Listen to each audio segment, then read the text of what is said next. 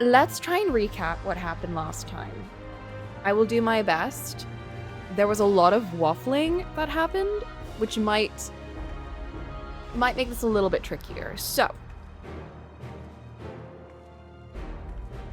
last time we were in Final Fantasy Texas. We saved some prisoners, defeated the corrupt sheriff or whatever, and then the aliens came. And we ran over to the big city and went over to help. They were killing people left and right. There were many. The bodies were hitting the floor. It was chaos.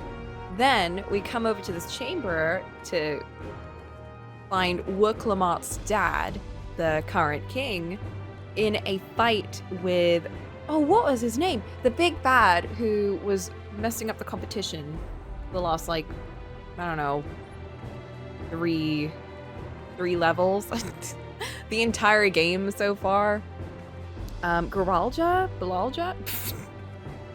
I don't remember. Anyway, he has got a really hot voice. That's the important bit. He destroys Papa using his new alien tech that he found in the Golden Kingdom.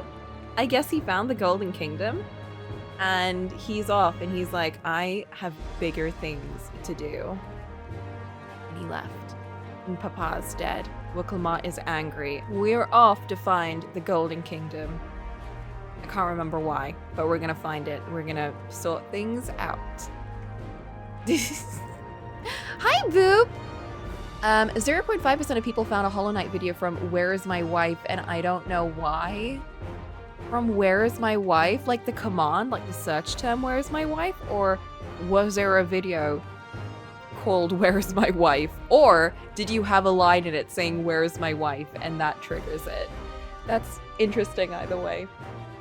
It's really funny what videos get really popular on YouTube. It's never the ones that you think, and it's never the ones that you necessarily want.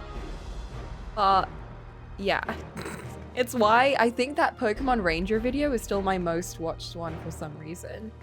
People really love that specific Pokemon Ranger Session 6 video.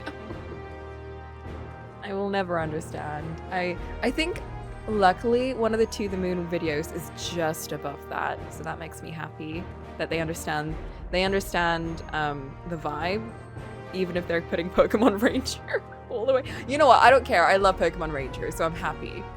I'm happy that they picked the most niche game in my repertoire and somehow bumped it up. All right. Now, yes, I am dressed as Lightning, Final Fantasy XIII. That is my painting outfit. What the fuck do I paint? Oh my god, how do I... Oh no, I'm back in the Novice Network. Get me out of here. Oh no. Oh no, I don't want to say anything there. How do I leave? I think I'm just supposed to be there. How do I take my weapon out?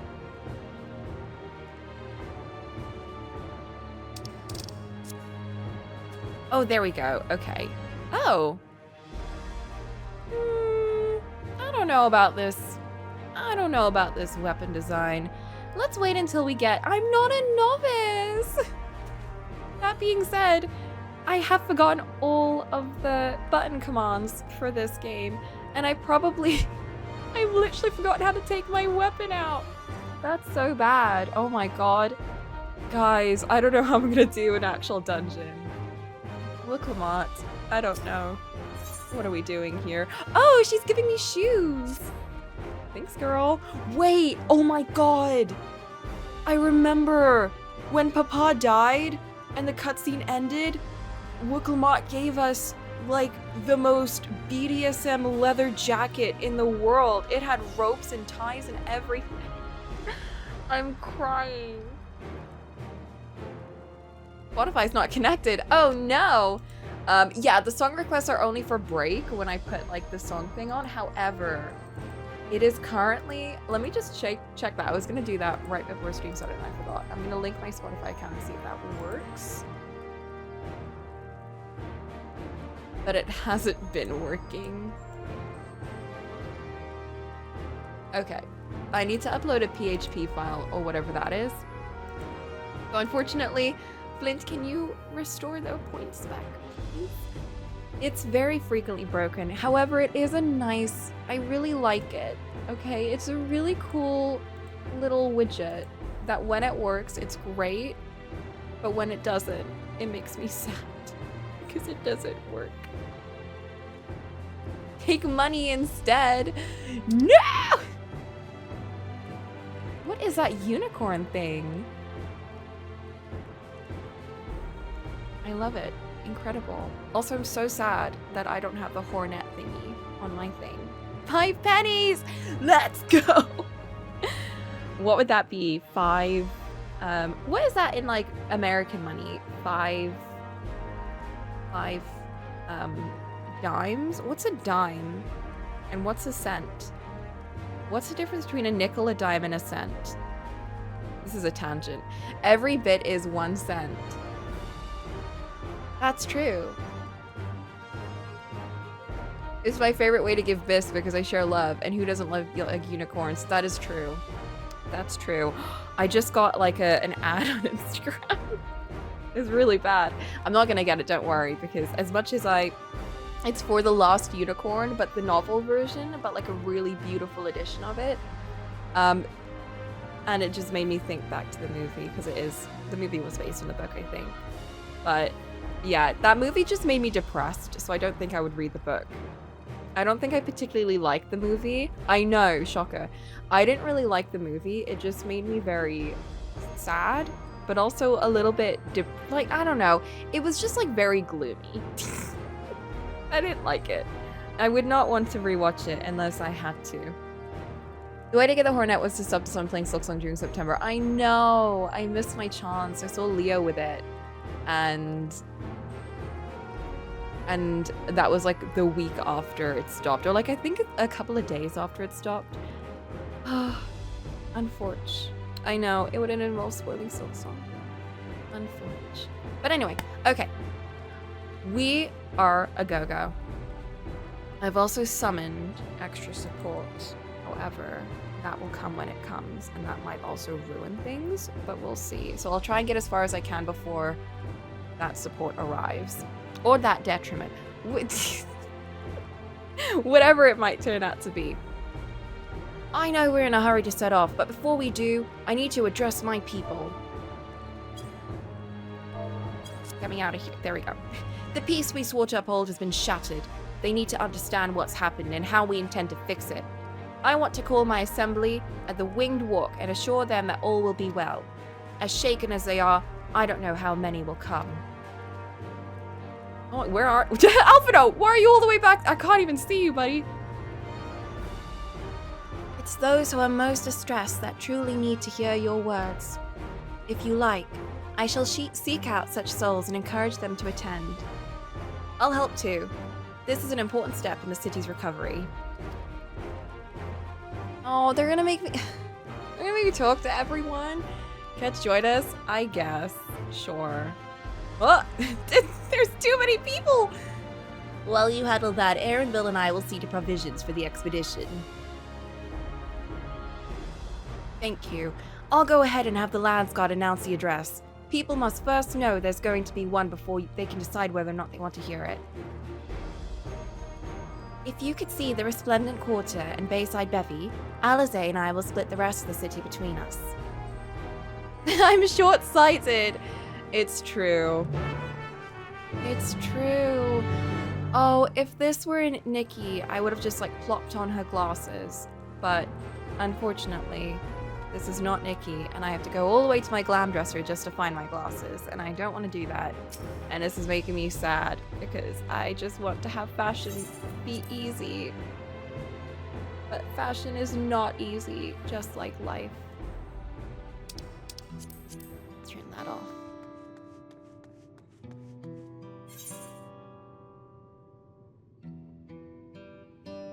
We need to go. A Resplendent Quarter.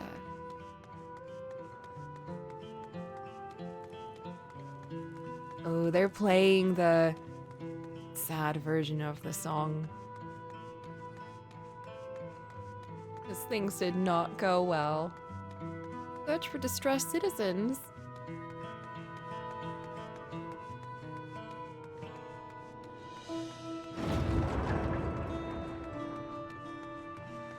Sad and aliens. It's true, I think the theme here used to be very jazzy, but R.I.P. No jazz for us.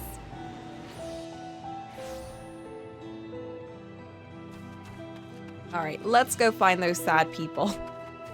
I guess, if we have to. Hey, buddy!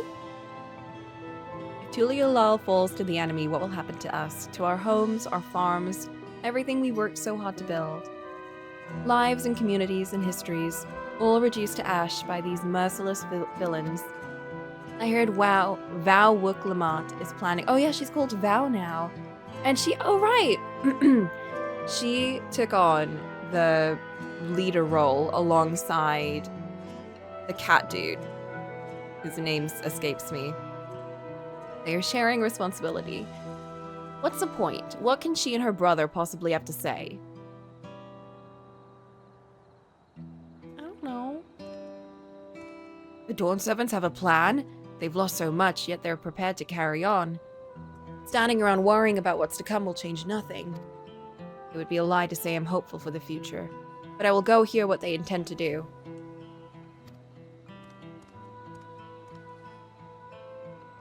Whoa! We have brought hope and change.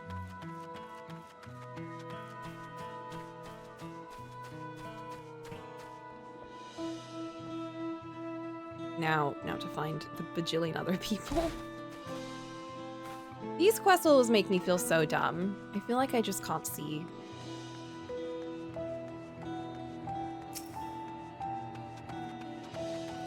Hi, Alti! Oh my god! Alti, are you ready to definitely do some story in this game? I super am. It's not safe here, not anymore. I could try to leave Tyrol, but where else is there to go? You look like the well-traveled sort. Please, I can't stay here, but I fear nowhere in Tyrol is beyond the enemy's reach. What of the lands across the salt? Oh, they're fucked too. So ready, I know nothing about the story. All you need to know is aliens have arrived, and they have messed with shit. That's all you need to know. Even if I ran, I know I'd regret it. I love Tyrol. This is my home, and I know the Dawn Servants would give their lives to defend her. The aliens! I'll put my faith in them and listen to what they have to say. Aliens. It always comes back to aliens. I can't escape. Oh, this person looks happy. Hey. Checking on everyone, are you? The city's definitely seen better days, but we can only spare so much time for mourning. Like, get over it, right? Get over it, am I right? Only by looking to the future can we overcome this, and we'll need to do our part. I have no doubt Val Wooklamont and Val Koana will share similar sentiments at their address. This person does not need to be persuaded. Wait, it didn't count because they weren't distressed. Oh, come on. That's so funny. What? They were too happy. They were too happy. I have to find a distressed, miserable...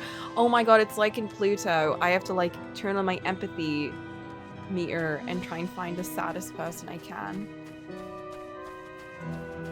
Alti, have you seen Pluto?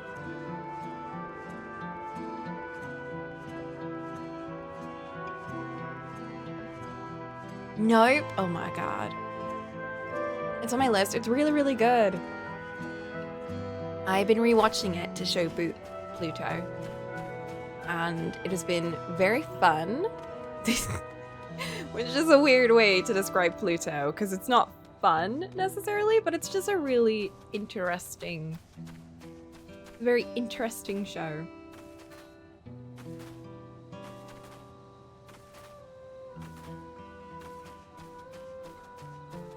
And I will say nothing more because you already planned to watch it. Fun is a stretch. Yeah. Okay, maybe not fun.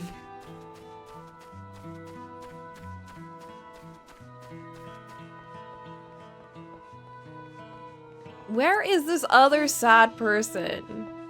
Oh, there they are. Sorrowful. Oh, they're crying. Oh.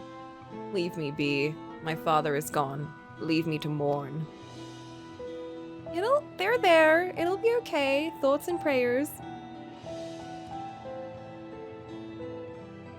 The little Jaja is slain, yet Val Wuklamot and Val Koana still fight for our nation. For us? Very well. If they would speak, the least I can do is listen. You just finished watching XXXholic first season? Oh my god, I've only heard of that one. How is it? Thoughts and prayers.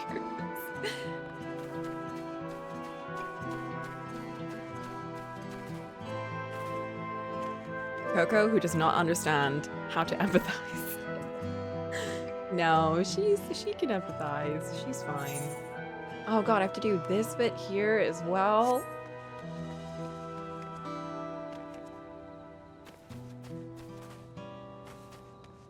Come on, guys. Let's just buck up and look towards the brighter future.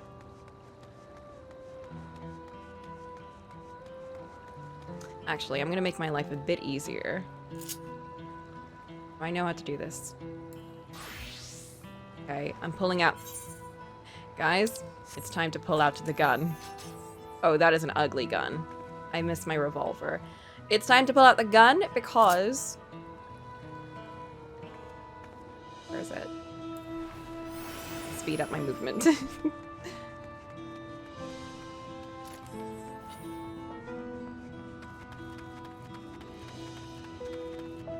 XXholic is good. You have a mysterious goth lady and a part-timer who's basically the perfect wife.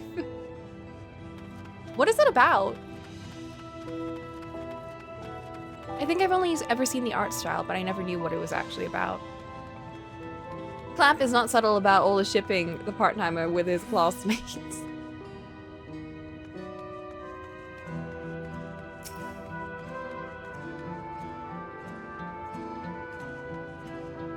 That's just a Clamp thing, though. They love that. It's episodic. It's just about the part-timer who can see spirits and things. Oh, I see. Okay. That's what I didn't know. Oh, they're composed. Glad tidings from my clients. Oh, sorry, friend. I've no time to spare. Val Wuklamot and Val Koana will soon be giving a public address. I have to finish taking inventory.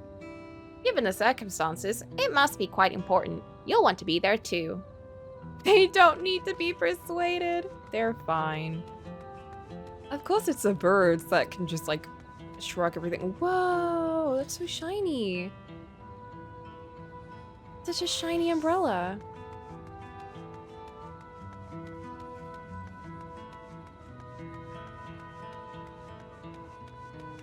I found a flustered citizen. I'm here for you. Don't worry. Whatever it is, I don't have time. I have to finish repairing this cot. There's only so much I can carry on my back when those hollow devils come again. I need to be ready. Wuklamot and Val Koana mean well, but they are young and inexperienced. They can barely look after themselves. If we're to survive, I don't know if we can count on them. Okay, but what if we just do? They're gonna strike back at the enemy, so they're resolved to face this. Maybe it's too early to be thinking of running. Alright, I'll go and hear their address.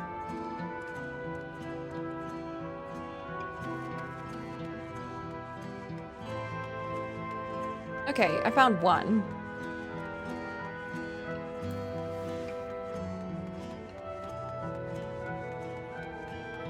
I'll tell you what these quests need. They need like shiny beams. Like in Nikki when you're looking for meteorites. They need the big shiny beams to tell me where everyone is. Oh, I can't leave now. What if those soldiers come back? What are those strange machines looming overhead? Gods, I have so many questions. Okay, chill. Take a chill pill. Oh, I see. It put my mind at ease to learn something, anything, of the threat that we face. Okay, I'll go. I'll go to the Winged Walk. Thank you, I feel better already. And likely better still once I hear what the Dawn Servant has to say.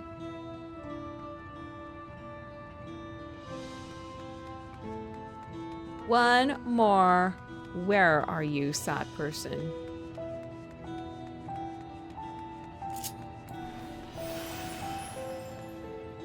There you are. Resting resident. Hey. Cleaning up is tiring. You've been busy helping as well, I'm guessing. It's tough for everyone, but Tuliolol won't succumb to this. With the new Dawn servants to protect— oh. God damn it, I'm gonna kick you.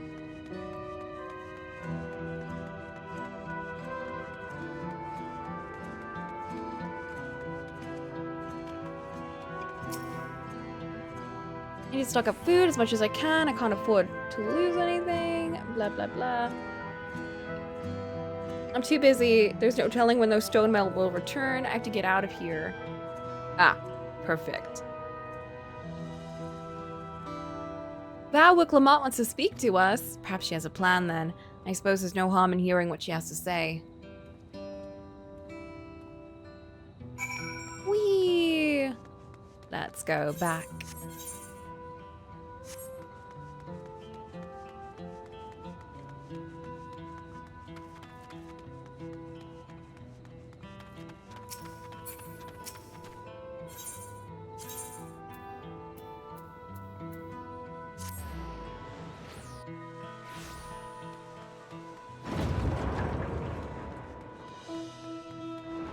Why are these places so big?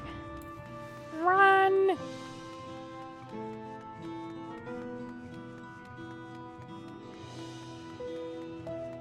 I'm literally carrying the weight of the world on my shoulders right now.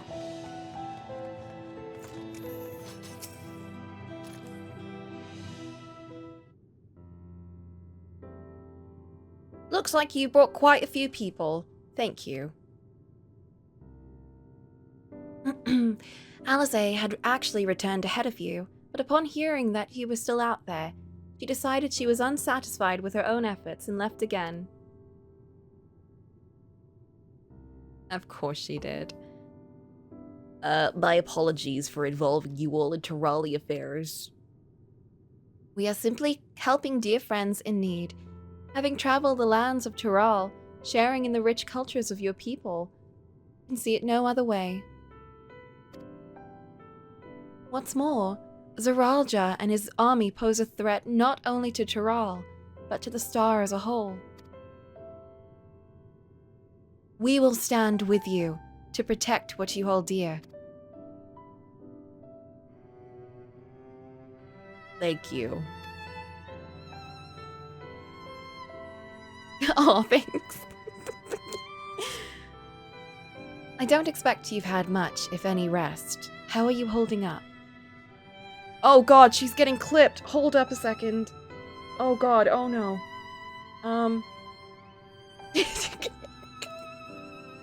One sec. It's just my, stigmia, whatever that is. Just that. Oh, there we go, all fixed. Put my glasses on. Stigmatism.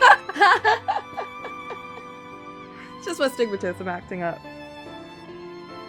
Thanks to a little encouragement from Coco.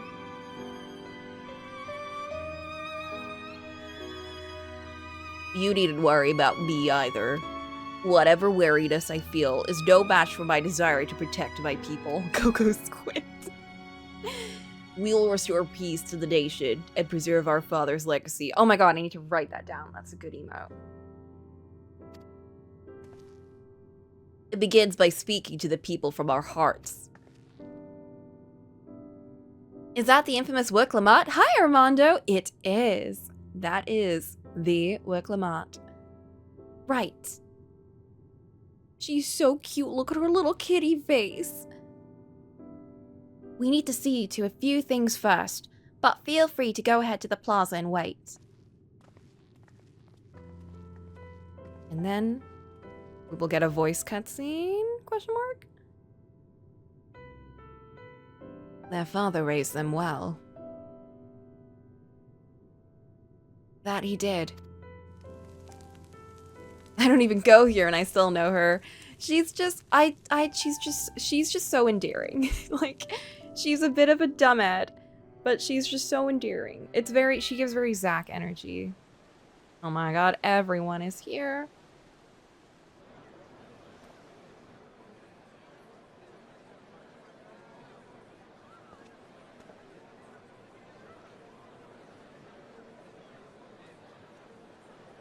I should hop on this. Had a good time with 11? Is that 11?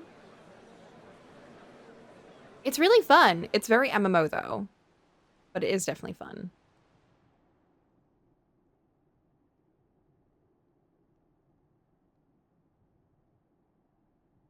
Namachi, are you all right?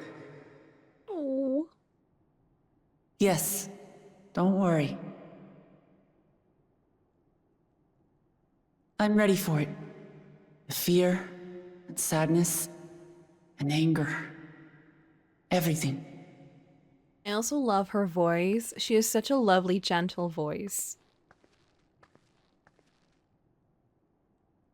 I am the reason to your resolve. But more than that, I am your brother. You needn't bear this burden alone. Remember this. Oh.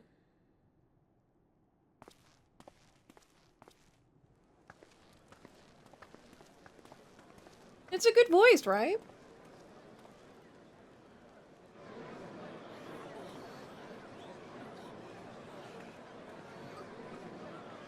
Man, the last time we stood here was when we did the crowning ceremony. As you likely already Now know, my father, our former Dawn servant, lost his life in the recent attack.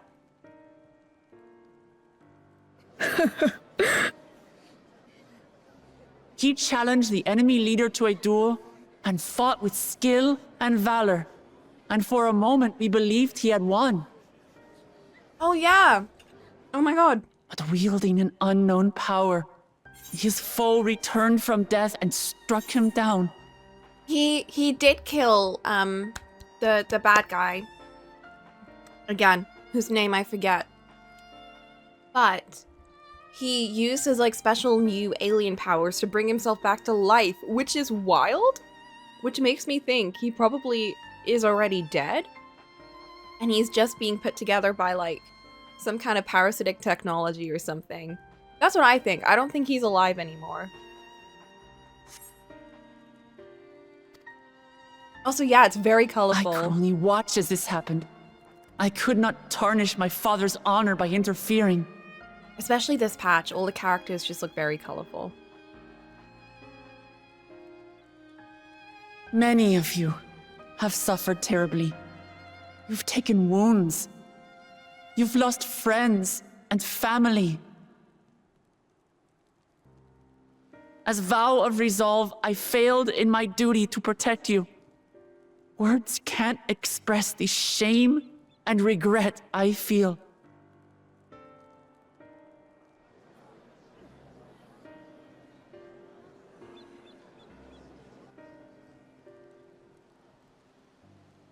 And as much as it pains me to reveal this, the enemy leader was none other than my brother Zoralsha.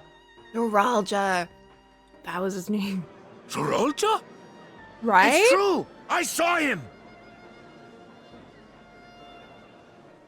We believe he staged the attack from Yasulani, which has been encased within a mysterious dome. I know that you're concerned for your loved ones there as well. Oh, yeah! Aaronville, the bunny boy, his family lives in Yasulani, I think, and we were going to head over there, but that's when it got encased in a big alien dome. And we saw the aliens running over to this place. So that was, yeah, that was one of the big bits that happened. That's why we were in Texas, to go see Bunny Boy's family. Aaronville! That's Bunny Boy. But mark my words, I won't let Zoralja torment us any further. Our father gave his life to protect our nation, and I'm prepared to do the same.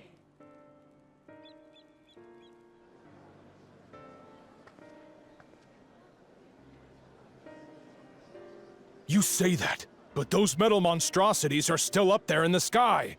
What are you going to do about them? Oh my god, the American voice took me out. American? In my Final Fantasy game?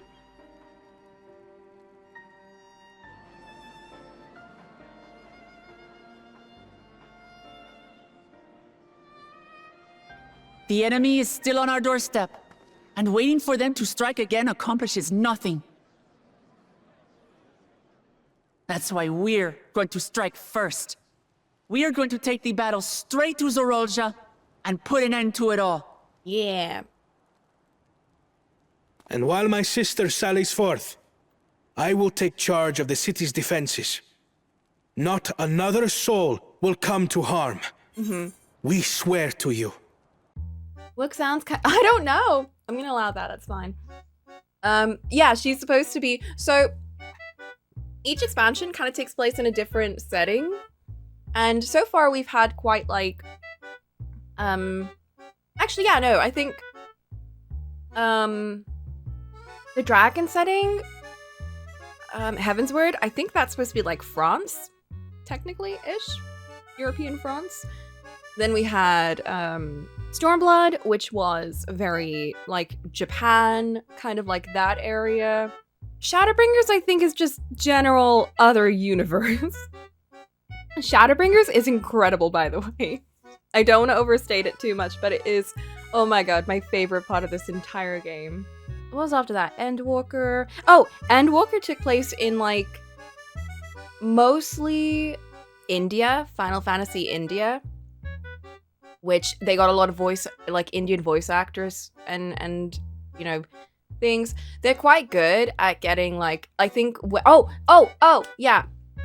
Shadowbringers, all of the bunny girls were Scottish VAs, I think. No. The fairies were all Scottish and they were incredible. Oh my god. Best decision this game has ever made, making all the fairies Scottish. They were Icelandic, that's right, the bunnies were Icelandic. And oh my god, amazing. Like, just really good choices. And this game, this expansion takes place in, like, kind of the entirety of America, like South America, North America, mostly South America though.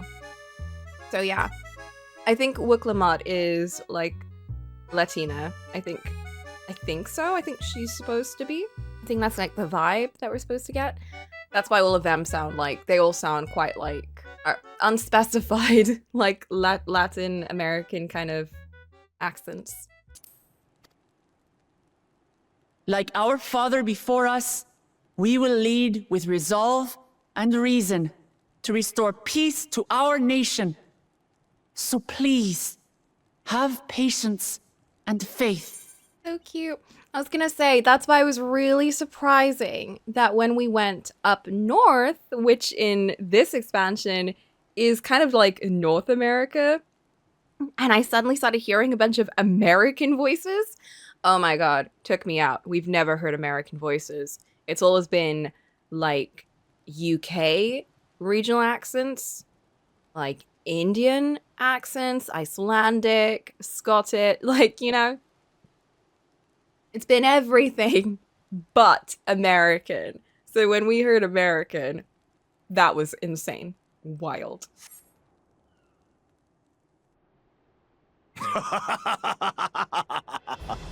So the resolve goes on the attack, while reason shores up the defenses. Oh my god. Sounds like a fine plan. Oh my god, it's my guy. It's my boy. This is my favorite Needless to character. say, you can count on my sword. Dural's my home, and I'll do my part for it. This is my favorite character, guys. I love him and I love his... Here, brother. That makes two of us. Or was that two of we? Never mind that. I think two of us works. What of the rest of you? Will you let others do the What about work? you lily livers? Or will you do your part and fight? We fight! We fight! We're two Leolans because we're united! We'll stand with you and weather the storm! Oh, I'm Mamulja from other games. Oh, I love He's the right.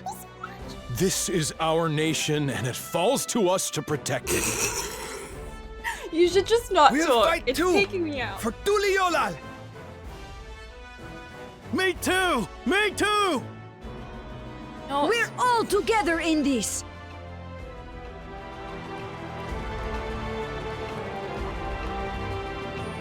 Oh, they were in 11? Nice. I know a lot of the different races. in Thank you, these. everyone. Thank you. I know that they come from previous Final Fantasy games. We've already learned much about our foe, and we will continue to learn more. In time, we will have the means to make their warships fall from the sky. When we join hands with our countrymen and our allies from afar, we're stronger than we dare to hope. Together, let us show the enemy the might of Tuliolal.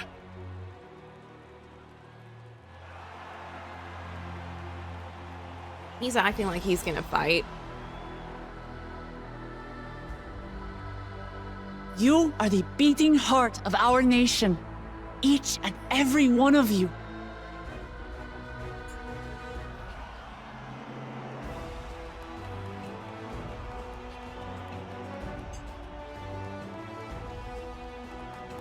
Uncertain days lie ahead, but for now, I ask you to persevere, to go about your lives as you always do. Only then can we ensure we have the resources to see our nation through these trials. And when the time comes, we will strike. Tuliyola will not fall. We will prevail, and peace and happiness will be ours again.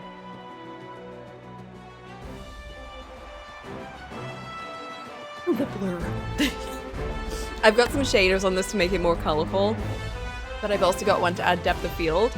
And apparently, I am quite alone in my love of depth of field. Everyone's always like, Coco, why is your game so blurry? Maybe because I love bloom and depth of field. Maybe that's why.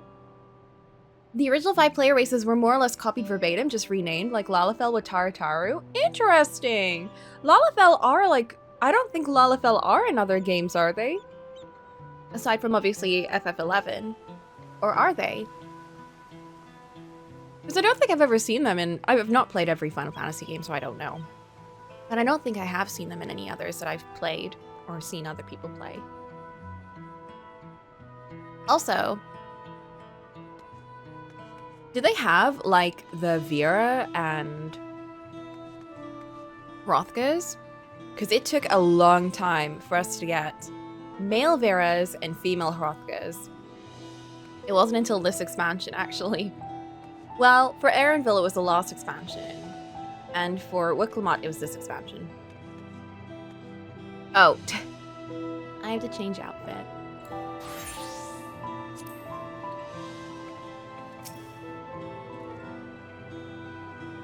Listening to Wicklamat and Koana, I was reminded of my time in the First. While the Exarch was no king, I often found myself speaking before the people of the Crystarium in like manner, and through their deeds, they answered me. The people of Dural, too, will rise to the occasion. This I can tell.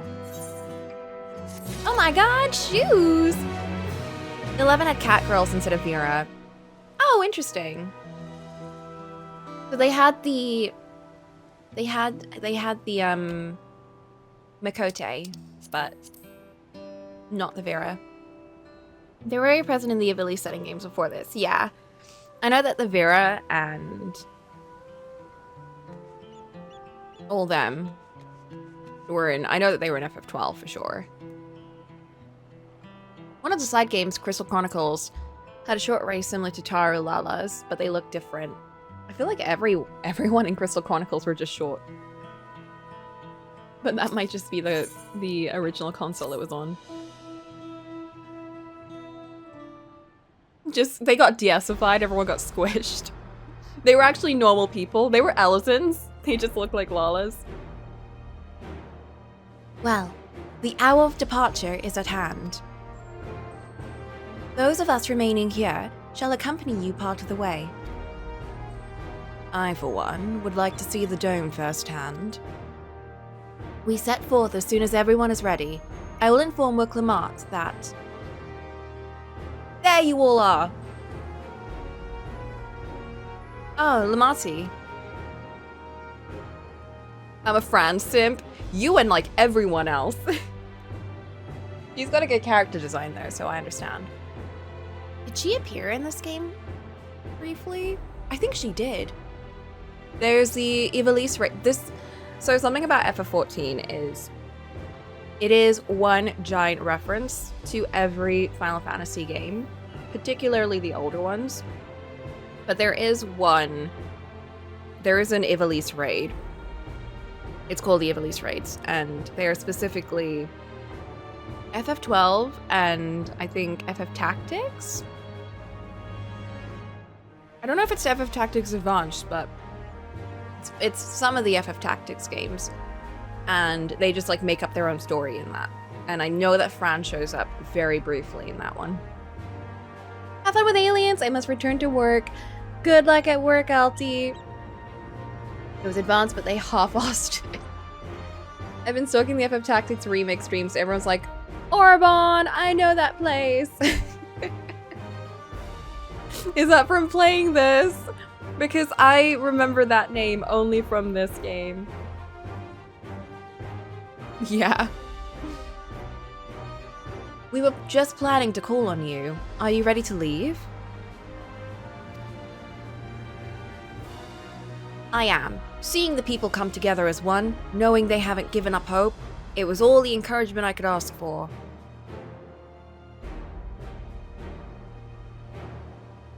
Right then, let's get going. We leave from the Dawntrail Skygate.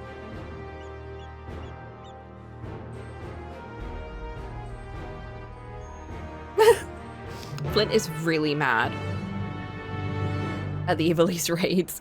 To be honest, okay, I do not take the Ivalice raids from this game as any indication to the writing and storytelling of the game, so don't worry. Do not worry. It did not ruin my love or potential love for those games. However, the Ivalice raids in this game is my least favorite raid. In fact, I would even call it my most hated raid. There are some raids in this game that have boring moments or are just like not nice or blah blah blah. But for the most part, I think I like all the raids in this game. However, I did not like the Ivalice raids at all, to the point where I think when I got like towards the end, I just started skipping the dialogue because it was genuinely insufferable. It was like really, really boring. It was not written. I don't think it was written well personally. I know that it is a trend. People like the gameplay in the raids. I don't care too much about gameplay in this game in particular. I think the raids and everything. I like the setting and I like the music and the environments and stuff, but I don't really care too much about the gameplay. I mean, it's MMO gameplay. Like, you know, it can be relaxing, but raids can be very stressful, but at the same time very slow. So I was very much like, the story is boring and the raid is confusing. They made me do maths, so that was something. That being said, everyone that was there when I was doing the raids was telling me that it was not anything like the story. It was nothing like the original games. So it kind of just made me realize, okay, these characters are not acting anything like what the original characters were supposed to be acting like. Montblanc is not the same as the Montblanc from the original game. Fran I didn't really have an issue with. She was only there for like 2 seconds, so I wasn't like I hate her. But yeah, I don't think any of them acted like how they originally did. There are some fascinating references to Vagrant story, I think, which was cool, but the story lacking took a lot of wind out of the sails. Yeah, for sure. I think they had like a lot to work with, but I don't know who was writing it, but some of the raids are written so well. That one was just very like, oh, okay. I used to do Destiny raids. What are you on about?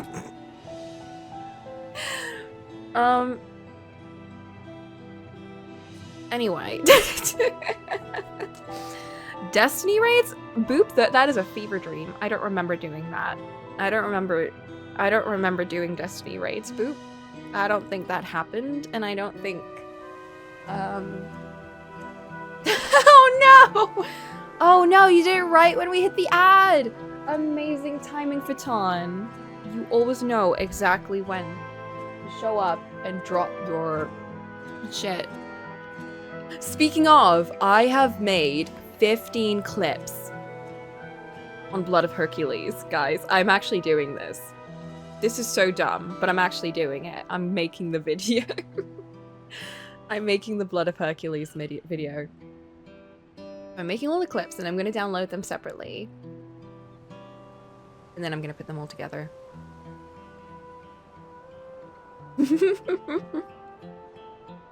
Okay, let's do this. It's amazing. I know. Is it a good idea? Eh. That remains to be seen. Wait! I have an even better idea. Everyone shut up. I've got an idea. Perfection. Now Coco is reading with us.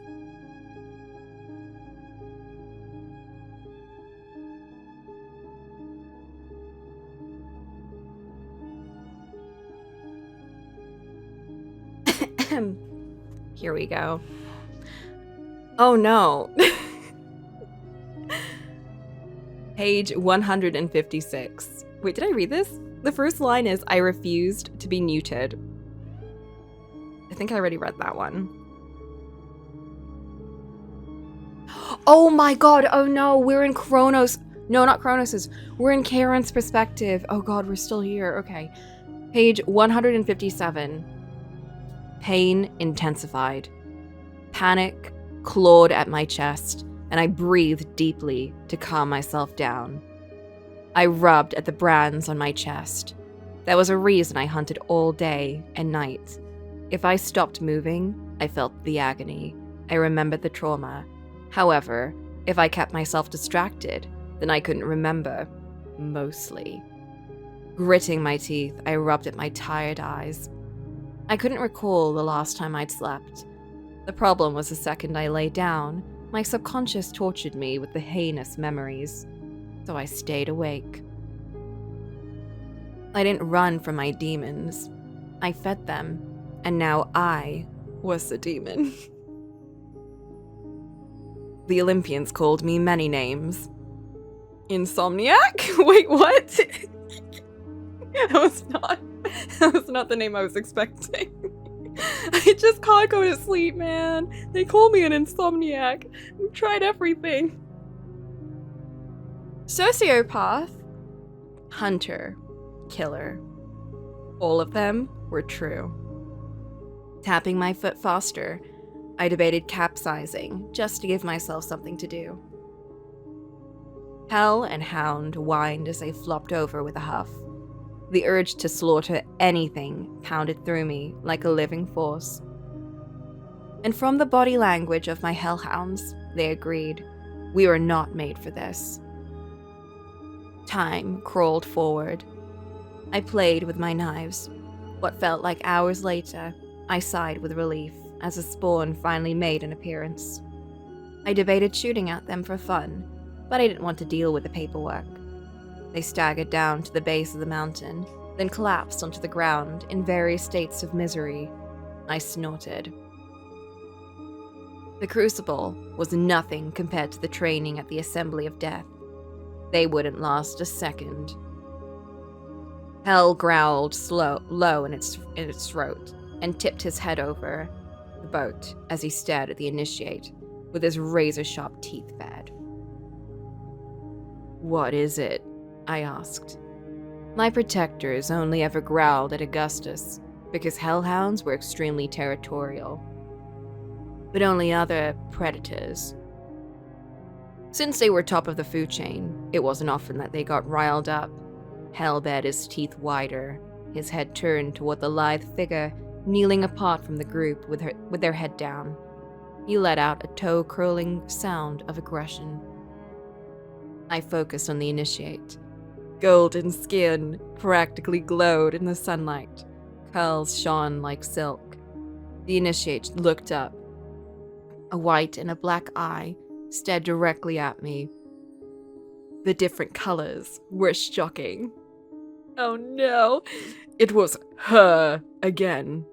Alexis Hurt, the abandoned girl everyone in Sparta was talking about. The one I'd played nursemaid to, back at the shanty Petro and Achilles called home. After the massacre when they'd been called away to fight Titans. Wait, what? He'd shown up? I didn't know that. I thought the hellhounds had been growling because they'd smelled Augustus on me, but it really had been the girl. Interesting. She'd been out of her mind with delirium and pain, but even writhing on blood-covered sheets, there'd been something intense about her. It was a feeling without a name, whatever it was. As I held her chin and fed her pills, recognition had stirred within me. There was an energy about her. An aura that felt like I'd known her before. She'd been so helpless at my complete, brackets, non-existent, mercy. And yet even half asleep, she fought like a wildcat. I smiled at the memory. Good times. Sparta was small. There weren't enough Spartans and creatures on Earth to keep me entertained, so it was rare that I was interested in anyone. But with her, I wanted to play. Even covered in sweat, kneeling in the dirt a few yards away. There was something arresting about Alexis. It went beyond her physical appearance, which resembled a wild thing. The way she observed the world was intriguing, like she was constantly on alert and surprised by her surroundings. The last person I'd felt this drawn to was Augustus. But with him, it made sense, since he was scarred and tormented just like me. The hardness in his eyes, the blackness in his soul, was what had enticed me in the first place. Like recognized like. But Alexis looked weak and breakable. She was all long, gangly limbs and wide, innocent eyes. She came across as naive. How the fuck did she survive the massacre? She looks like she'd been starved. Hell growled louder. Hound stood up next to him and let out a warning howl. Their canines flashed as they hunched low, like they were getting ready to fight a ruthless predator. They were both fixated on her. What are your secrets, Charisma? Are you more than you seem? Twisted interest burned inside my sternum as a new obsession kindled to life. Is her innocent air all an act? Is she dangerous? I smiled wider. Suddenly, Titans weren't the only things I wanted to hurt. How fun would it be to crack her open, break her, and reveal all her secrets? There was a shout. Then all 10 of the initiates dove into the river. My attention was rapt as Alexa swam deftly through the water. I followed in my boat, chasing after her, chest tightening with pure adrenaline and anticipation. Then, a boy near her started screaming. He shrieked louder, the sound of a dying animal, like someone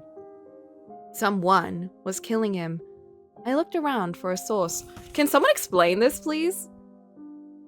Hell and Hound went wild, growling and barking in the direction of Alexis, who had stopped swimming and was treading water next to him. She lunged at him, her face turned toward me. An insane realization hit me, and my breath left my lungs like I'd been punched. Oh my Chrono, she's killing him! The boy screamed louder like he was being torn to pieces as she grappled with him. Whatever Alexis was doing, she was filthy powerful. The obsession that had kindled exploded into a bonfire of pure want. I adjusted my belt to loosen the growing pressure in my pants! Kill me! Holy fuck, she's murdering him. She's vicious. No! The boy screamed louder while splashing to get away from her. Alexis yelled something as she drowned him, but I couldn't hear it over the rushing in my ears. I called dibs. She disentangled herself and swam away. Pure euphoria filled me. Kneeling, I touched the boy's forehead and unleashed my power to finish the job. Pain stabbed through my chest. His screams intensified as I let him see my protectors, and he flailed while Hell and Hound jumped into feast, but all my attention was still on her. A plan unfolded before me. It would work. It had to. I was the hunter of my generation, because I knew how to play the long game. I always caught my prey. I'm gonna devour her. I stood up, the boy forgotten, as I slowly turned my boat toward her. Alexis swam away frantically. I tipped my head back and laughed as I followed.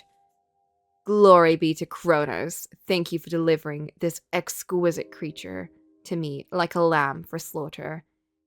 It was a great fucking day to be a chthonic monster. Alia iacta est. The die was cast. A great day indeed. End of chapter 10. Oh my god. Chapter 11, by the way, is called Hell. Whee! Put that away. I'm gonna cry.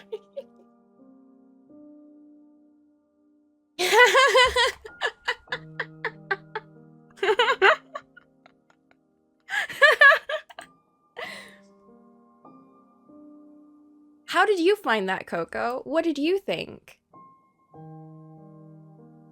She's not thinking. There's no... She's not thinking. She wasn't reading. She was just looking at pictures. Okay, we are not a scholar. Although I really like this dress, but unfortunately, it is scholar specific, and I cannot wear it as a painter. Tragic.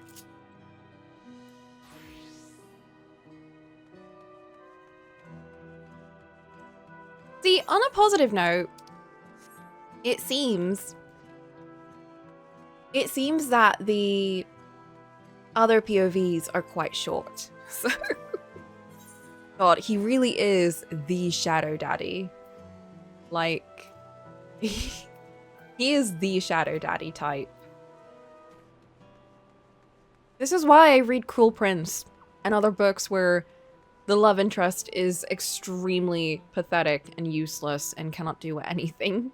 Because if Carden thought any of that, oh my god, how embarrassing. He would be embarrassed by himself to have even thought that.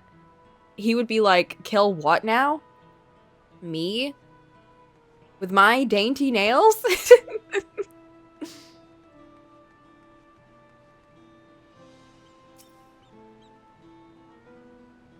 Everyone's here? Good. This is it, my friends. We go to strike down Zoralja and secure peace for Tuliolal. We'll be passing through Shaloni, where there have been reports of enemy movement, so stay sharp.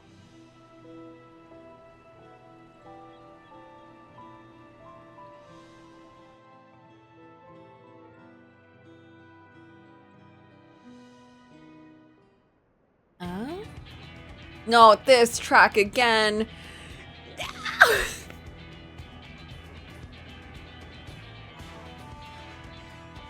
Landsguard had told me about them. They emerged from the dome in quick succession and took to looming overhead. A display of force, like the vessels in Tuliolal.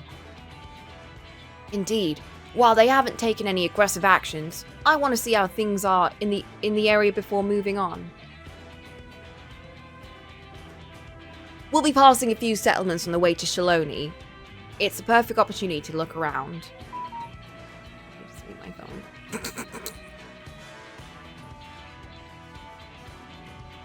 Sorry, I didn't know it was on. In that case, Coco and I know a few locals who can help. Oh my god, we're going to Texas!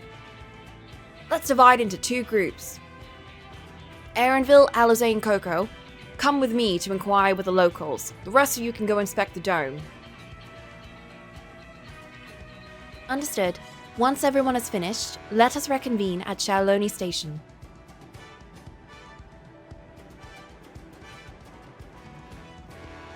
Boop, I'm noticing a lot of lack of helping me going on here. All these voices. We can start with Husatawi. That's where the Dust Watch is based, if I remember correctly. You do. The Sheriff Kimaka should be able to tell us a few things. Sure, Spam, you got this. Thanks, Boop. You're amazing. Wow. Wow. So helpful. You need me to make progress before?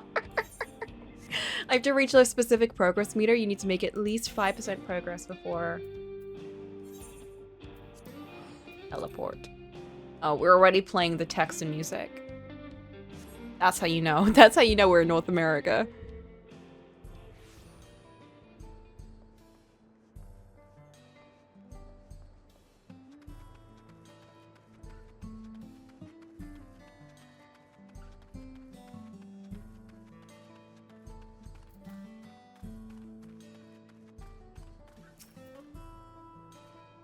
Ouch, you two. I'll be. Vanguard as well. You're Sheriff in the Dust Watch, yes? What's the situation in Husatawi? Well, the enemy hasn't tried to pick a fight with us yet. The ships gave us a shock when they first appeared, but they've just been floating around there, holding position. That said, I've received some unsettling reports from elsewhere. We've been investigating to the extent we can, but we're spread thin and haven't looked in on Sheshenawezi Springs. Apparently, mechanical soldiers were seen in the vicinity. What? If that's true, the people there are in danger.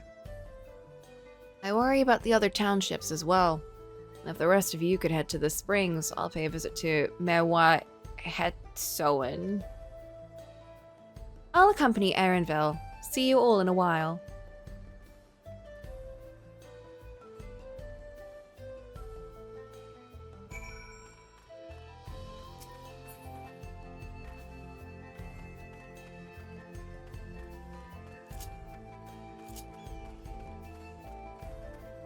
Okay, where did I have to go?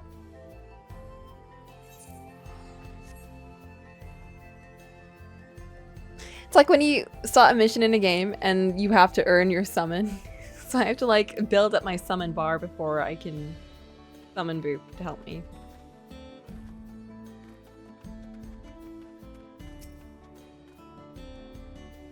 All clear this way.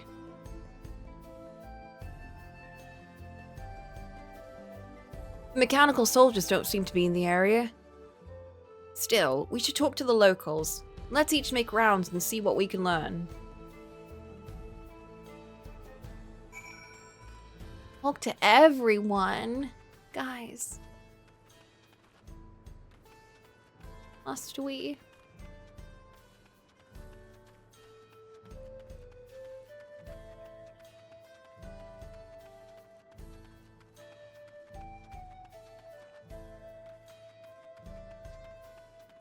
Where is everyone?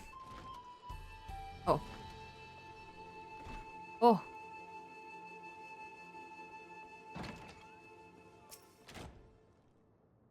You're the one who helped us the other day. While Lika and the others are out investigating, they've confirmed that Nito something is safe. The result of the train had begun its journey back here at the dome appeared. Those who are riding the train are fine. We don't know what's become of those who disembarked. What a mess. Just after we finished fixing the tracks. I know, we were so excited to get there. Did we cause this by fixing the tracks?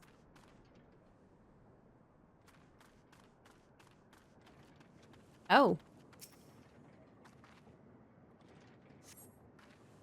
You know what I want? I want to make a detective outfit in this game. Mechanical soldier shows no signs of life. It appears to have been run through with a polearm. Fun.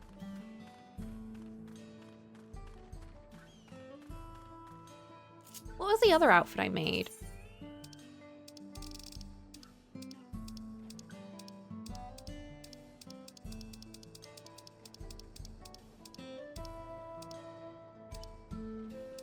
Oh my god, did I not save it? Where is it?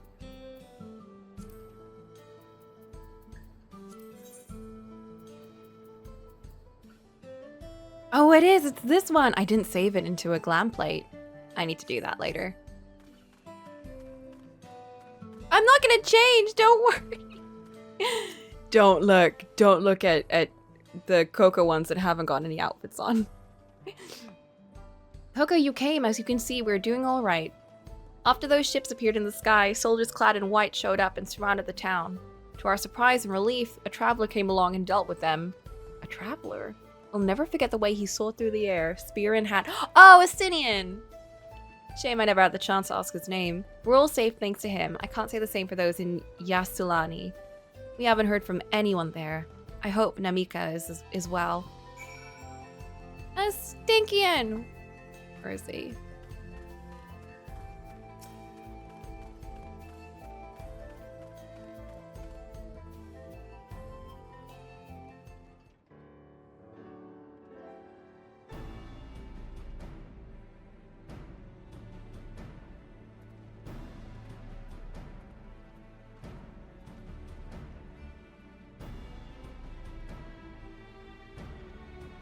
You heard about the spearman as well. That couldn't be anyone else. What's this? Someone spreading gossip about me? Ah, there he is!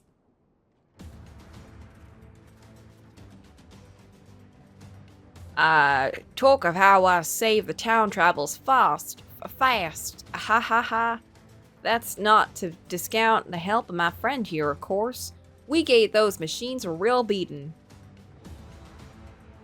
I thought you'd come sooner or later. Do you know what's happening? So you were indeed the one keeping people safe. Thank you. Think nothing of it. The automata aren't particularly strong. Astarion! But are the rumors true? Galuljaja is slain? I'm afraid so. Zoralja used some dirty tricks to get the better of him. We'll make him pay for what he's done. Mark my words. You're gonna help her, I assume. I see. With your contingent, you won't lack for strength. In which case, I will remain in Shaoloni and keep an eye on things. That helps us more than you know. I'll send word to my brother before we set off. If you find yourself in trouble, don't hesitate to contact Kona. Kona? Brother? Brother? Wait a second, you're the Vow of Resolve? I am, and you're Zakoa, right? I'll be counting on you to keep everyone here safe. Absolutely! If more of those hollow men show up, I'll send them packing. I'm the fastest gun in Shaoloni, after all. Coco can attest to that. Sure. Glad to hear it. We leave Shaoloni in your capable hands. We love sassy Stinian. Let's get patrolling right away then.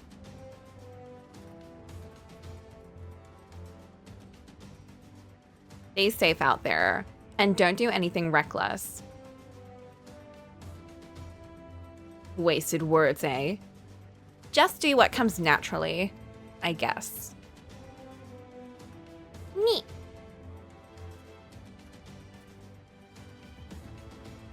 Right then, it's time we headed to the station and join the others. Neat me. That expression. Oh. Let's pull out the dirt bike. Oh, they have like a... Wait a minute, that's new. They have like a going on the bike animation? That's new! They added that! That wasn't all... You just teleported... Wait, hold up. Wait, this is really important.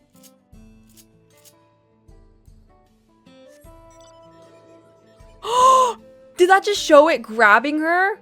Hold up. Wait, that's incredible. Oh my god! This is my favorite mount, by the way. Look how funny it is. She looks like she's in timeout. She looks like she's being taken to timeout.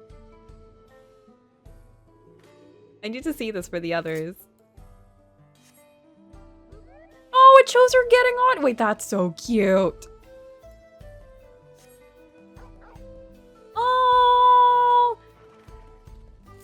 Okay, I think the one wait, what about the gorilla? Oh.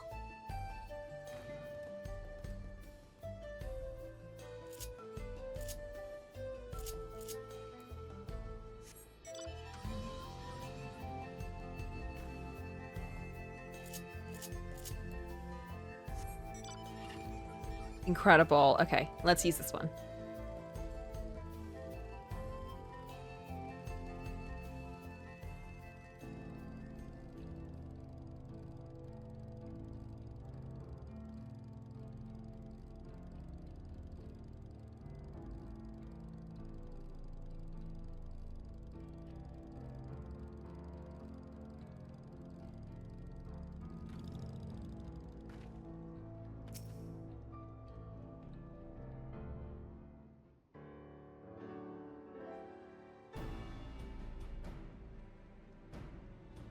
Thanks to Estinian, there are no casualties to speak of in Shaloni.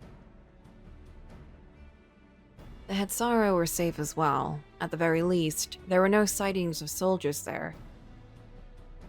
What about the dome? Did you learn of anything? It is composed of exceedingly high concentrations of lightning energy. To even touch the barrier would prove fatal. When approaching it, we must exercise all caution. Then how are we supposed to get inside? If Zaralja and his army emerge from within, there ought to be an entrance. An entrance, you say? It so happens we might have an inkling where one is. Who's this? Who are these people?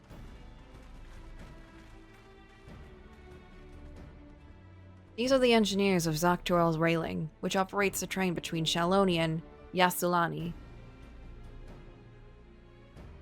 When we went out to recover the train, we had ourselves a look at the dome through a telescope.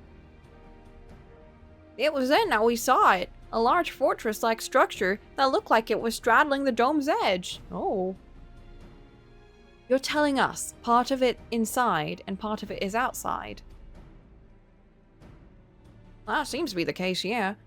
While we were only observing from afar, the soldiers were coming and going from it. From that, I'd say it serves as a passage between the outside world and whatever's inside.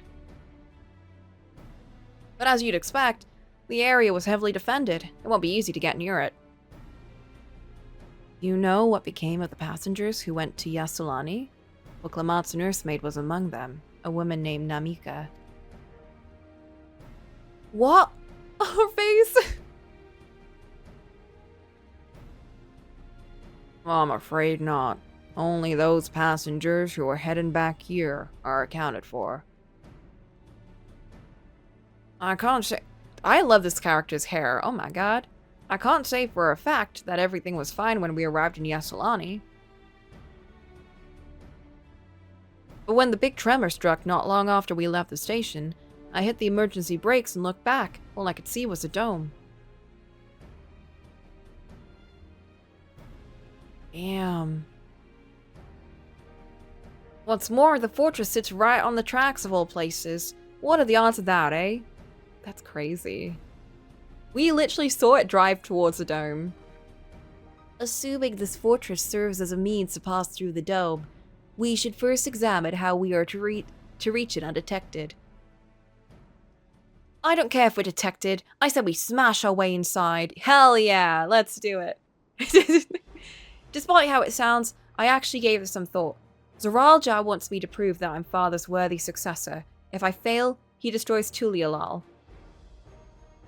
By charging in head-on, I make my intentions plain as day. In doing so, keep his eyes on me. Let's fucking do it. Let's go. I'm in. A bold strategy. I like it. Of course, your plan will be no good if you cut down before reaching their base. What you need is something that'll get you there quick and break through their defenses in a single decisive blow. We have just that. Since the tracks go straight to the fortress, we can reinforce our trains with armor. Load her full of fuel she'll carry, and send her hurtling at it to explode on impact. Wait, that's not... I don't like that. But we're in the train. Chief, have you gone insane?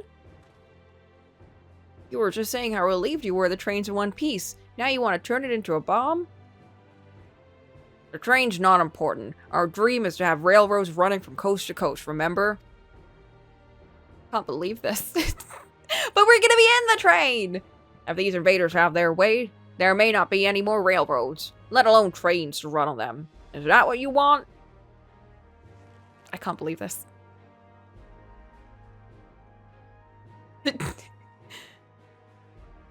I say, this is a great plan, let's do it. It's a sacrifice we have to make. Oh, he's hesitant because he doesn't want to destroy the train. He doesn't want to destroy his precious train. But it's gonna get destroyed. But he's doing it for the people. Hi, Pi! You're here right in time for train bombing. Yeah. These good folks are willing to put their lives on the line to get inside the dome and put a stop to all this. The least we can do is help them. For the trolley. But Chief... I love this character's hair. It's so cool. Listen, no matter how hard things may get, no matter how many times we fail, we can always get back up. As long as we're alive, we can always build another train. Have faith. Quit your complaining. But what if we fall really, really hard and there's no getting back up when we're dead? I mean, that's fair. That seems a fair worry. No one's dying on this train. I'll see to it myself. Oh. Needless to say, this will be a one-way trip. We'll need to jump off at the last moment if we don't want to go out in a blaze of glory. You alright with that? So cool. So cool. I trust them with my life. I love their hair.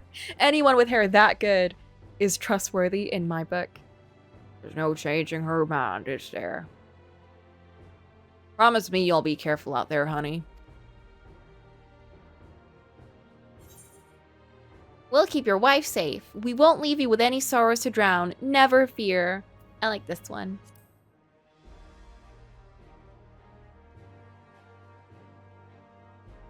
Being as I've never had a drink in my life, I certainly hope not. We don't want to turn him into an alcoholic. If you're allowed to say the loss of the train doesn't concern me. But with good friends and my loving wife beside me, that's all I really need in the end. Yeah, as long as nothing happens to her. At least it'll go down as a legendary train that survived, that saved her row. That it will, but first we gotta work to do so she'll look the part. And let's do at least 20 different side missions to get all the parts to build the armor. I don't know much about Magitech, but if there's anything I can do to help, you need but say the word. We'll keep that in mind. If any of you are willing to be able to lend a hand, there's work that needs doing over at the storehouse. Womp womp, here we go. It seems we have a path forward. I believe this is a good time for me to return to Tuliolal and inform Koana of the situation. Okay, bureaucrat. I shall return as well. I have new investigations to pursue. Huh? She's so mysterious. The dome's elemental aspect is similar to that of the gate of the Golden City. If we can identify a connection, we may learn something of use in our fight. You can't just call someone the B word. What? Not the stinky, bureaucracy. It's one mystery after the next. At least we're not without clues. It may not be easy, but I know we can get through this together. Guys, I need a detective outfit. This is actually so silly. How do I not have one? I need one right now.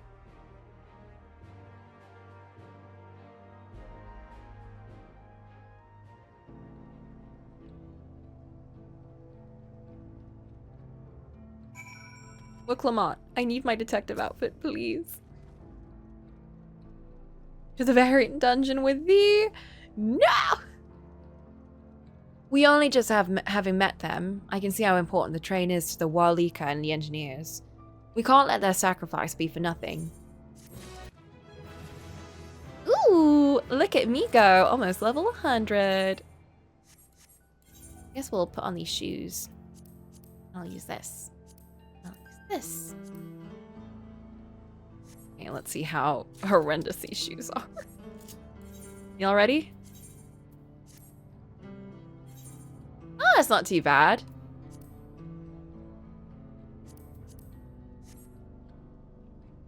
I'll change it back later. I need to go into the inn to reset my glamour plates.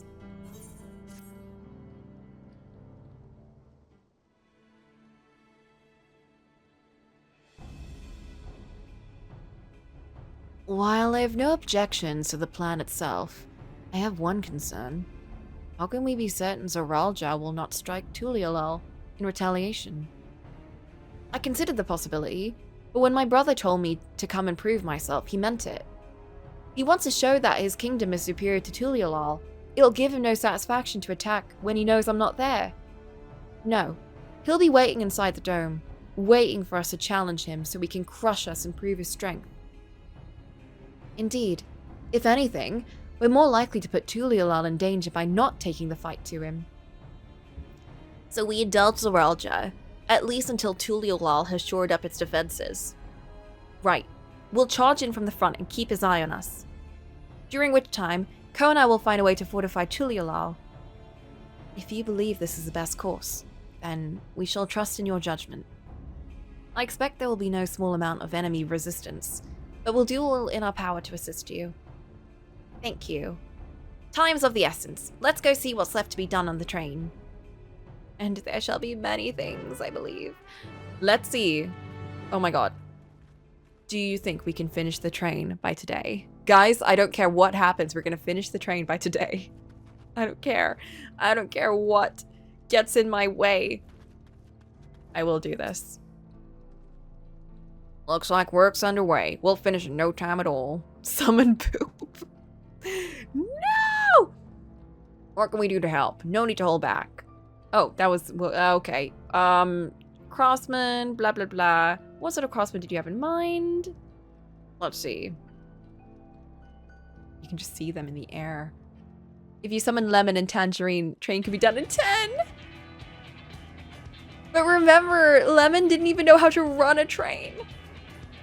Perhaps my greatest concern is keeping the train safe, even when you absorb, even with you all aboard to fend them off. It'd be over in an instant if they managed to get just one good hit with cerulean tanks. According to eyewitnesses, it's this track again. Okay, it's called Dangerous Words. Dangerous Words, I have beef with you. I got beef with this track. We can also work Evu, a fellow with a fetish for formalities. I don't know who that is. It's so loud! Guys, it is far too loud.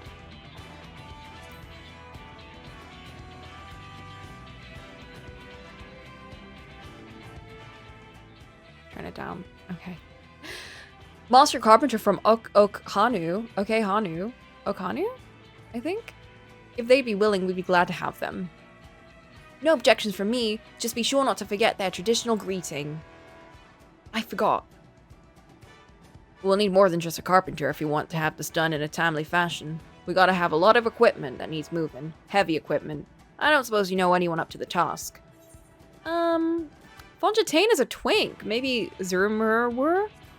Zurmurwur's like a big guy, I think. Zurmurwur would be perfect. We'd be hard-pressed to find folks stronger than the Yakui. I'm sure he'd be willing to help. You're friends with a Yakui? I'll be damned. We'll not want for strength with help like that. Fontaine is like the twinkiest lad. Why would we even put him down? Out for the train with powerful weaponry. The soldiers will be riding their flying vessels. Okay. Flying? Well, well, well, perhaps. Range weapons we can use. Guns from Kona and everyone. Ballistas on the train. Big ones. Oral guns. I like ballistas.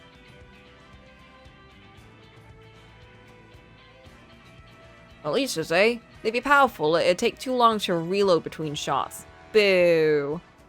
Some sort of ballista that could reload quickly, like a gun.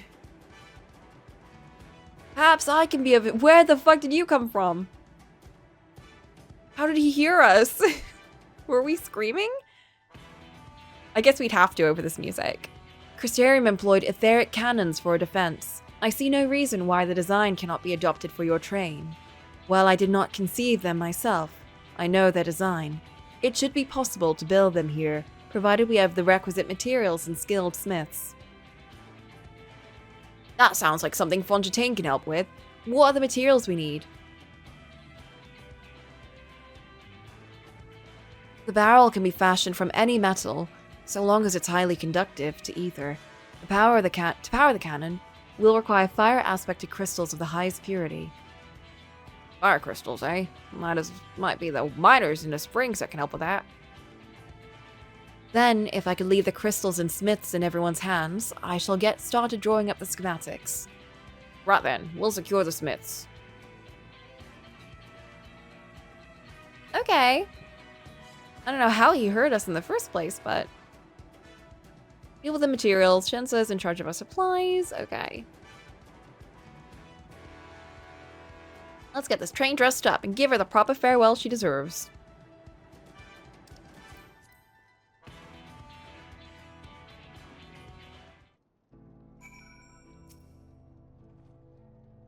Plans coming together. To make good speed, I'm going to try and enlist some more help from among our friends back in the Yogg-Tural. I'll leave the materials in your care. I think I shall Shensa over to the southeast. Oh, thank goodness.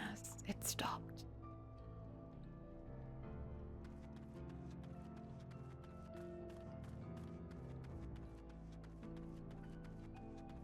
I don't know why they love that track so much, but it is so loud and so obnoxious. Oh, there's an ether current! I'm sorry, I need to go over there. I'll be right back.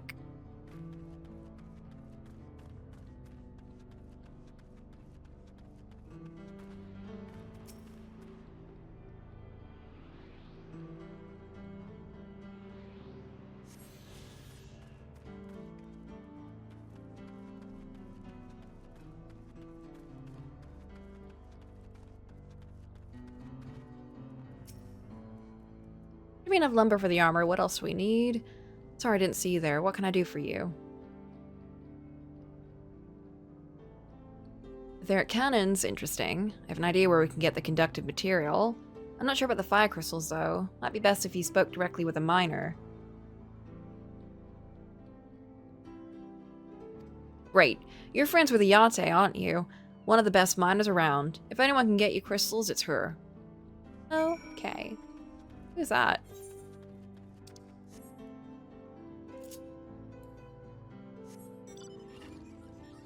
I cannot get over the animation for getting on and off the bike. I can't believe they added this.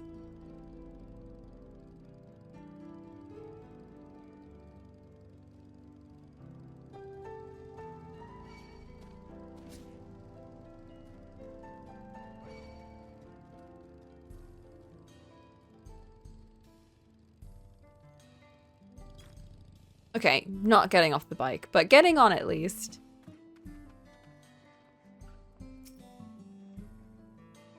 Okay, what brings you around these parts?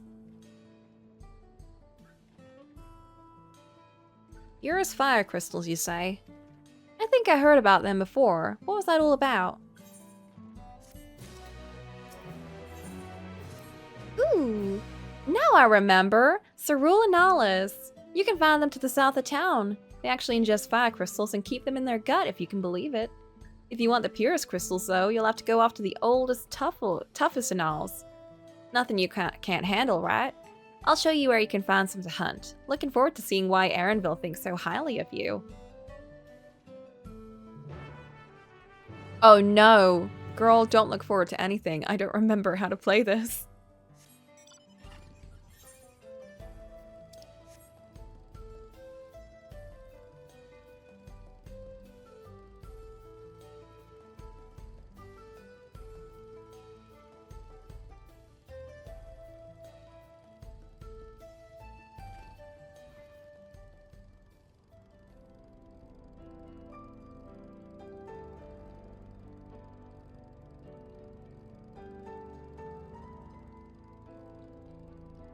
Whoops!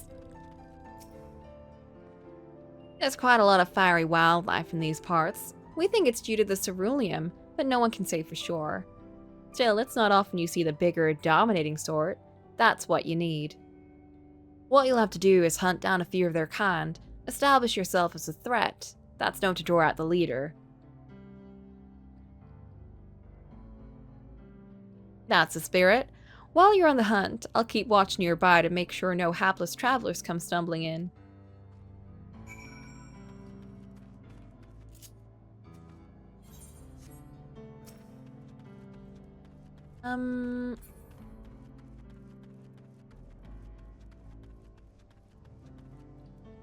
Oh, let me put my abilities on. I remember this much at least.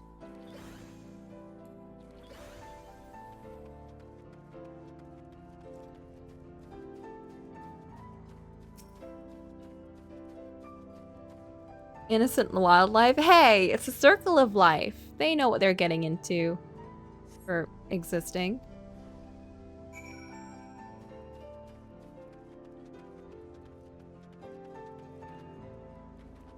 Them's the breaks.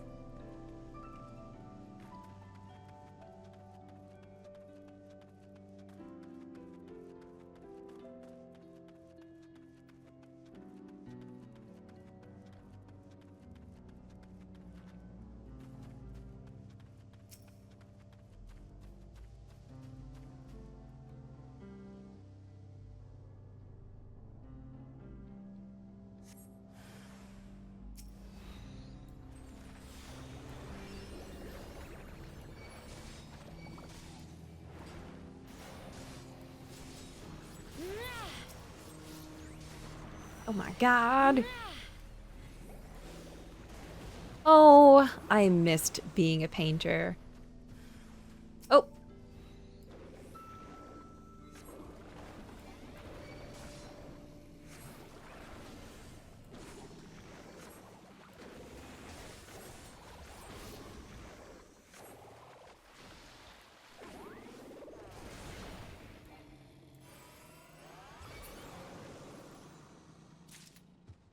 Whee! There we go.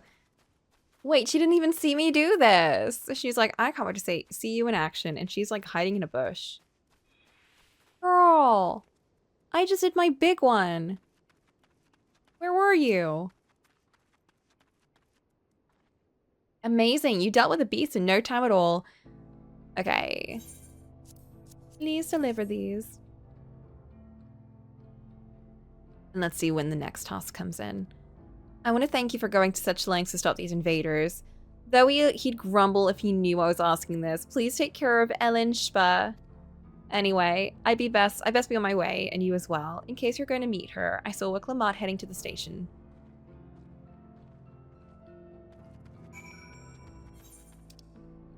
Of course I'll take care of Erenville. He is my guy. I was so excited that we were gonna go traveling with him and find his hometown. And then the aliens invaded. So rude. Ruined our road trip. We were gonna have a blast.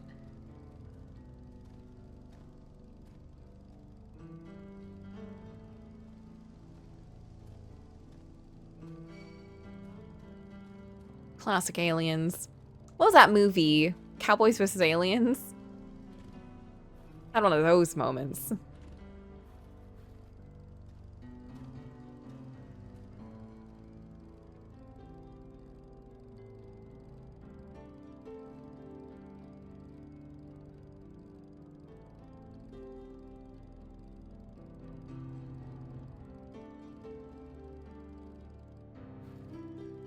forgot that movie existed. We had it on DVD. I've never watched it.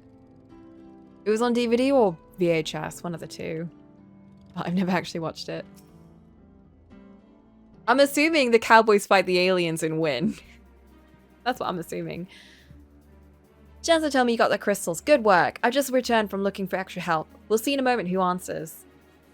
Well, we'll be in readiness for them when they arrive. Damn it, I'm idle for a moment and all I can think about is my home. Keep your chin up. Chin up, Aaronville! We'll be on our way soon and we'll find your mother. It'll be good to see her after all these years. There's so much I'd like to ask her about her time together with Papa.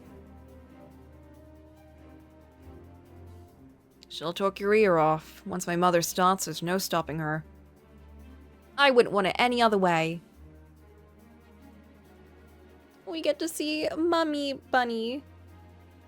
Let's return to helping where we can. The real work begins when the extra hands arrive.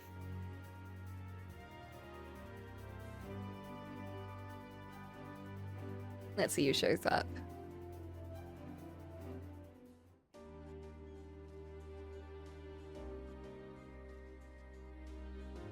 Vanu! I love them. Look how cute they are. They're so birdie.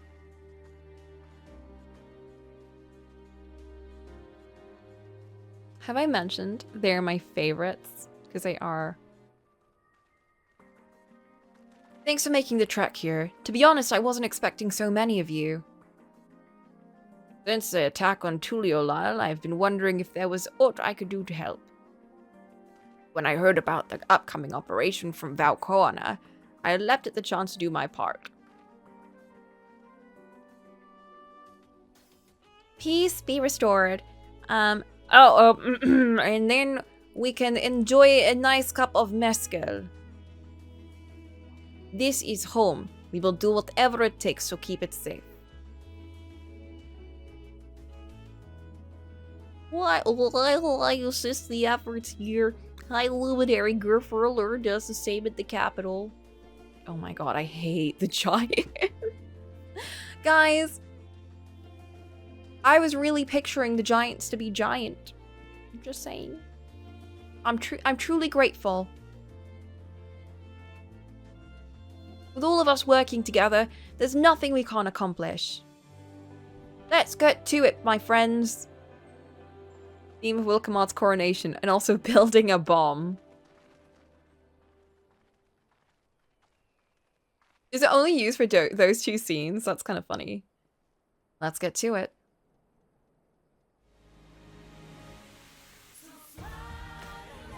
Oh!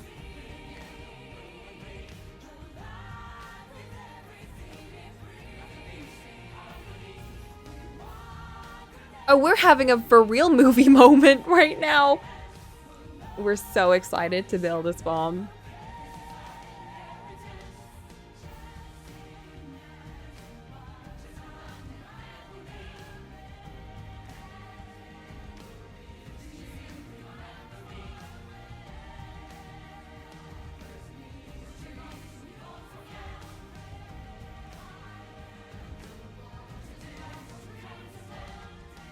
What the fuck? We're building a bomb, boop!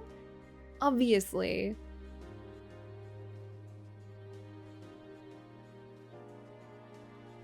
Very exhausting work. Very tiring to do.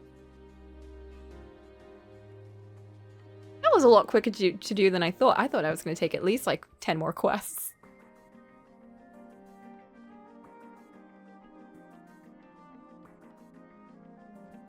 I want a tea.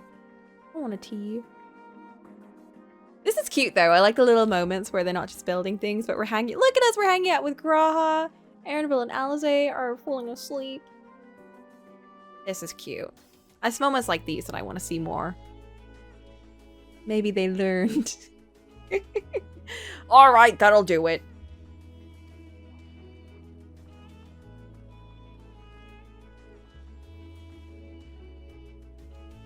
You've done your part. Leave it to us to finish mounting the armor and cannons. Have yourselves a hard-earned rest.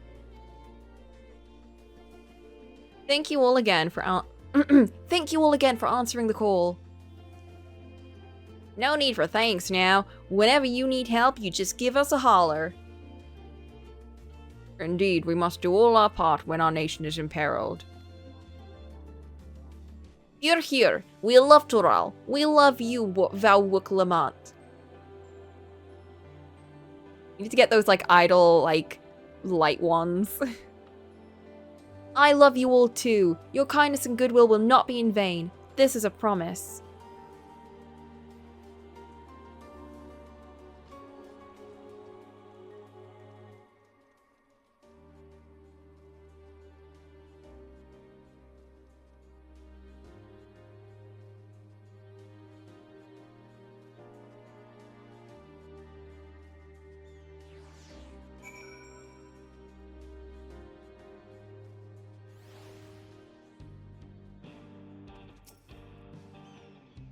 Thanks again for your help. Wouldn't have been able to finish so quickly without you. Go rest up. Yes.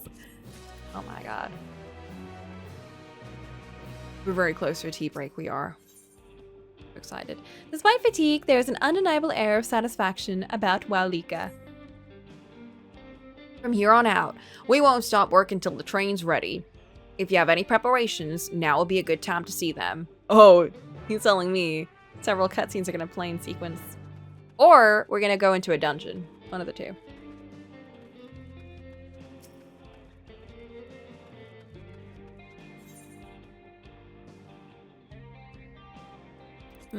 Do we can I do the break now? Let me just see. Can I do that right now?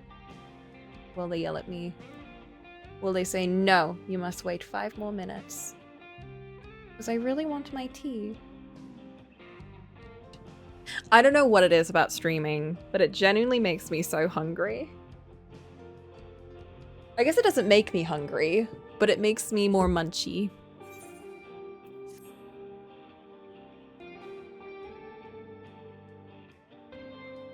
Whoops, there we go. Oh! The sky kind of cleared up a bit. Hungry work! It's tough, laborious work to do this. I need so much energy.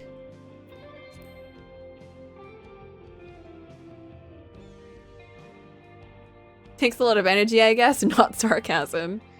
It definitely takes a lot of energy in terms of, like, I guess, mental energy?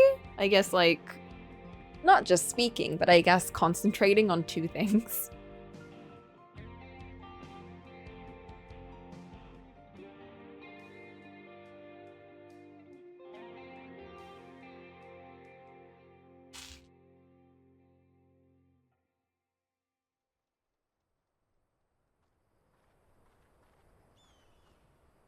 Right, we're just about done with the modifications, but I have to stress that we cannot afford a test run.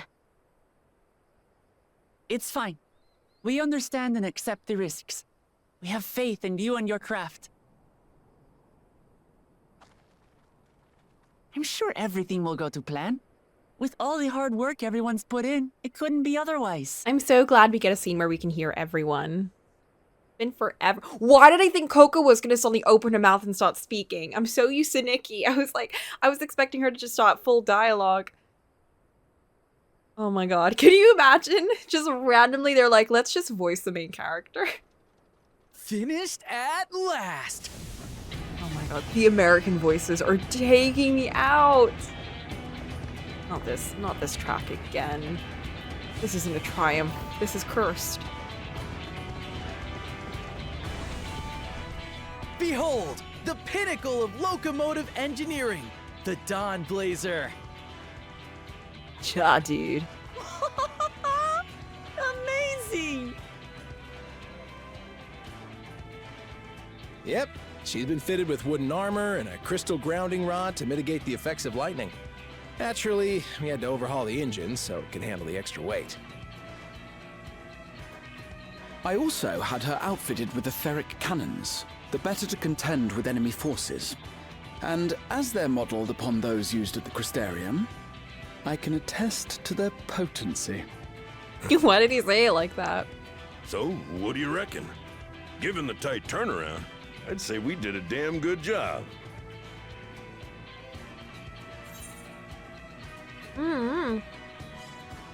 It's a shame we have to blow her up. I'm not gonna say that. That's the toughest locomotive I've ever seen.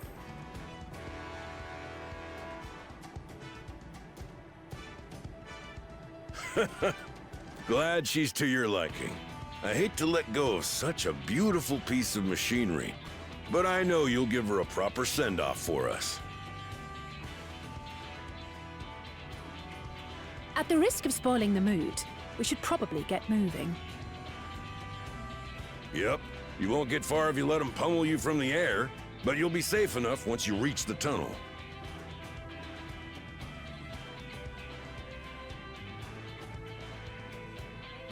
In that case, I will conceal the train with a spell once everyone is on board. We can do that? Okay. It should last long enough for us to reach the tunnel unnoticed. It's just like donkey skin.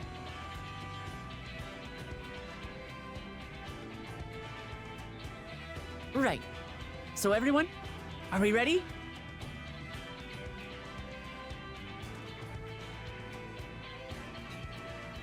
Since when were we so powerful that we could just conceal things with spells? We've done all we can. Rest is up to you. I won't let you down. I love her. I think I just love all of the cat ladies. All aboard! I think I just love them all. I don't know what it is about them, but they're so cute.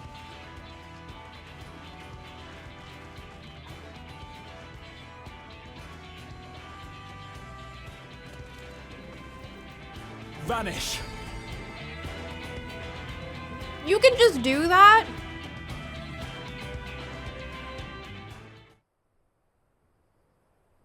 Oh my god, it's like a ghost train.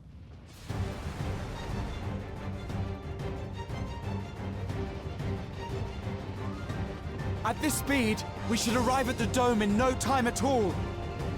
But not before we're spotted, I expect. Stay alert!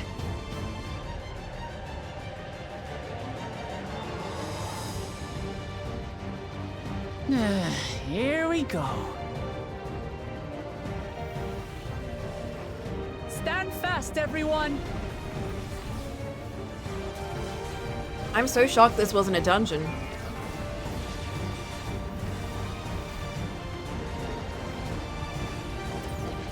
I have a turret too! Ha! Not the painting spell. No, you don't.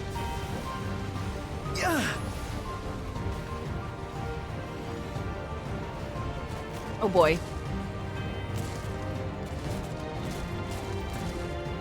They're really bad shots. Have care! They've switched to firearms! Oh! Oh no.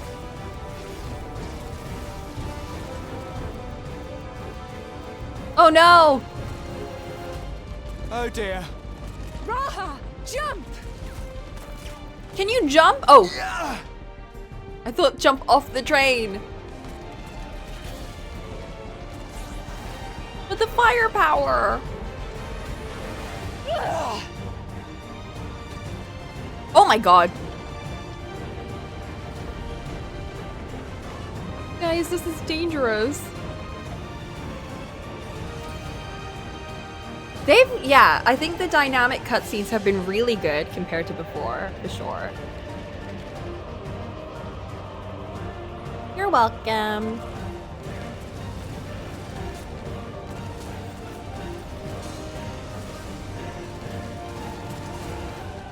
Erenville, I need you to take over for me. His face.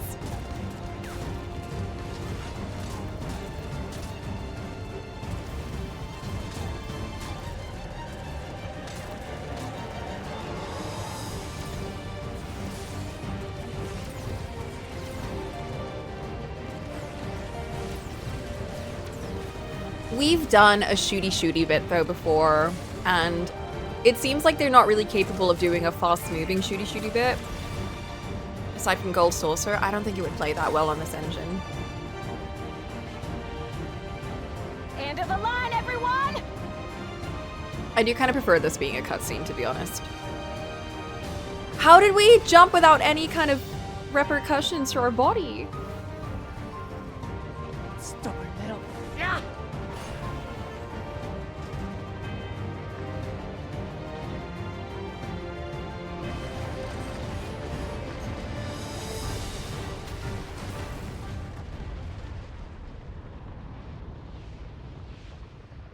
I hope that was enough without the other carriage.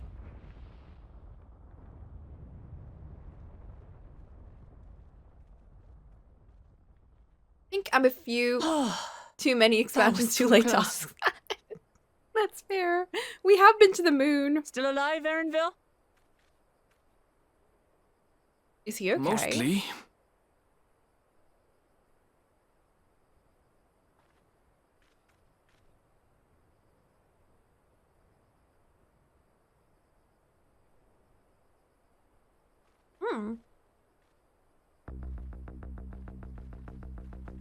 Thank goodness it's a different track.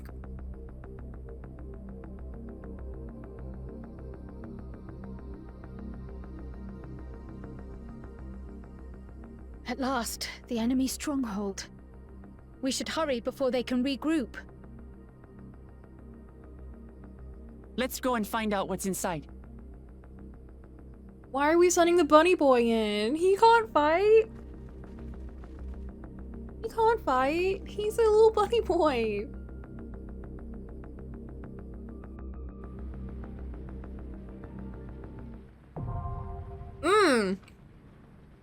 Okay, this is the dungeon. Alright, alright. Okay, I getcha. Okay, good. It's not... Imagine if they made me do a trial. In my state, with my memories. Thank goodness it's a dungeon. Oh, he's gonna sit it out. I'll remain out of sight until the fighting's over. Oh, baby boy. That's fine. Okay, girl, let's do it. Never mind. Let's go. Do. Oh!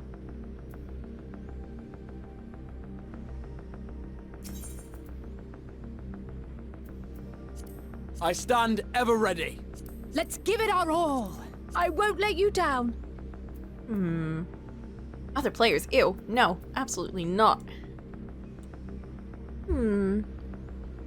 We never really do a party with Kryl, so maybe it might be fun to have her in for a change.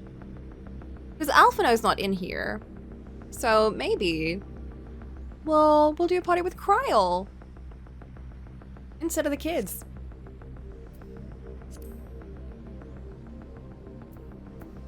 Okay, let's do it. Let's go. Are y'all ready for our first dungeon of the day? First and only, I'm not doing any more. I don't think we'll get to the next one. Oh, we're going techno.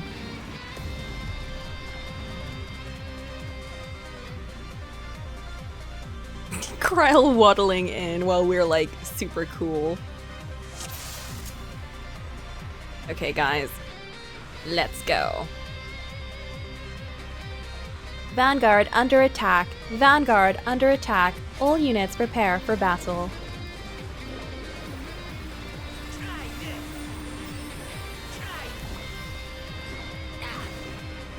So this is when we finally get to the techno-y bits.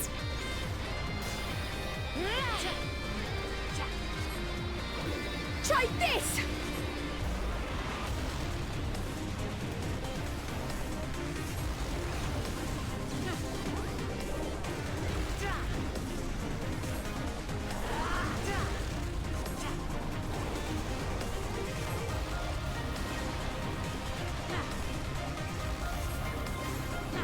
Ooh, I like this track. Hold still. I was complaining about the dungeon music in the previous ones because they were very lackluster. But this one is actually interesting.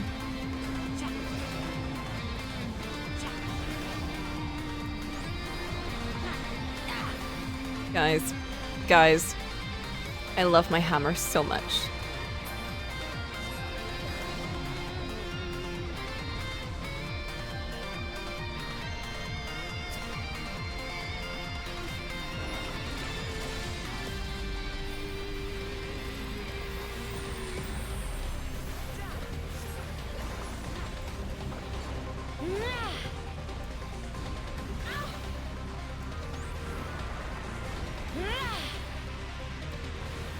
More motive. Oh. Oh, these are the new ones.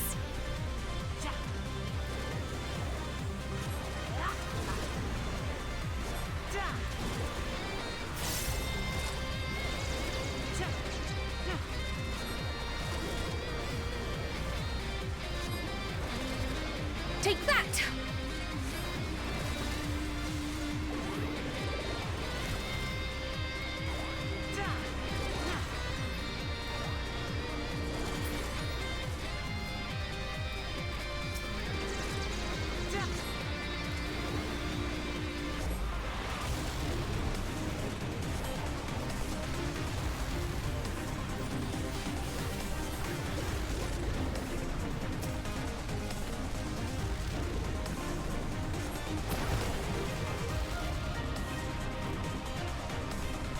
All right.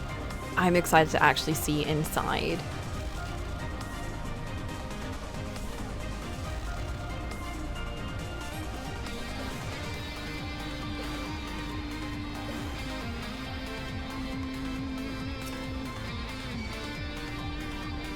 Oh no. I hide here. Yes.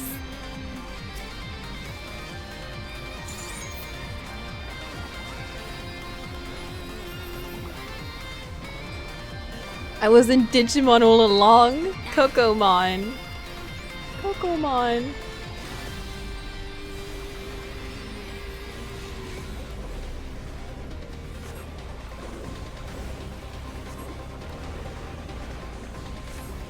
It's giving Tron energy, to be honest.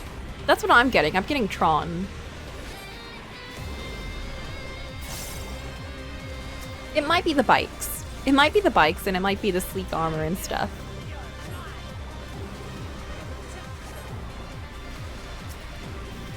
Allow me. Cocomon digivolves into Cocoamon. Cocoamon. Wait, what happens when I digivolve? Her drills get massive. Like, nothing changes, but her drills just get big. Her drills just get, like, huge. That's all that happens.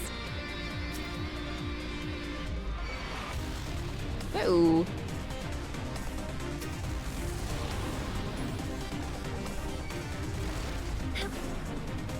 Work Lamont! Please aggro!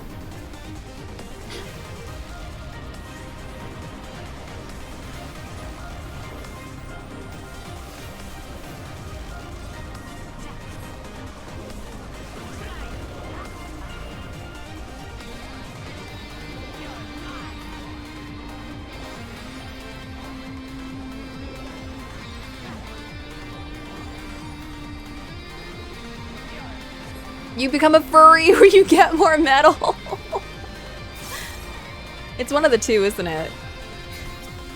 They go from like this cute little creature to like just super humanoid.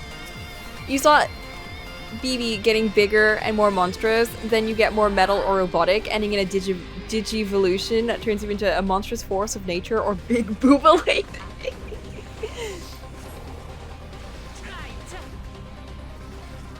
There's a Cocomon. There is a Cocomon. What does Cocomon look like? I want to think I turn into a big monstrous force of nature. It's just all like, it's just a giant drill, like giant drills and nothing else. It gets bigger and bigger and slowly the body just disappears. There is no body, it's just drill.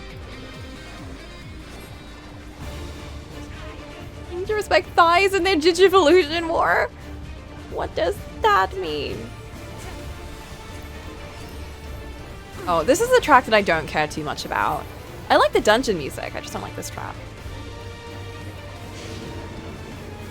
Although I don't think I particularly liked all of like these mini boss tracks in any expansion that much. Oh no. What are y'all doing? Oh no.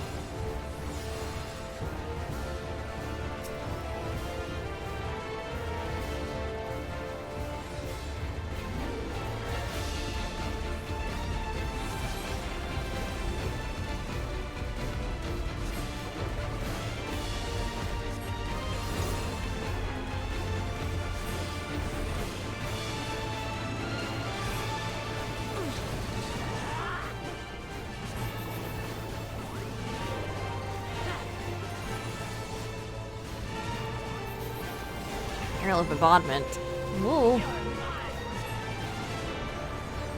I farmed this dungeon a bunch for the glam. My directionally challenged ass still can't get the hang of that mechanic. I don't even know what these mechanics are in TPH. Bling Blade. Where are you going?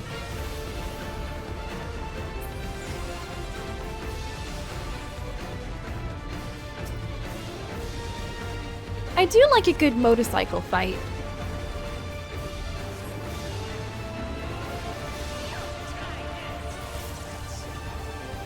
No. Here we go. Okay. I can do some mechanics without having suffered first.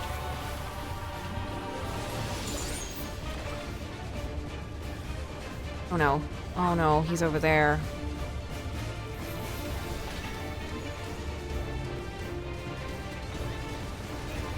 Oh no.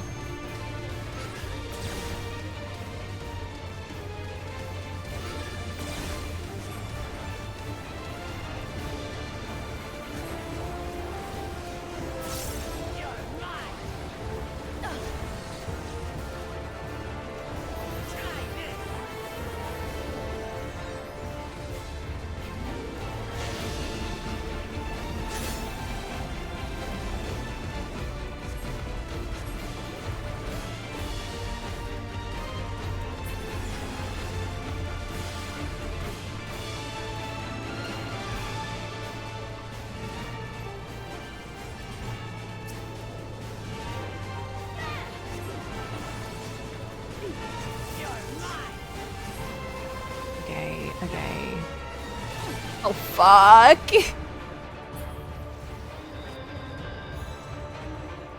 Okay, it's fine. Changing the music. I don't like this music. I'm changing it to... Let's do my girl screaming. Let's put on girl screaming, okay?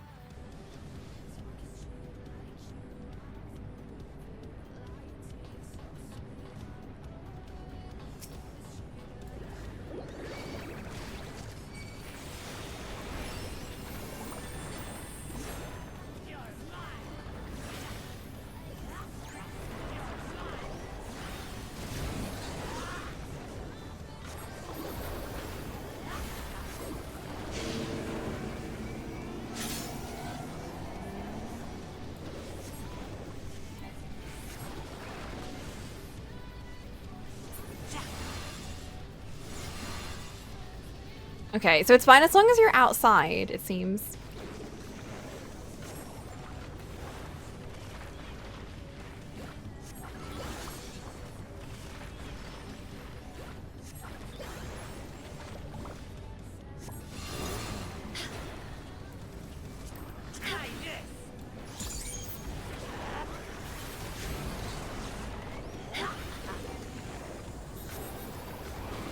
Back off!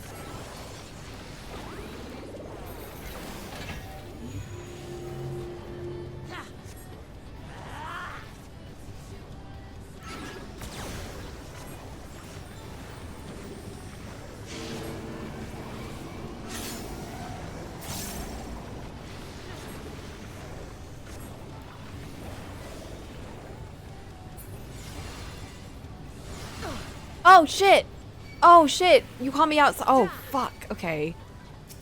I clearly did not understand that mechanic at all. Why are these guys talking? Who are these people?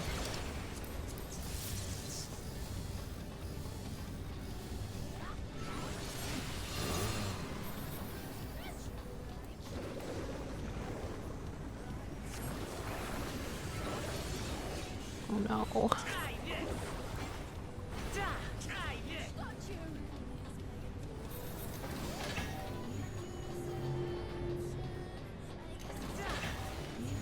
Oh my god.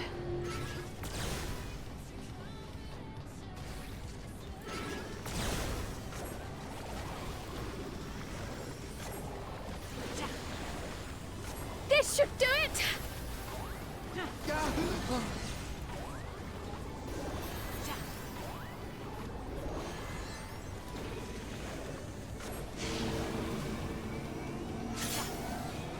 Guys, where do we go?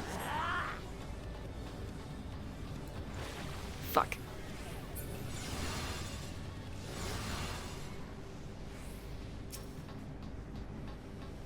Okay, this is where they separate us, and I can't follow where they're going. Scared. Oh no. Here we go. Yes!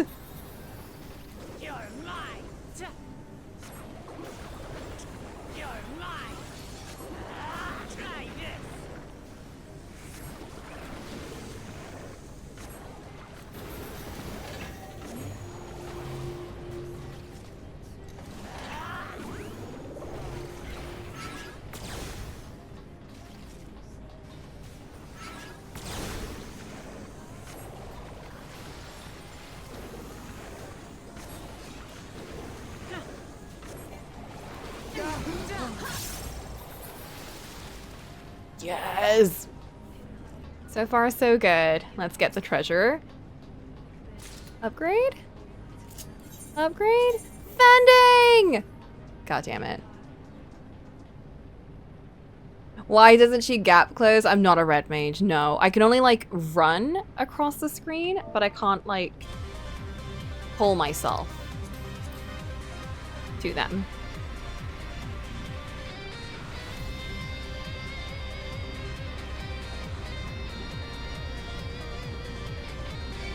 Whoa!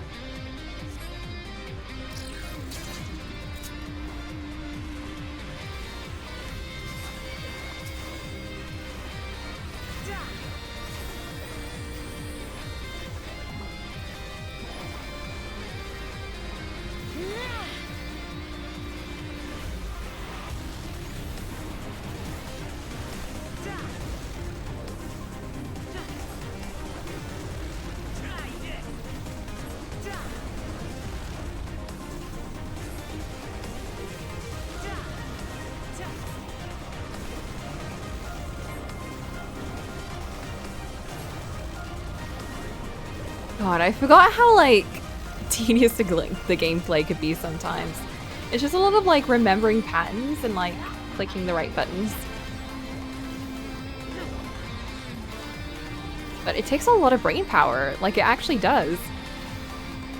I get so focused in that I kind of, like, forget everything else.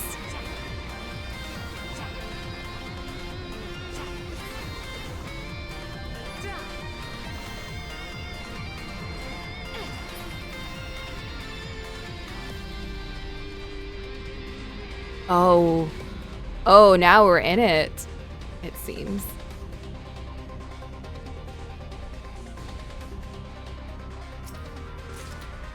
Bending? Guys, what are we doing?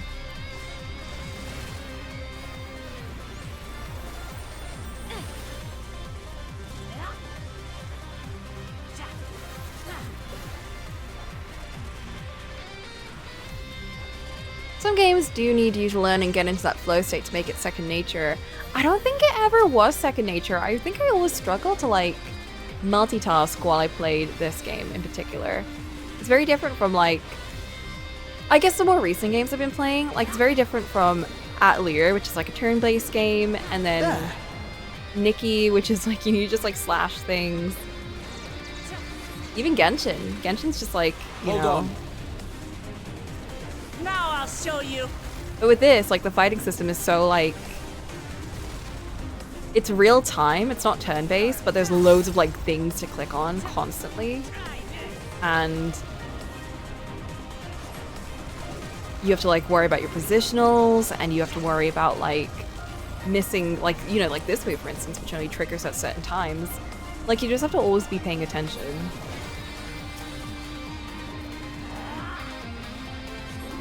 So I literally, like, never have a chance to look onto my other screen. I'm always looking at the main screen, which is very different from usual. I'm usually always, like, distracted and looking at other things.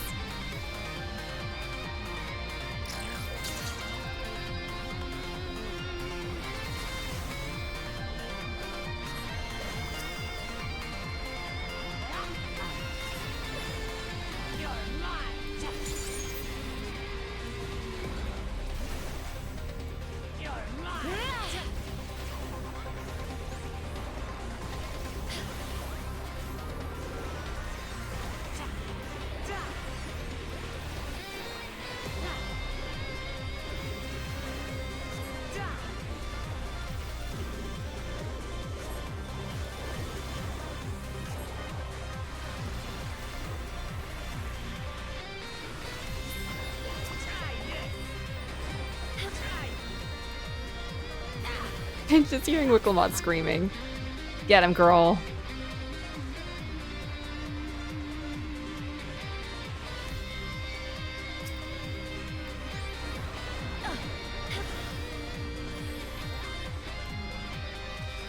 I also keep forgetting to reset my motifs at the end of each fight. And then I'm stuck spending like 10 more seconds painting. Whoops.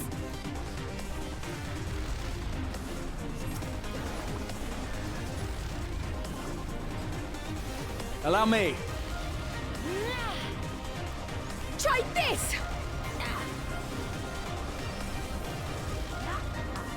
Finally be the other route for the first time in Hades 2. I'll wait for you to be done in the dungeon and plot before hopping in. You can hop in now. There's really nothing I'm doing except just like hitting things. So you can hop in whenever. It'll just be after the dungeon that they'll hit you with a bunch of cutscenes. Dang it. Can't escape that easy. I was hoping to put this off. Like, I'd forget eventually.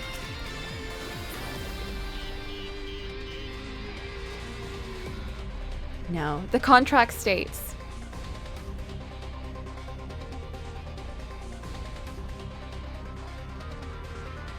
What the fuck is this place? This is not a golden city. Healing! So they hate me. They hate me. One day we'll wrangle Coco into playing Digimon. I do have Cyber Sleuth and the other one, Hacker's Memory. Okay, after the 3D model is finished. It's true. It's true. It's so I can fit into the game.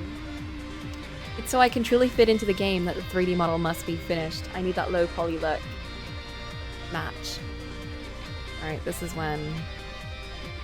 I believe it isn't a hard game. Turning the music off again, because I just don't like... I don't feel vibes with it. You know? Alright, let's put in my music.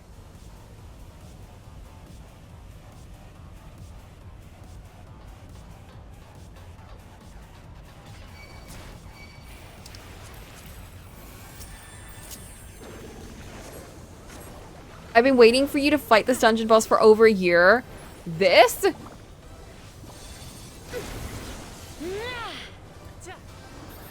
isn't even the main boss, right? This is like the secondary boss.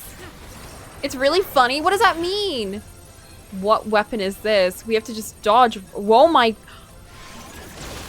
What the fuck?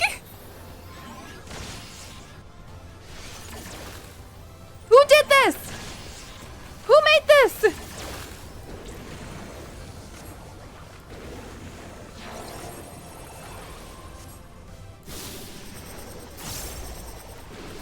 I'm a mage. But I have to constantly, I have to be stood still to do my magic.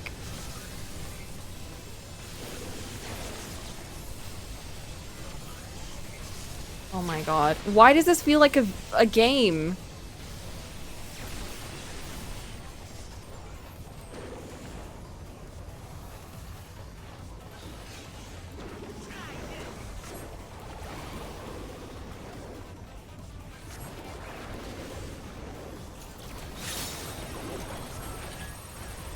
Motion sensitive boss has been affixed to me! Oh, do I have to like stand still? Wait, what does that mean? Do I have to stand still? Did I do it? What is this?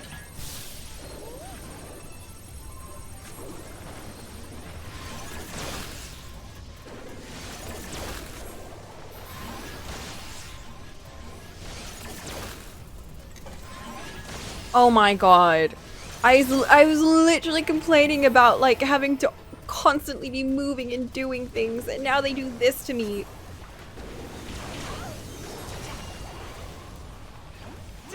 Turning on the healing, guys. You don't mind.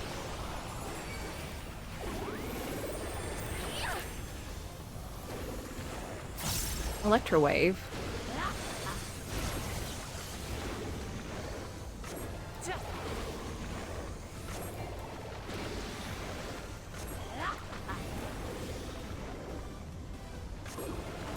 Motion sensor. God damn it! What does this mean? How much time do I have?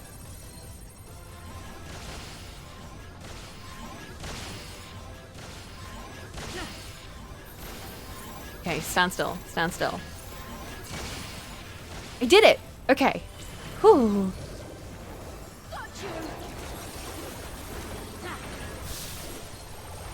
Oh no. Oh no. I can't see anything.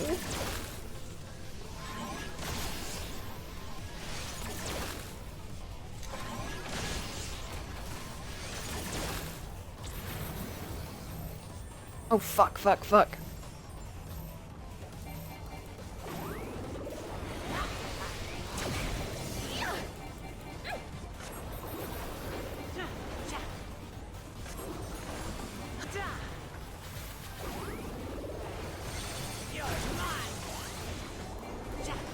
I think we almost got him. We almost got him. Ain't no way I get this guy in the first try and I couldn't get the other guy. There's no way. Come on. Oh, not again. Okay. It's when the blocks start going off that I need to worry.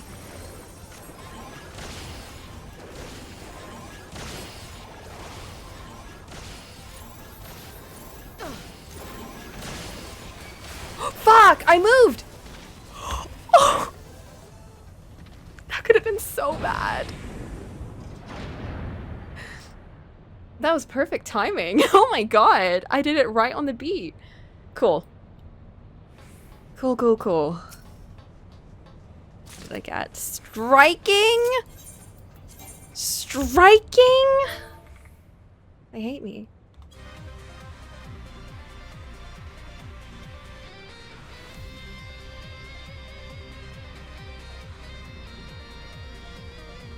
Damn it all. Power the crossbridge release. Oh! This isn't a robot voice. This is like a people.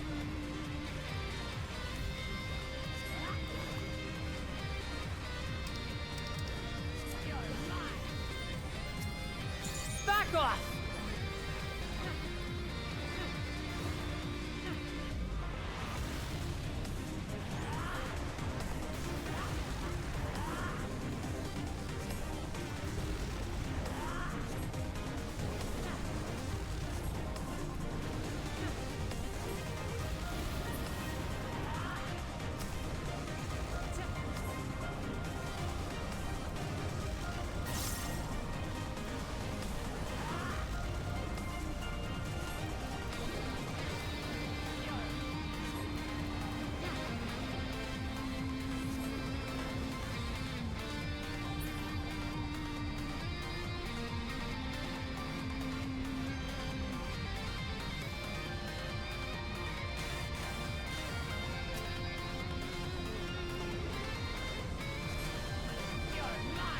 Oh, I forgot to do it again!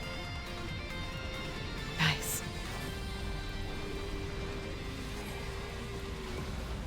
I need like an electric shock to remind me. I need to like Pavlov this.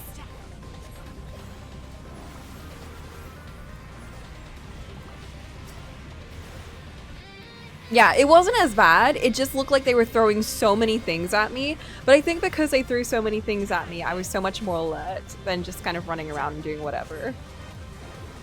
It was also a lot more intuitive than the other fights, I think. It was very straightforward about what they want you to do.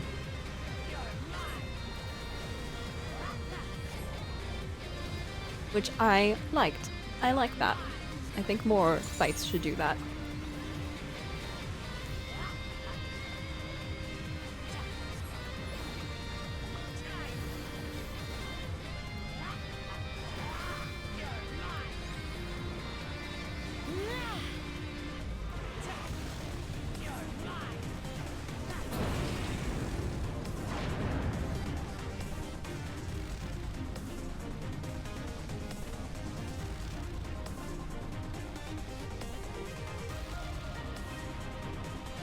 Then reinforms, the commander will not tolerate failure. Who's speaking to me? Oh, I forgot to do it again!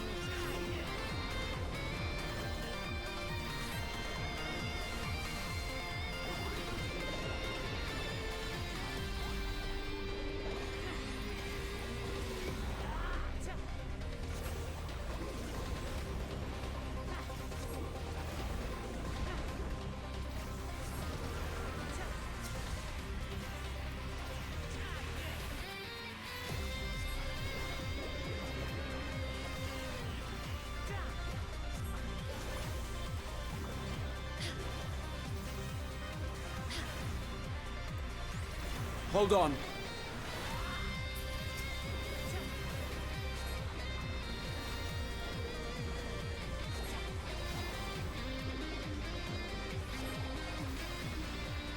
Love the guitar going on here.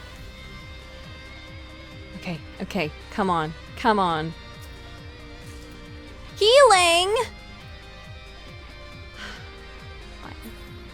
Maybe we'll get one casting.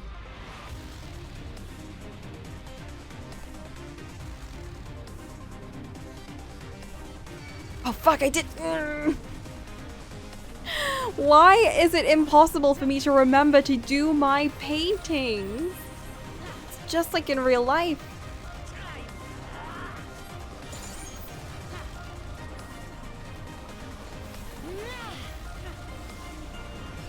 Take that!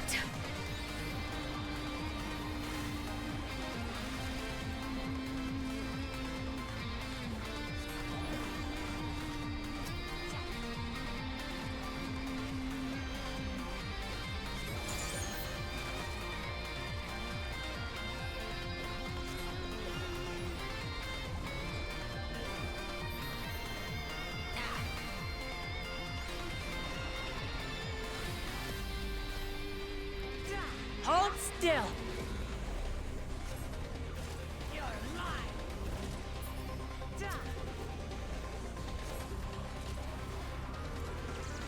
The track rules, I just wish it was a bit longer, for sure, yeah. I think if it had like more notes throughout it, it would be even better. However, that being said, it is my favorite of the dungeon tracks so far. Back off. I think the previous ones have been very like generic and not that interesting and just kind of like a meh. Like I literally don't remember any of them. So this is a nice like change of pace. Oh, costing! I got earrings.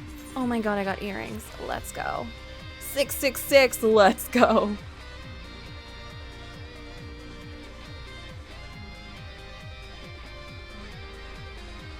Ooh. So this is a big boss room. Here we go. Here we go.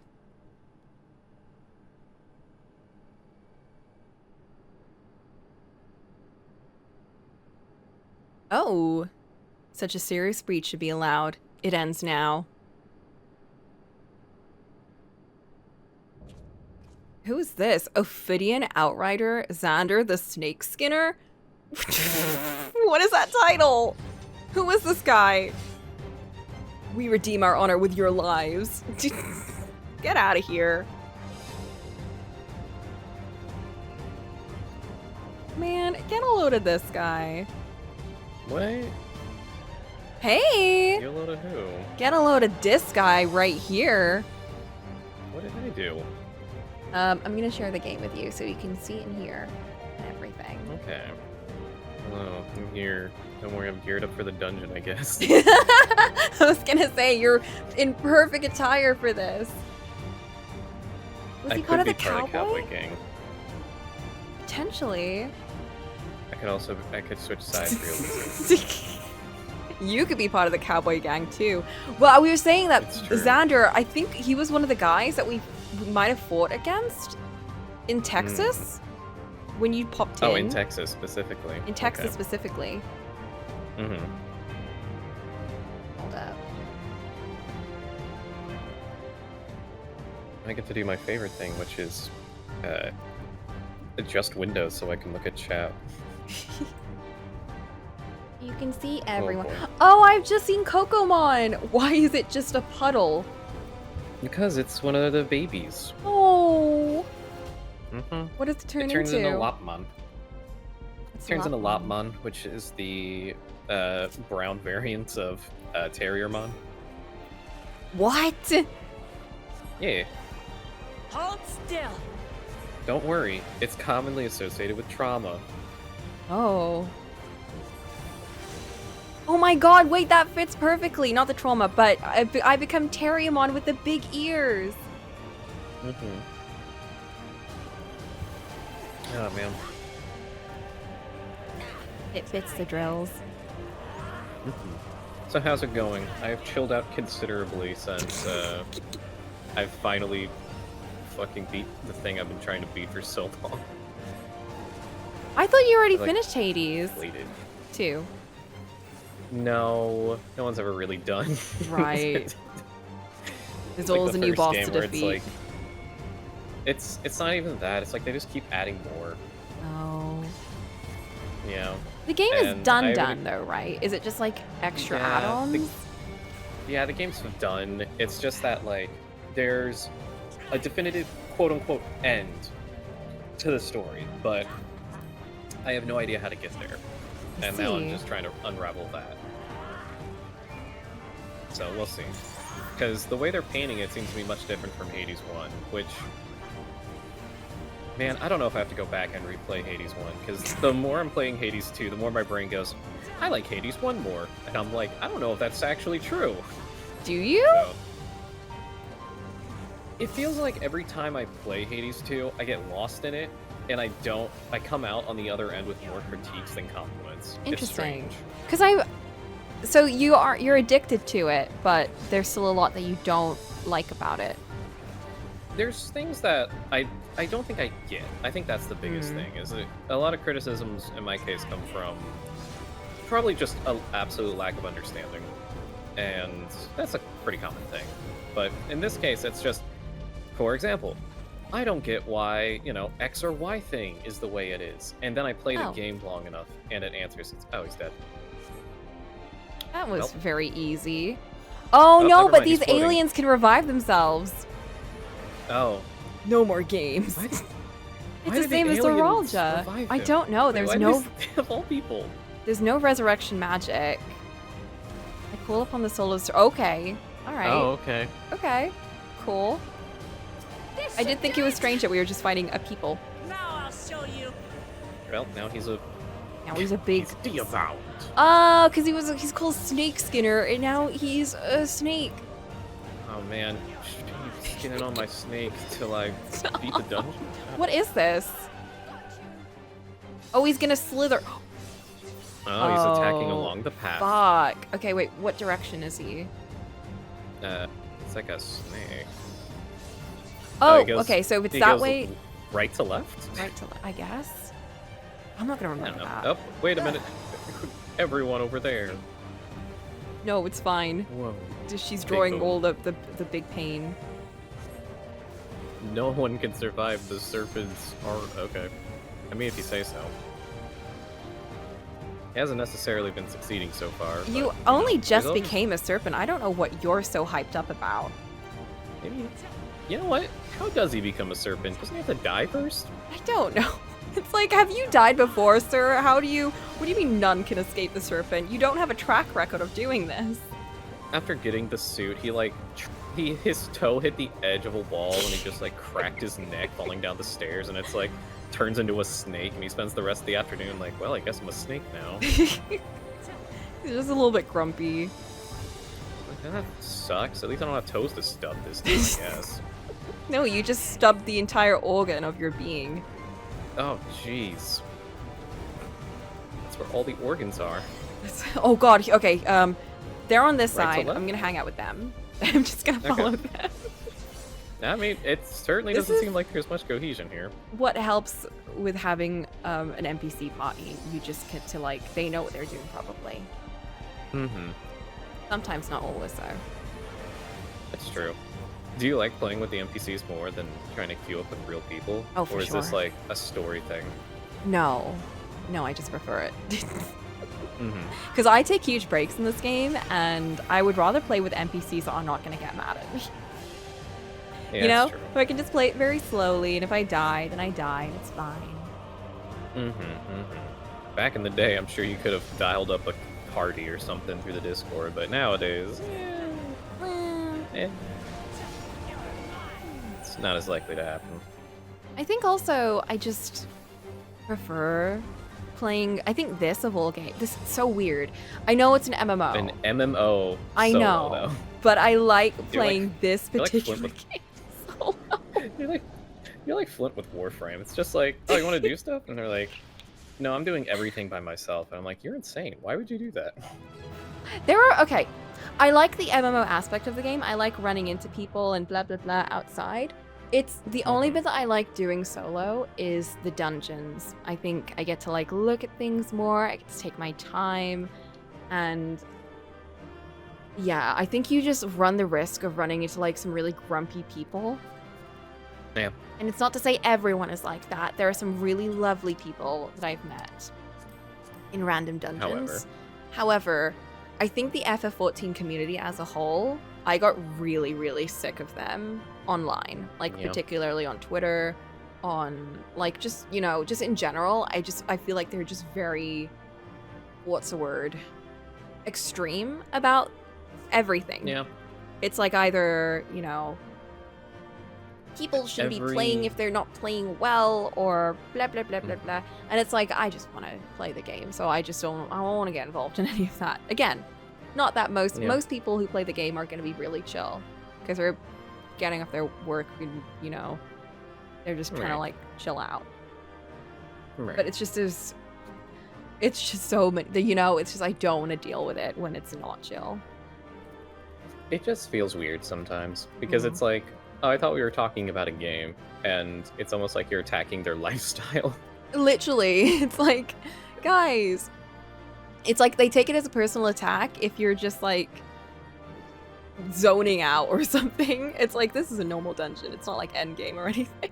I get it if you were like getting together one of those ultimate extreme top of tier, whatever they're called, Right. big boy dungeon raid thingies. Right. This is like a normal dungeon. I just want to vibe out. Yeah. Yeah. It's like I think the games I like playing with people are, again, weird pick, but Nikki, which was originally a solo player game and is also buggy as hell when you play it with people. But I just think it's more, I think that game is more fun to play with people, because they'll just pop in, do a little dance with you, and then pop out. And that's kind of it. They're just like, you know what they're in, like, you know what you're in for when you're playing Nikki. There's no hardcore gamers. Everyone's just like, the hardcoreness is people building houses. I don't know how they do it. It's insane. They're insane, but it is what it is. So in Nikki, There's you always just crazy people. pop in someone's world, take a picture with them, and you pop out, and that's it. And Gotta be. that's how I gotta be. And then aside from that, I guess like random horror game here and there. I don't know. I think I'm not a multiplayer person, to be honest. I think You're not a friend slop kind of person. not You're not really. gonna hop on the latest thing that everyone is trying and because all the streamers are playing it. No. I'll do it occasionally, but I don't want to do it every single time. Because I don't have Didn't you play an innate... Fortnite with people? I did.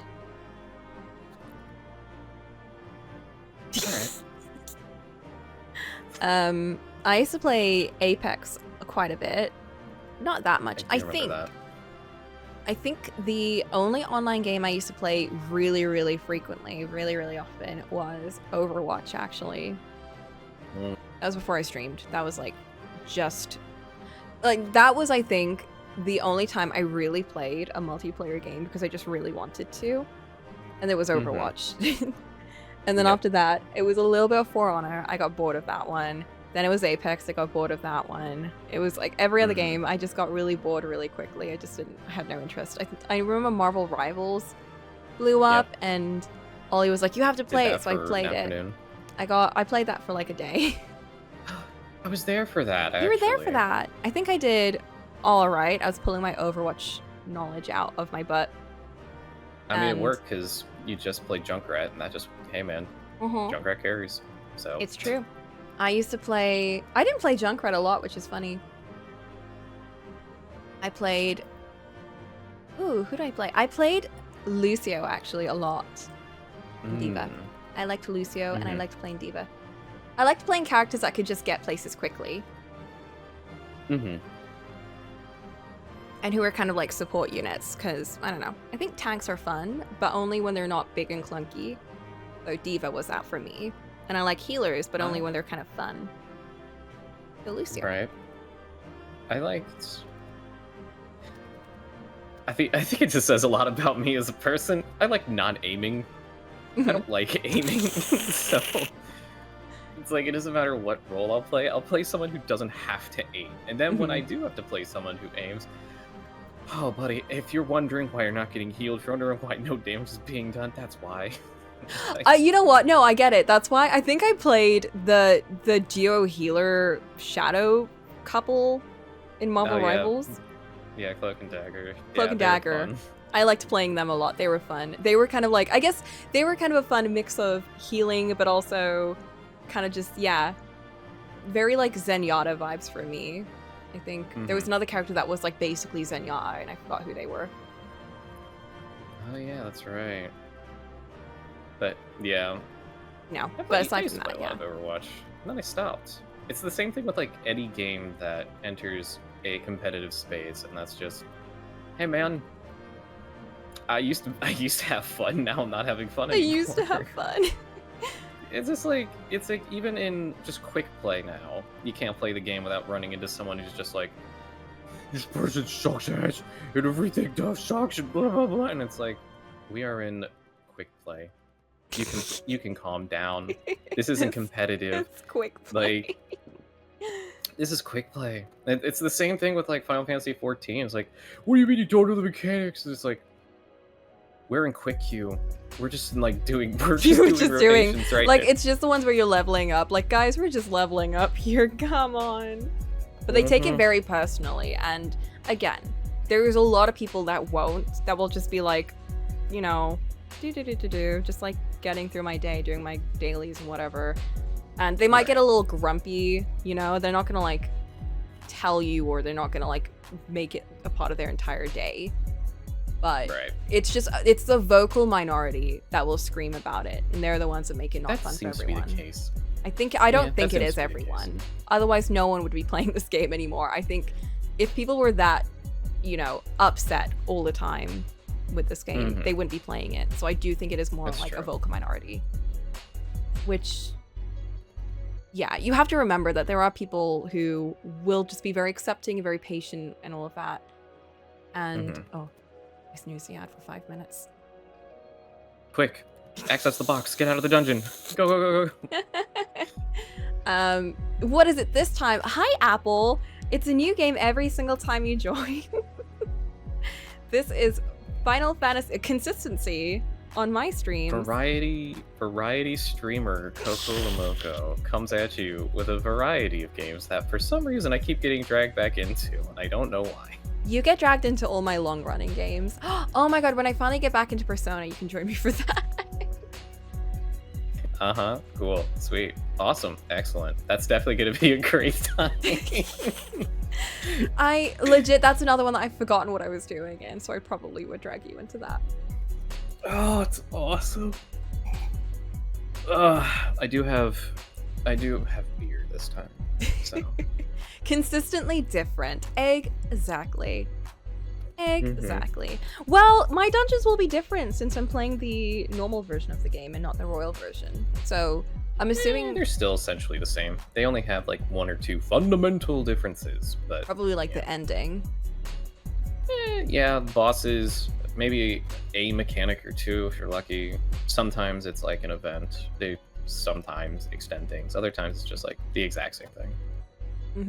I did Haru's dungeon, and then we got to the bit where I think her dad, spoilers for Persona, everyone. Whoa, guys, spoilers for a game that's Spoilers like for Persona. a bajillion years old. There have been children born during the time in which Persona 5 and Brief Phantasma Don't came out, tell so, me that! What? Yeah, I know. They're born and they've 8 months. grown up. They've grown up now. I got to the bit where we were celebrating and then Haru's dad dies or something, and oh my god, 9 minutes have elapsed. He has one too many burgers. I forgot that this game will actually tell you off for lingering around and tangenting and waffling. You should get the loot and go then.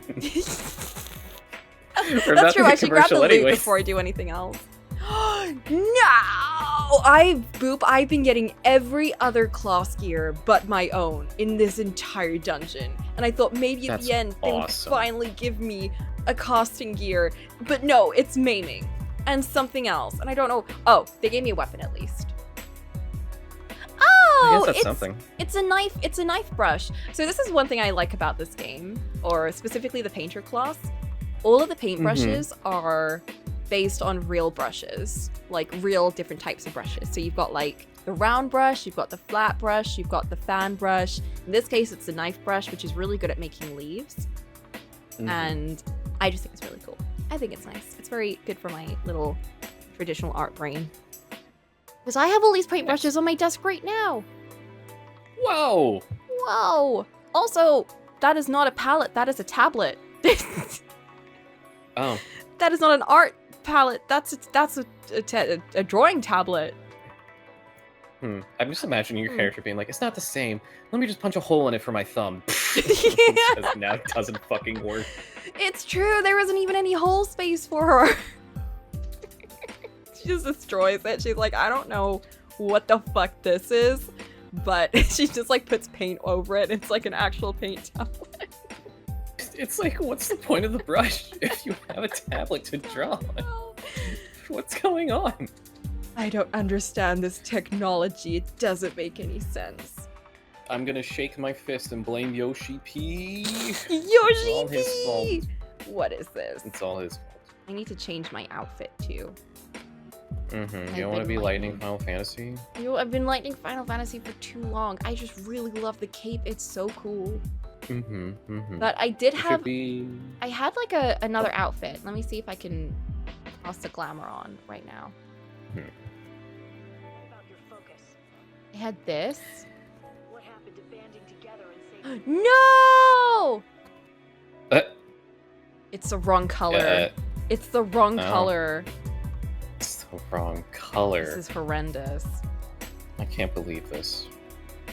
We should blame someone. Apple! This is somehow your fault. Okay, the ad is about to start, so what I'm gonna do is... No! What I'm gonna do is, I blame you for not having the correct dye on me. It's true. You've ruined the glamour. Take a break. Take a break for 3 minutes, starting from right now, because the ad is going up right now. Take a break. Whoa, what a magical, wonderful day. What a great time for you to join right when the break's about to hit. Whoa! That's just timing right there, baby. That's how I do it. Be right back! I now have to go through this cutscene because I have saved the outfit. This does not match at all. This is so silly, but I don't think I can... No, I can't access my glam plates like this. Unless... No, that's even worse. Oh god. Okay, wait. Recommended gear, and then...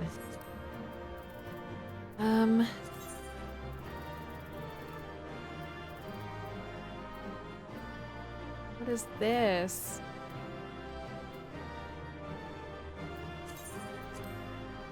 What does that do? Ugh! That's no better! What if I remove the glamour?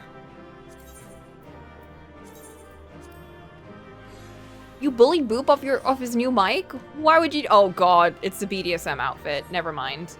That looks absolutely cursed. No, absolutely not.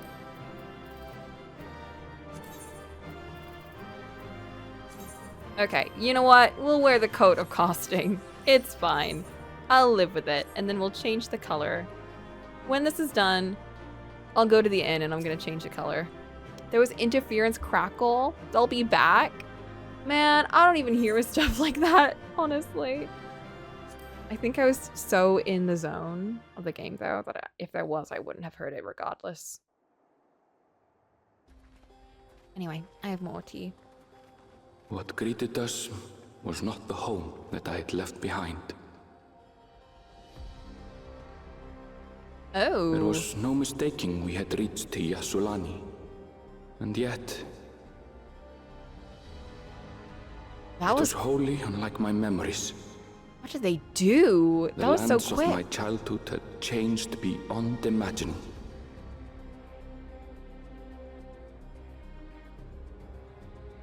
Oh. To where had I returned? Well, how long were they here? We tread on. The darkened skies above a mirror to my heart, clouded with fear and uncertainty.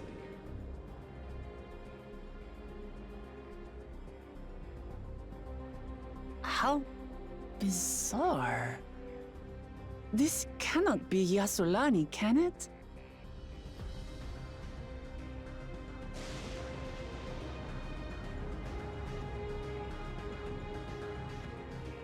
Heritage found.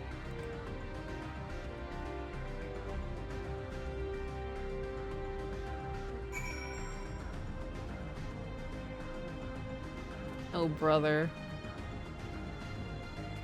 Oh, I thought these were NPCs, but these are players. Oh, fox. I was prepared for something strange, but this, it's like another world. I don't understand.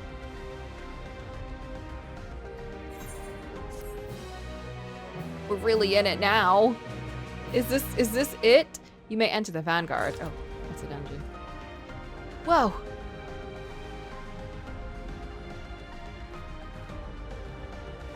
And I'm in the wrong fit for this.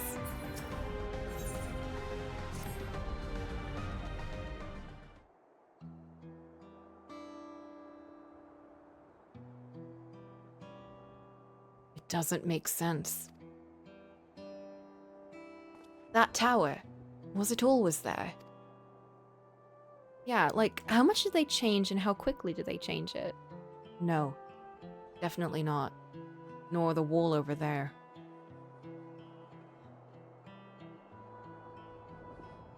The material's not something we use in Taral. It's closer to what we saw at the gate of the Golden City, or those mechanical soldiers.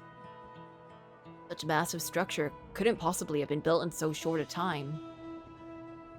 Then I'm inclined to assume we've been transported to another location, or perhaps... Well, speculation will avail us naught. We need to learn more before we can draw conclusions. Unless they were able to, like, teleport things in? Let's take a look around then.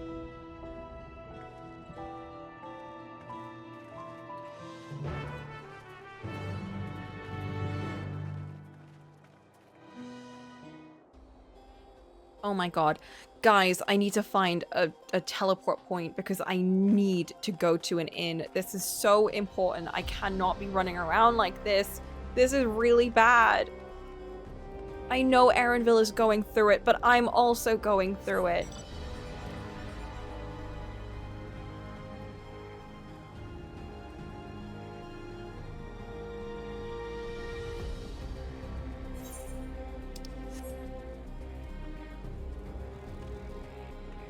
Blurple is not my color. It never has been.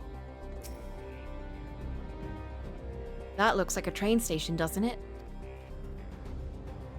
That must be the Yasulani station, where the passengers disembarked. Then perhaps we'll find someone to talk to there.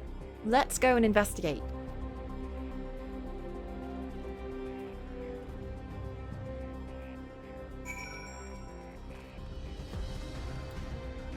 Oh, there it is.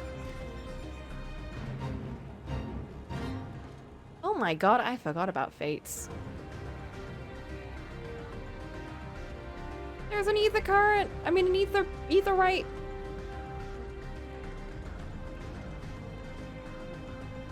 This music is so fitting to my current situation. Oh no. I'm jumping too much. Yikes, this place looks like a wasteland.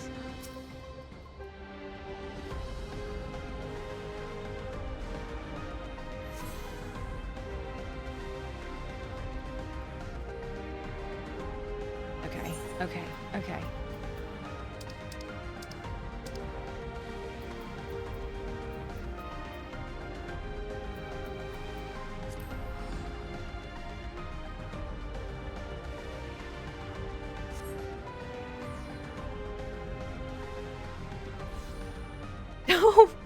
Oh, it's still gloomy.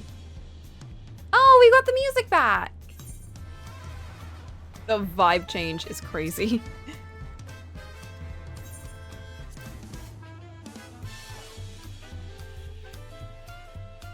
Pi, can you give me a good detective outfit if you have one?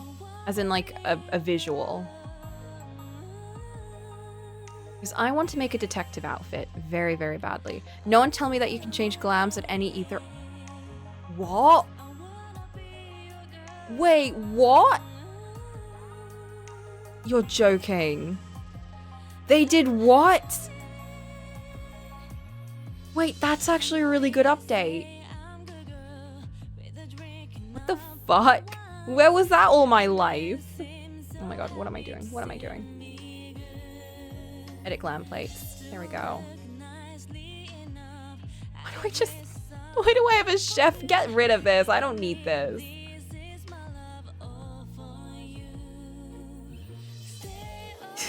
How often am I gonna be putting on a chef outfit? Why was that even there? Okay, where is my... No, not Dark Knight. I need... See, this one would be nice if I just had the top, but I could, like, attach pants to it and get rid of the skirt bit. That would have been so cute. To answer your question, genuinely, the only one I can think of is Off the Dome. Off the Dome is from a variant dungeon. Oh! You can't make new ones. Oh, never mind. No, I wanted to, like, make new ones. Okay. What else did I attach to this outfit?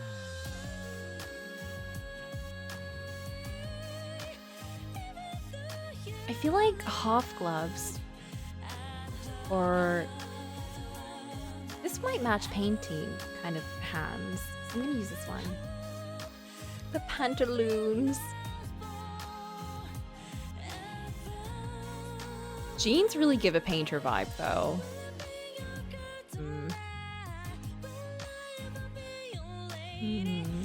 Oh, cute. Wait, I like the... Ooh, the brown shoes are actually cute.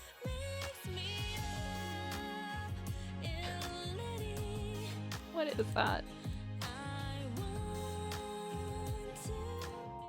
I'm back. Welcome back. I'm trying to dress up.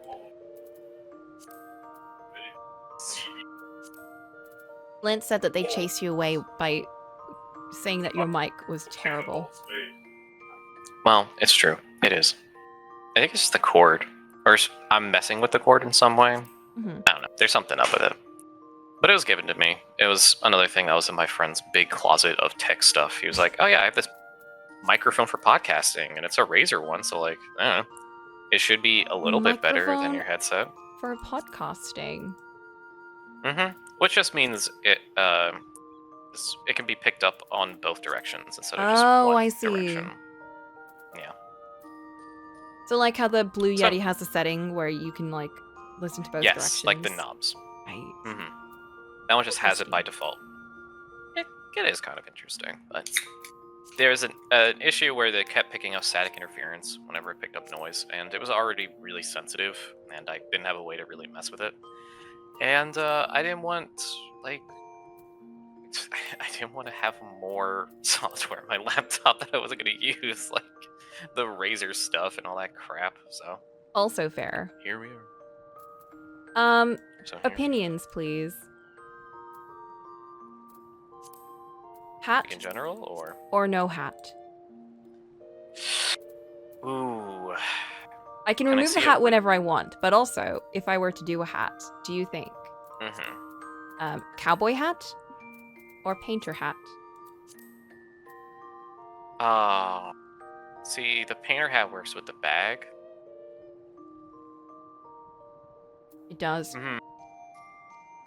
And I think am that's a painter. like the only thing. Yeah, that's like the only thing that's really swaying me, is that there's already some coordination on there. I guess I could change the hat color. Can I? Oh, never mind. I can't dye this one. I lied. I can't change the color of that hat. Mm-hmm. If there was like a different aesthetic, then definitely the cowboy hat, but I don't know. Beret just works too well. You know what? We'll make this a beret outfit, okay? And then let's make a cowboy outfit too. Mm-hmm. Just in case we need it. Mm-hmm. When I find a there. Oh nope, that's my Melia outfit. That's in the works. There we go. Okay, we build an outfit around this hat. Goodness gracious, cover up! Oh, there we go. Okay. Think what of is the youngins vibe? watching your stream. What is the vibe of this outfit? Oh, isn't it Yeehaw? Oh, I'm a barista. Oh, okay. That's Yeehaw barista. Yeehaw barista. Oh, this actually kind of works. There you go. We're getting there. We're getting there. Let's see what else I have. I've got this cute little hat, shirt outfit thing. This is very Nikki. Sunflower hat. Sunflower hat with my other hat. Just in case I need a hat change. As many hats as possible. I need a quick hat change. There's also this, so it's a very adventurous. I actually quite like this little match. I think the colors. It's a tiny backpack.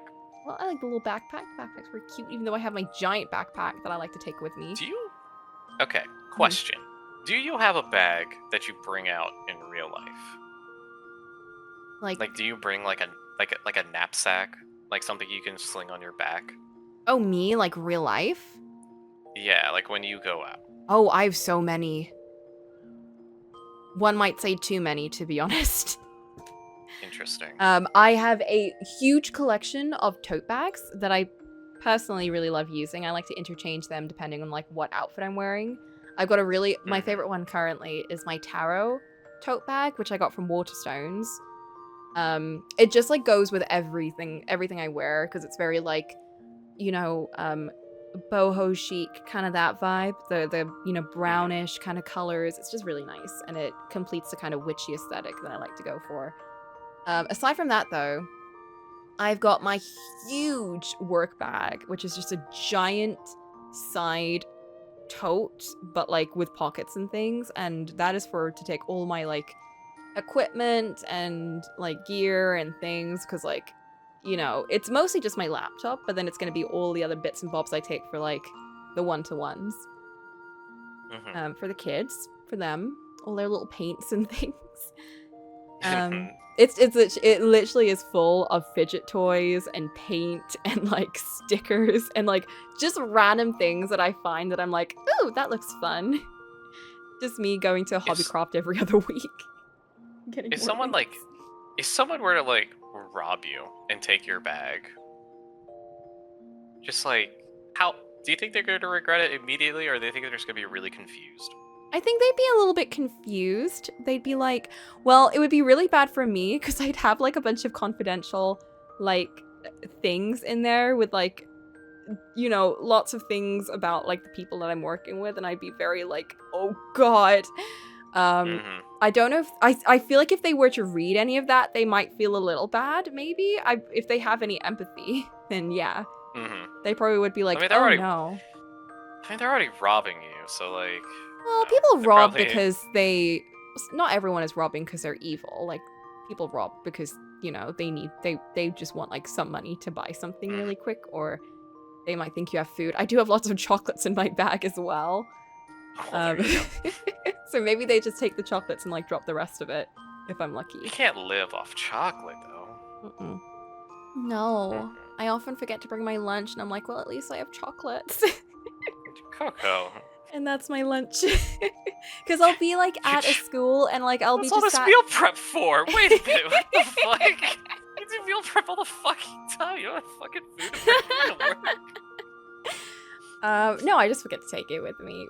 You know, my life is chaotic, and it's chaotic because I make it this way. Cool. I'm glad to know it's controlled chaos. It's controlled chaos. Boop, look at these pantaloons. What in the goddamn? I have pantaloons. It's supposed to go with this. It's supposed to go with this outfit, so it does match. Oh, okay. Yeah. There is a rhyme to this. There is a... I'm sure any designer will tell you. Okay, oh my god. There's a rhythm to this rhyme, and it's getting eaten by a shark. Not that. Spoilers. My goodness. My goodness, we are not going out in just our pantaloons. No! It still hurts. After all these years.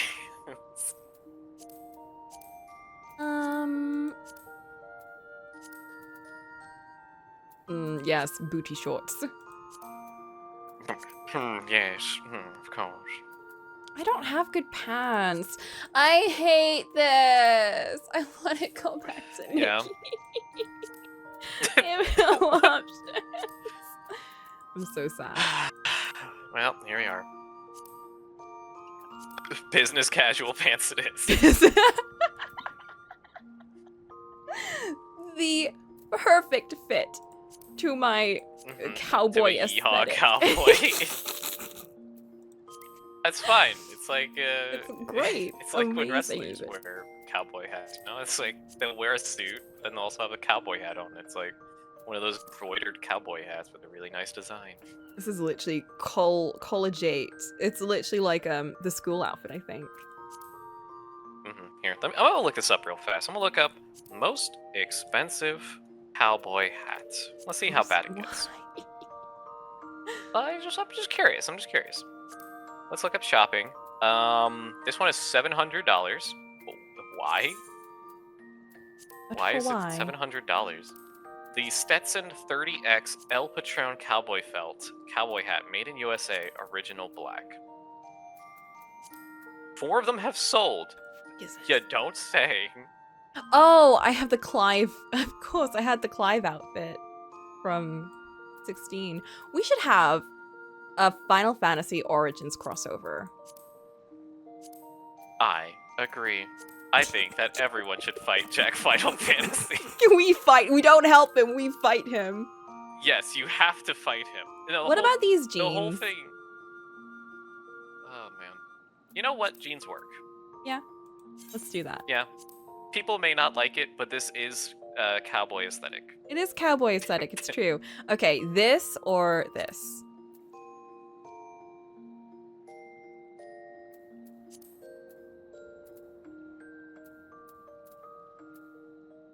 Like I'm getting an eye exam. Getting number 1, number 2. Number 1, number 2.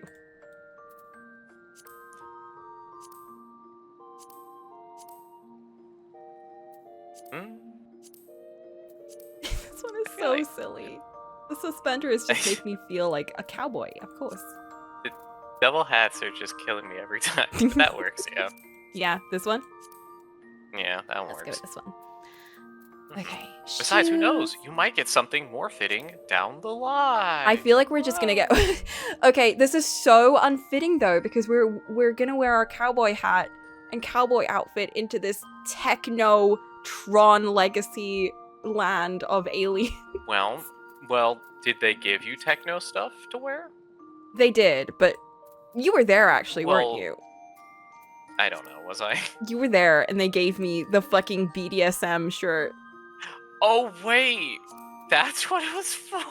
That's what which I think was preparation for us to. Let's make a sci-fi outfit too. Why not? Okay, We're now here. I'm not gonna pretend that I fully understood either Tron movies or the new one that has Jared Leto in it for some fucking reason. But Has that come out? I think so. I think it's out. If it's not out, it'll be out eventually. If it's not out, it'll be know. out. One day. It's not out. So all I know is coming out this month. I keep seeing ads for it, and I'm like, I've never been less interested in a Tron movie. It's like I remember being the only so reason- excited to watch the one that came out like, you know, whensoever ago that was. Yeah, it was like 2012, and the only reason I was Goodness. excited to see it was because Daft Punk did the soundtrack. I was, yeah, That's like I was. peak time to be a Daft Punk fan. And then I didn't get any of it, so hmm did not understand what was going on. I was very confused. Yeah, it's true. Luckily, the Kingdom Hearts Tron world made a lot more sense. It did! It actually did! And I'm going Shoutouts. crazy. That was in DDD, Shoutouts right? to Dream Drop Distance. Yes, Dream it Drop was a Dream Distance. Drop Distance. Still my favorite Kingdom Hearts game. I will take no criticism of that game. So brave. It was so brave. It was the best. Kingdom Hearts 2, get out of here. Get out of here. Kingdom Hearts 1, get out of here. Birth by Sleep, get out of here. It's Dream Oh Drop my goodness. Distance. The best Kingdom Hearts game. Fuck. Without yes. a doubt. They've Let's got Dream fucking Eaters. go. They've got fucking Quasimodo and the Hunchback of Hell Notre yeah. Dame. They got Tron Absolutely. Legacy. Mhm. They got fucking. I don't remember the rest of the places, but I remember they were fun, and that's the important bit. It Not also only had that, the you most get to play important Asura cornerstone for and Riku's Riku. character arc. It did. It's No, hilarious, 'cause I did not like Riku at all up until DDD, and then they made me like him, and that was a tall order because I did not. I hated that kid. I had beef Yep. with that child. I had so much beef with that child after 358 days. You do not even know. Hey, man. Fun and He not has to do retreading it. the movie story. It's true. It's true though, but it's true. Man, isn't it a shame that Axel had the best moment in 358 over 2 days, and then we never reached those peaks again? I'm actually crying. Like, what the fuck? Why were the moments towards the end of that game so amazing? And we Dude, never I got still- that level again. I still think about that. I still think about like, you would just keep on running, because I'm always there to bring you back. And I'm just like, Dude, damn. that moment, I've Damn. rewatched that scene so many times. I actually rewatched that moment like 4 weeks ago. I'm not even joking. I keep going back to that specific scene. The scene where, like, I think, obviously the ending moment where Shion and Rox have like a face off, that was heartbreaking. But the moment with Axel was even more heartbreaking because he's just had both Yep. of his friends like leave him, and he's just trying to put everything together, and it's so sad. And it's like Shion's just had Riku tell her, you're not important anymore, you should give up your life, it'll be better for everyone. And then she's telling Axel that, and Axel's like, but who gets to tell you that? And he's just like, everybody thinks that they're right, and they don't even know what's going on. No one knows what's going on. We're all listening to a bunch of old men who have their own agendas, and we're just believing them. And it's just, it's a raw moment. It was so well done, and Right. I just, it was good. It was real good. Anyways, Kingdom Hearts 3 happened. I Well, I don't remember half of what happened in that game. All I remember is I don't either. And that's for the Roxas, best. Axel, and Shion having a moment towards the end. They spoke for 3 seconds, I think. Oh my god, that's right. Shion barely spoke. She barely got to speak, It's which made true. me so sad. I remember very distinctly like the dumbest moments possible, such as Taro was here the whole time. He was just the stand to Xander. It's like, shut the fuck. I was like, Ansem, you know the shadow guy behind Ansem? That was Taro the whole time. He just had to take off the blindfold, and then he was fine. He just had to take off the blindfold. End of Zero Time Dilemma. Oh, man.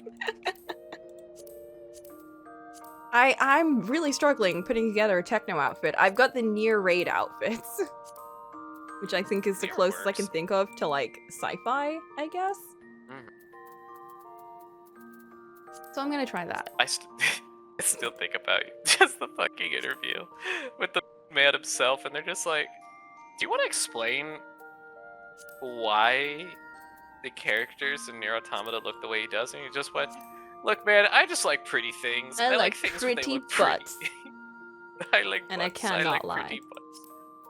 Hey, man, you other brothers can't deny.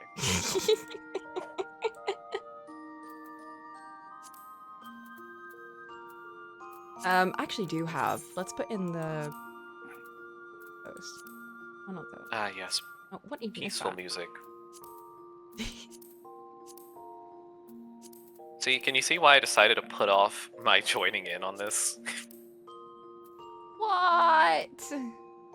Yeah, we did a dungeon today. Wow! Wow!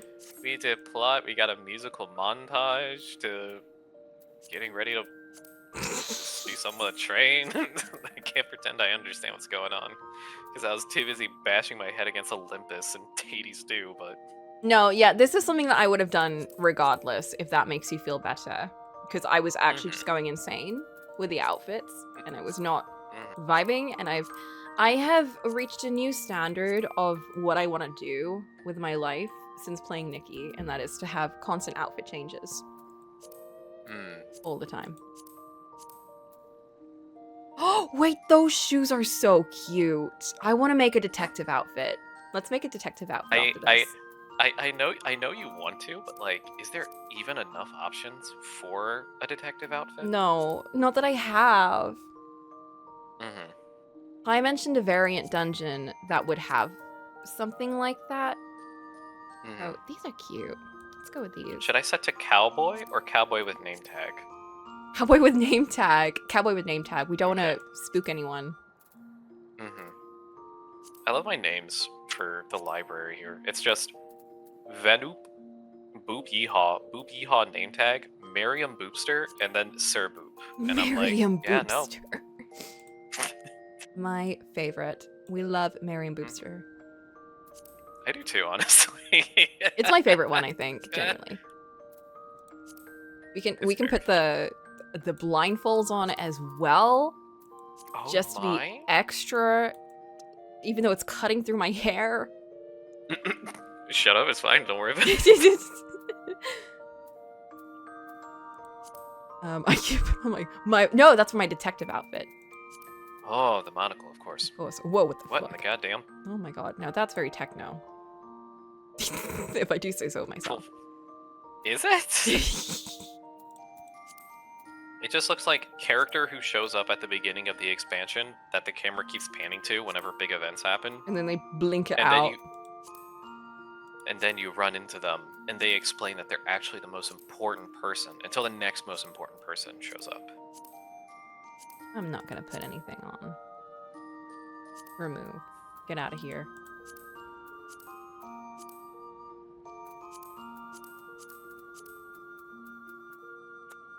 It's not giving techno. Guys, I'm really sad. I don't have enough outfits. Is there a vendor There is. for techno stuff yet?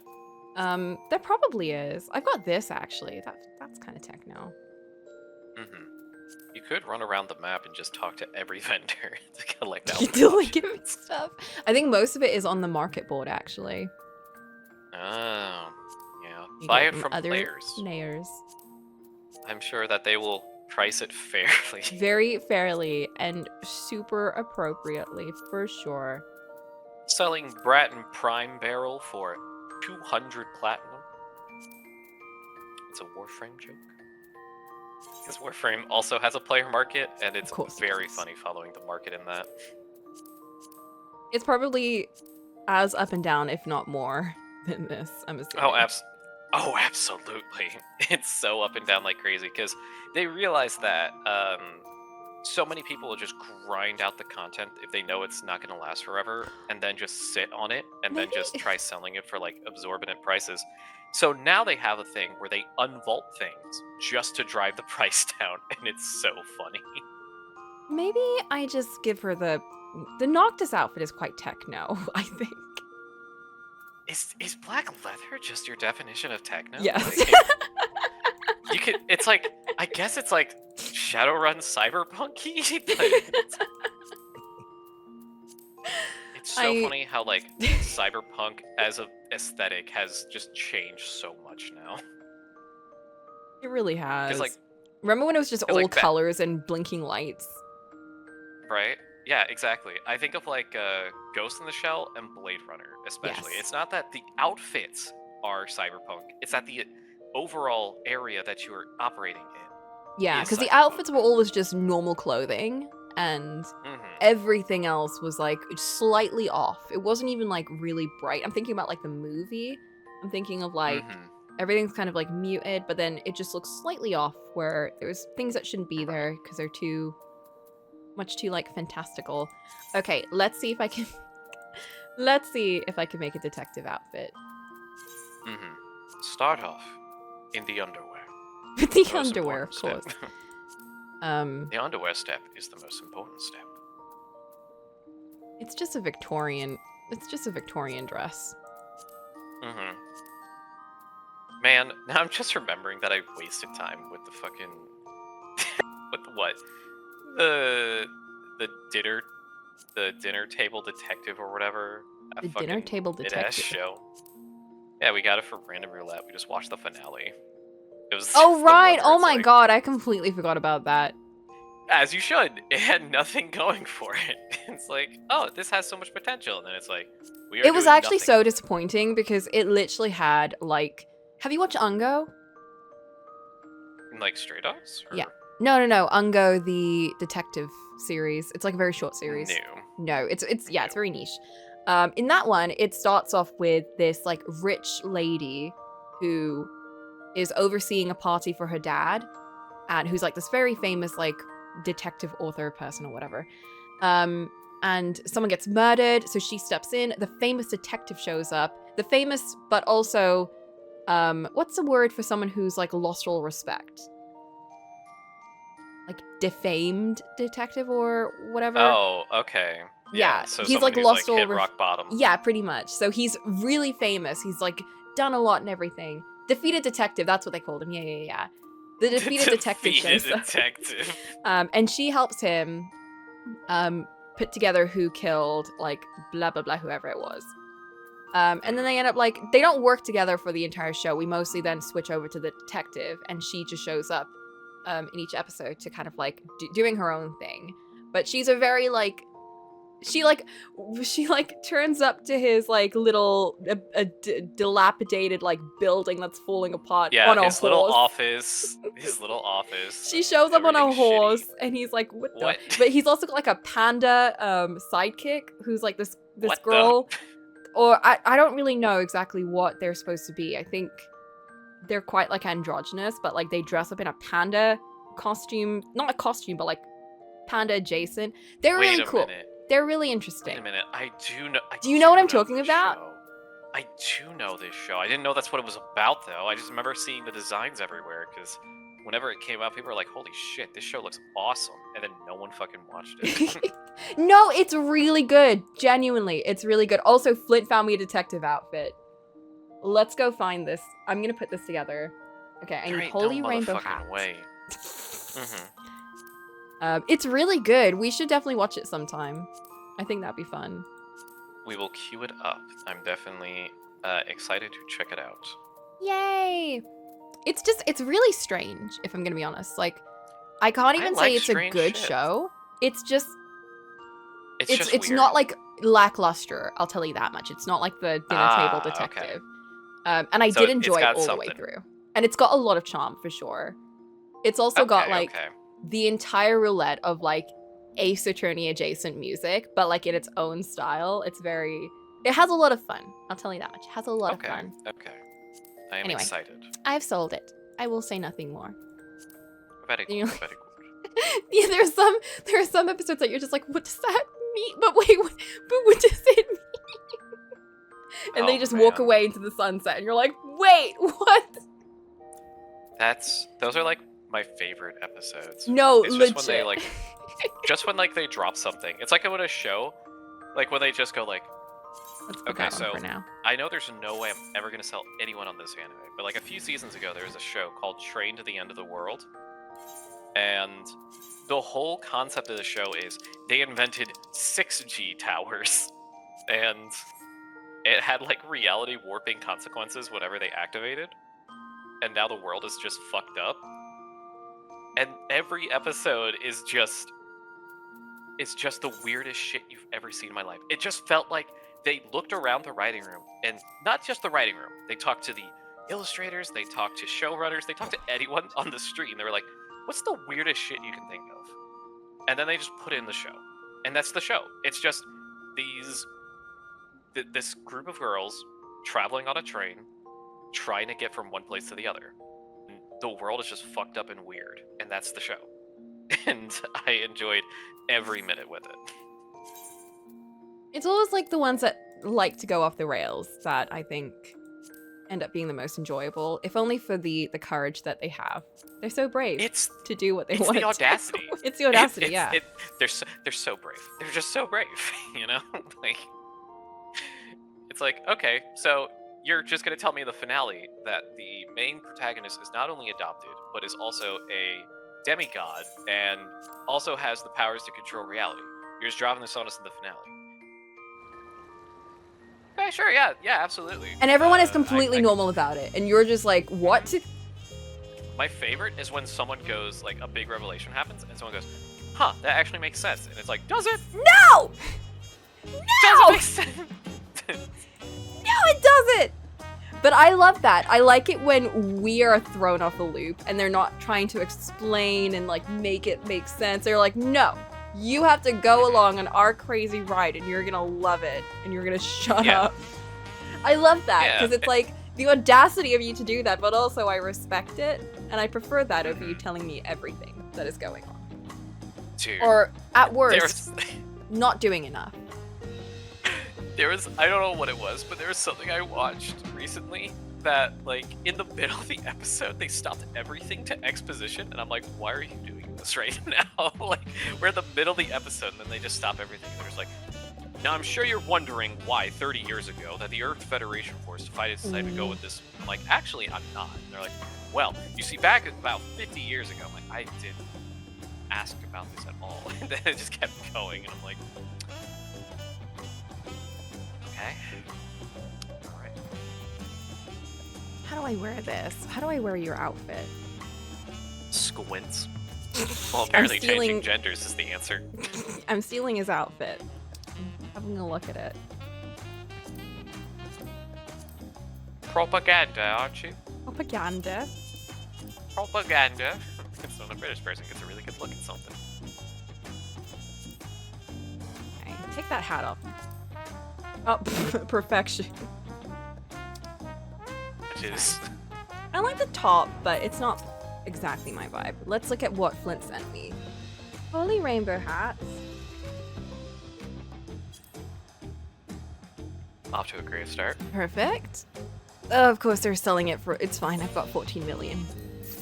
I'm so poor.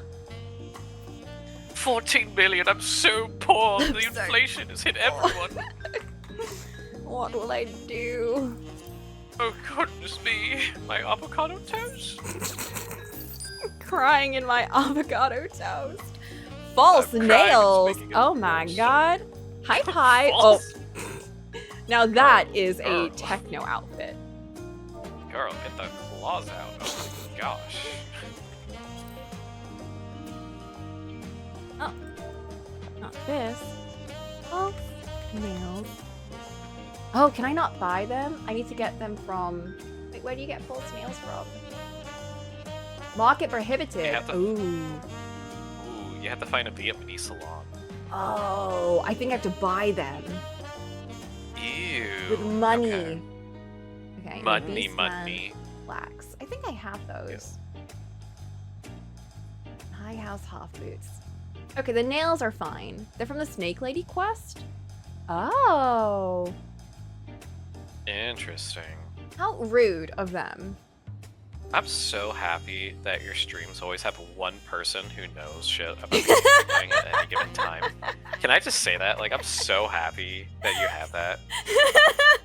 I That's awesome. get ridiculously lucky with certain games that have ridiculous mechanics or just very complicated processes that someone will just come in and tell me exactly what I need. Right? That's so funny. Okay, I bought some of the required gear. I do have like formal slacks, so... Oh, cute! Alright, Bubble Pop. So much frills, my goodness, girl. So many frills. Now that is a dinner party outfit, and I... That's a fucking bigger was from Monster Hunter. Oh, that's right. They did the new crossover event, right? They did! Wait, is that running right now? Yes. They released it in Monster Hunter Wilds. I haven't played it because Oh. I need more than one hunt to convince me to reinstall that fucking game. It came out yesterday? Oh my god. Is it like on a time limit? Probably. They'll probably run it for a few months and then just take it down. Because that's what they did with Oh. Behemoth. And then Oh, they'll wait for like a yeah. year and then put it up again. I should probably do that at some point. It's permanent. Whew. Which means I probably Oh, will wow. never do it. My goodness, Capcom's learning! Fantastic. First Street Fighter 6, now this... Oh wait, they're doing what to the Grand Tour? Oh no! So, this is a fantastic opportunity for me to forcibly insert something that only I really care about. Capcom has like a big tournament for, like official tournament that they run for Street Fighter 6. They're charging people like pay-per-view money to watch it, which is like $40, which is insane because these used to be streams you could watch on Twitch, and now they're like, no, we want you to pay money to watch this shit. Oh no. It's like, cool. I find Street Fighter 6 so boring to watch. I hate that. I wish I liked fighting games more right now, man. There's not that many that fascinate me. I'm hoping that 2XKO fixes that. So.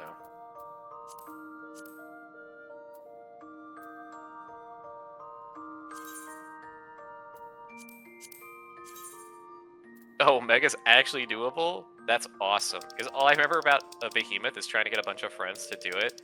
And then we did it once and we were like, let's not fucking do that shit ever again. That was so annoying. Because I think they actually had MMO mechanics in a Monster Hunter fight, which just... Oh, say what you will about Worlds. Worlds is so fucking slow to play. It's so jarring. Because Monster Hunter Rise, say what you will, Monster Hunter Rise I actually really fucking like, and I like it because it's like you're playing on fucking crack cocaine. It's on speed all the time, and I love it for that. It's so much mobility. And Monster Hunter Wilds is kind of like a sweet spot between the two, where it still feels like weighty and clunky, but it also has a good amount of speed to it. So...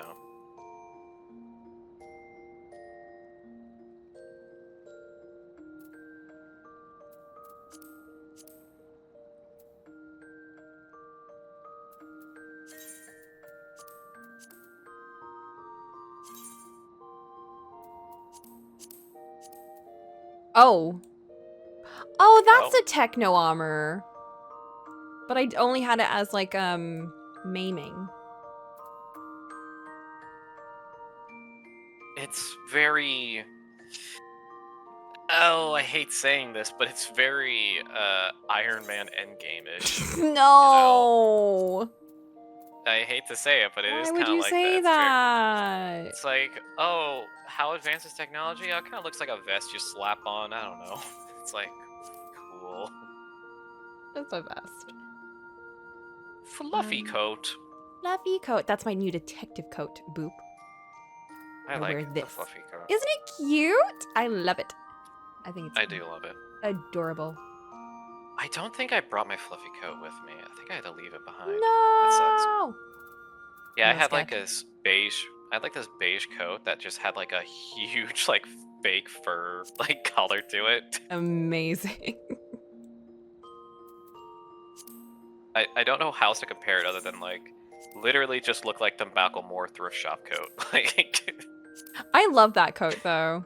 I have gotten into a huge thrifting phase, like the whole year pretty much, and I bought a lot of coats for very cheap, I need more but like clothes. really good brands. And I realized, why have I been buying things off the shelf for so long when I could have been getting these amazing coats for so cheap? I've been it's been really good. They're just like, I got like these full woolen ones and like these like just lots of different types. And coats are great. Coats are so versatile. Gosh. Oh man, I was gonna suggest to one of my friends that we should go thrift shop hopping this weekend, Yes. but no, he's gonna be in the city. He's gonna be the designated driver for his parents and all their friends because they're going to a football game. Boo. I'm sorry, football americano game, and they're all gonna be wasted. He's gonna be the only person there who's sober enough to drive them. He's getting paid $500 for it. I'm like, damn, must be nice. Wow, okay. Can I do that? Right? I can't drive, but I'll pretend. I'll drive us into the fucking ground, but I'll get us there. I'll get you right up in there. Don't even worry. Don't you worry. Ooh. Save these ones for later. You know, it's funny, too. When I was still in California, there was a moment where between jobs, I was like, I should try to sign up for like some of these delivery apps or something, you know, right? You can't even do that nowadays. It's so jam-packed that nowadays they're not even officially like letting people do that. They're just like, oh, just like sign into the app on these days and say you want to do stuff, and maybe we'll have something for you. I was like, wow. Yikes. It fucking sucks everywhere.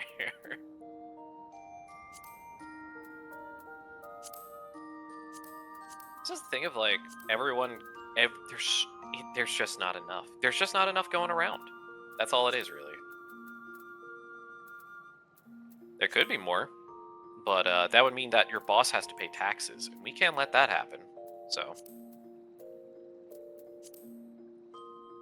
Systemic issues are at the root of all the issues in society. Whoop, whoop. Cobalt brown. Okay, do I have that? No! Oh, how do you get it? I need to go buy it. I need to go find it. That's a nice brown, though. Okay, I can do that really quickly. Okay. The green is nice. However, it looks like generic green coat and not detective. Here's the thing, person watching this, even though we're currently taking an ad break, I'm sure that you're thinking to yourself, man, I really wish Streamer would play game because they are 240 minutes away from my favorite moment of this expansion. But here's the thing, we're getting this out of the way now so that can come sooner. It's true. Rather than later. It's true. Because now if I oh, these colors are not matching, but it's fine. I'm gonna fix everything. I'm gonna fix it.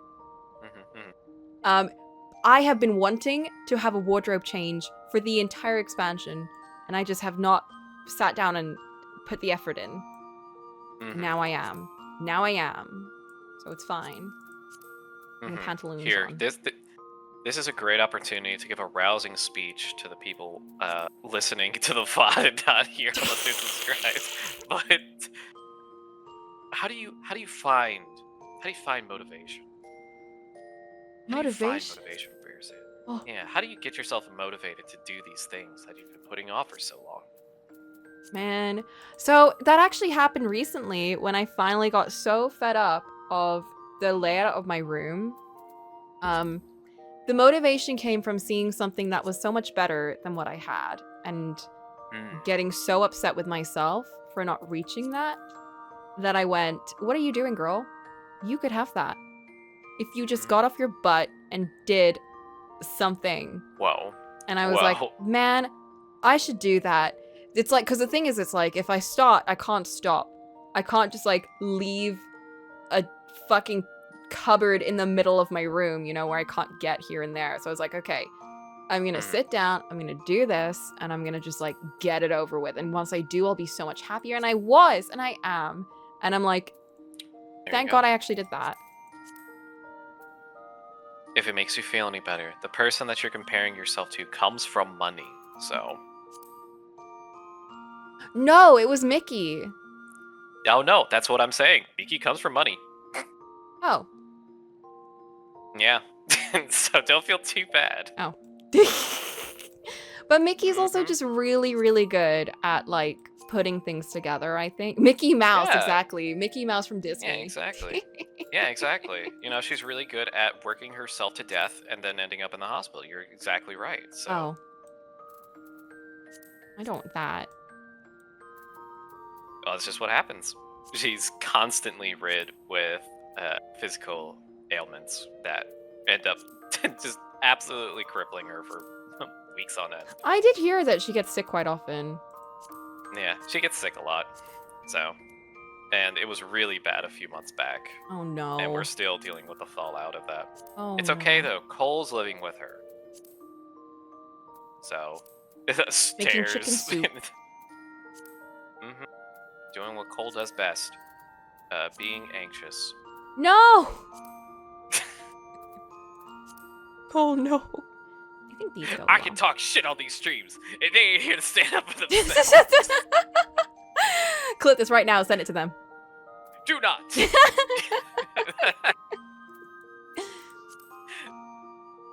No, but Mickey's room, insane. Like, it wasn't like crazy pieces there, but it was just like the creativity. Like, there's a whole section that was just like butterflies on the wall, and oh my god, I wanted to cry. It looked amazing. Right. I thought, why aren't I doing that? Every room that every living space that my ex had to inhabit, they would insert so much little things that I was just like, holy shit, it's like a completely different place. And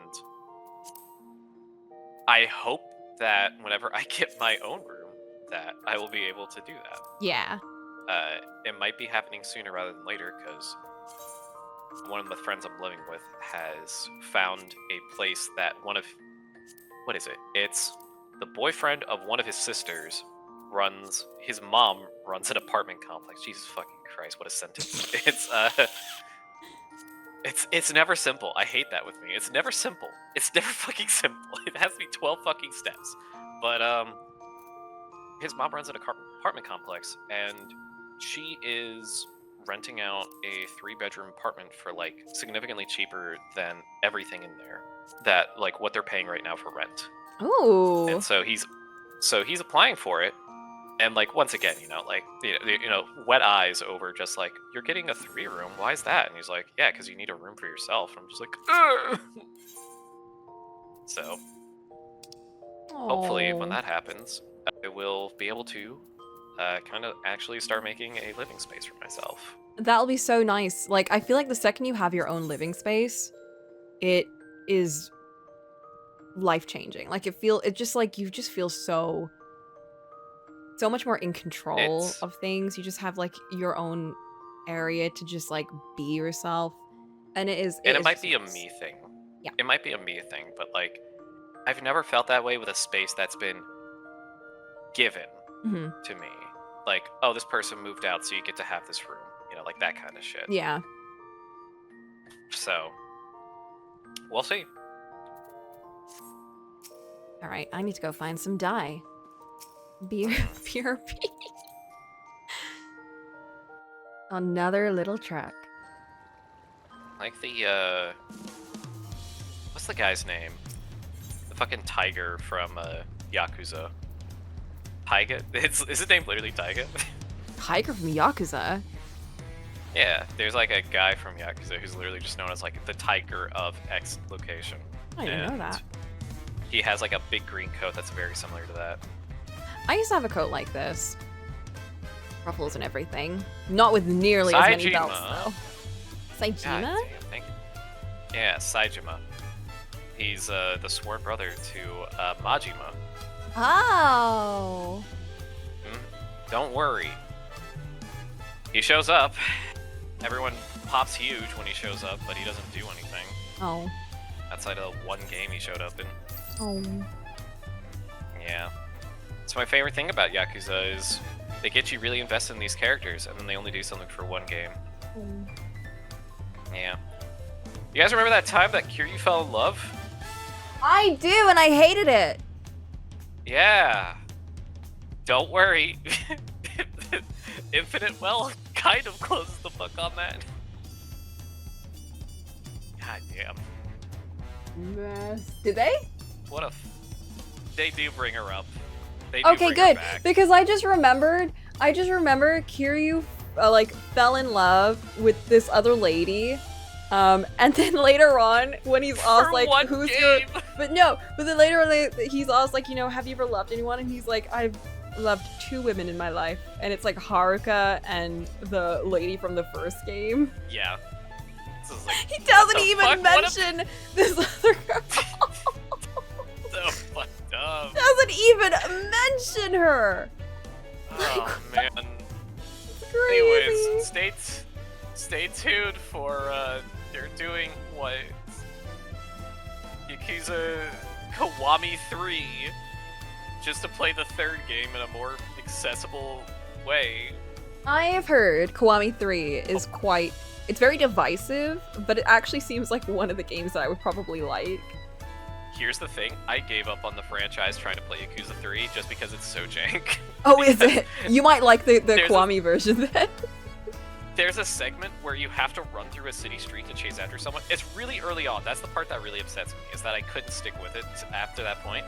But it's so janky that I couldn't do it after like a dozen attempts. Oh no. And I was just like, fuck this fucking game, and I just like gave up on like trying to play through the entirety of the Yakuza franchise. Oh man. You know what the funny part is? It's really funny. What? The Kiwami games, especially the second one, they had the Majima construction shit, right? Mm-hmm. And they had a whole thing where the subplot was you literally fought real-world wrestlers. But it wasn't even original, because outside of some of the models that they used specifically for the bosses, everyone else in the game, they used in Yakuza 6. So, it's very funny. Hiroshi Tanahashi, Kazuchika Okada, Yorotano, or Toriyano, one of the two. I don't know. I always get his name wrong. Like, all these Japanese wrestlers that are, like, really acclaimed, all of them showed up in Yakuza 6 as people you would fight, and they had, like, backstories tied to them.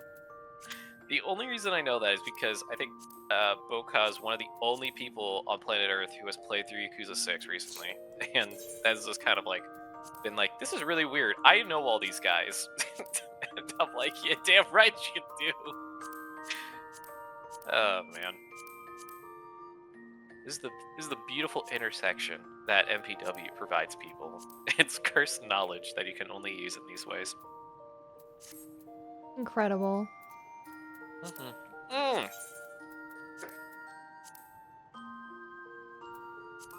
Here's something that's fun about next week, because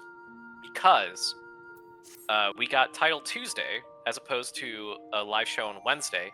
We actually get to watch both Dynamites for the last 2 weeks today. So that means for the first time in a very long time, we get to have a gimmick week next week for MPW. So I'm very excited about that.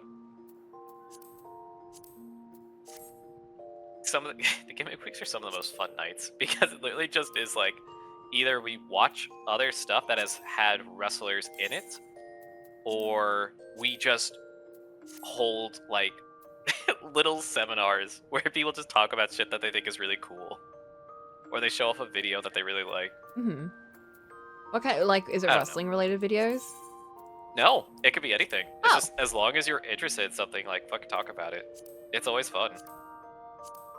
It's how I got introduced to like some of those really like funny niche guys that have really taken off in popularity, like Kenny Austin, who just does like really specific videos, like do the power lines in a Grand Theft Auto game actually connect anywhere? He recently did one on Red Dead Redemption 2 on that exact same thing, and it's surprisingly detailed. I remember watching one of those.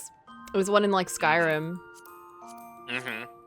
It's like the unemployment rate in Skyrim and shit like that. But yeah. Dusty introduced Secret Base, which I actually was watching pretty passively for a while. But there are these guys that just do like really insane like sports videos about like different sports. And the video that Dusty showed was a video about famous players in baseball all named Bob. Huh. It's like interesting. How many are there? A bunch. And it's very funny because the guy just went into incredible detail on all these guys named Bob. But it's I didn't think I'd be interested. It's the presentation that does it. It's that speaker specifically for that channel, because like he does these really in-depth diagrams. They're like animated, they're 3D, they're incredibly detailed, and they're eye-catching because of how strange they are. And they don't make any fucking sense at first. But then as you watch the video, it lies on.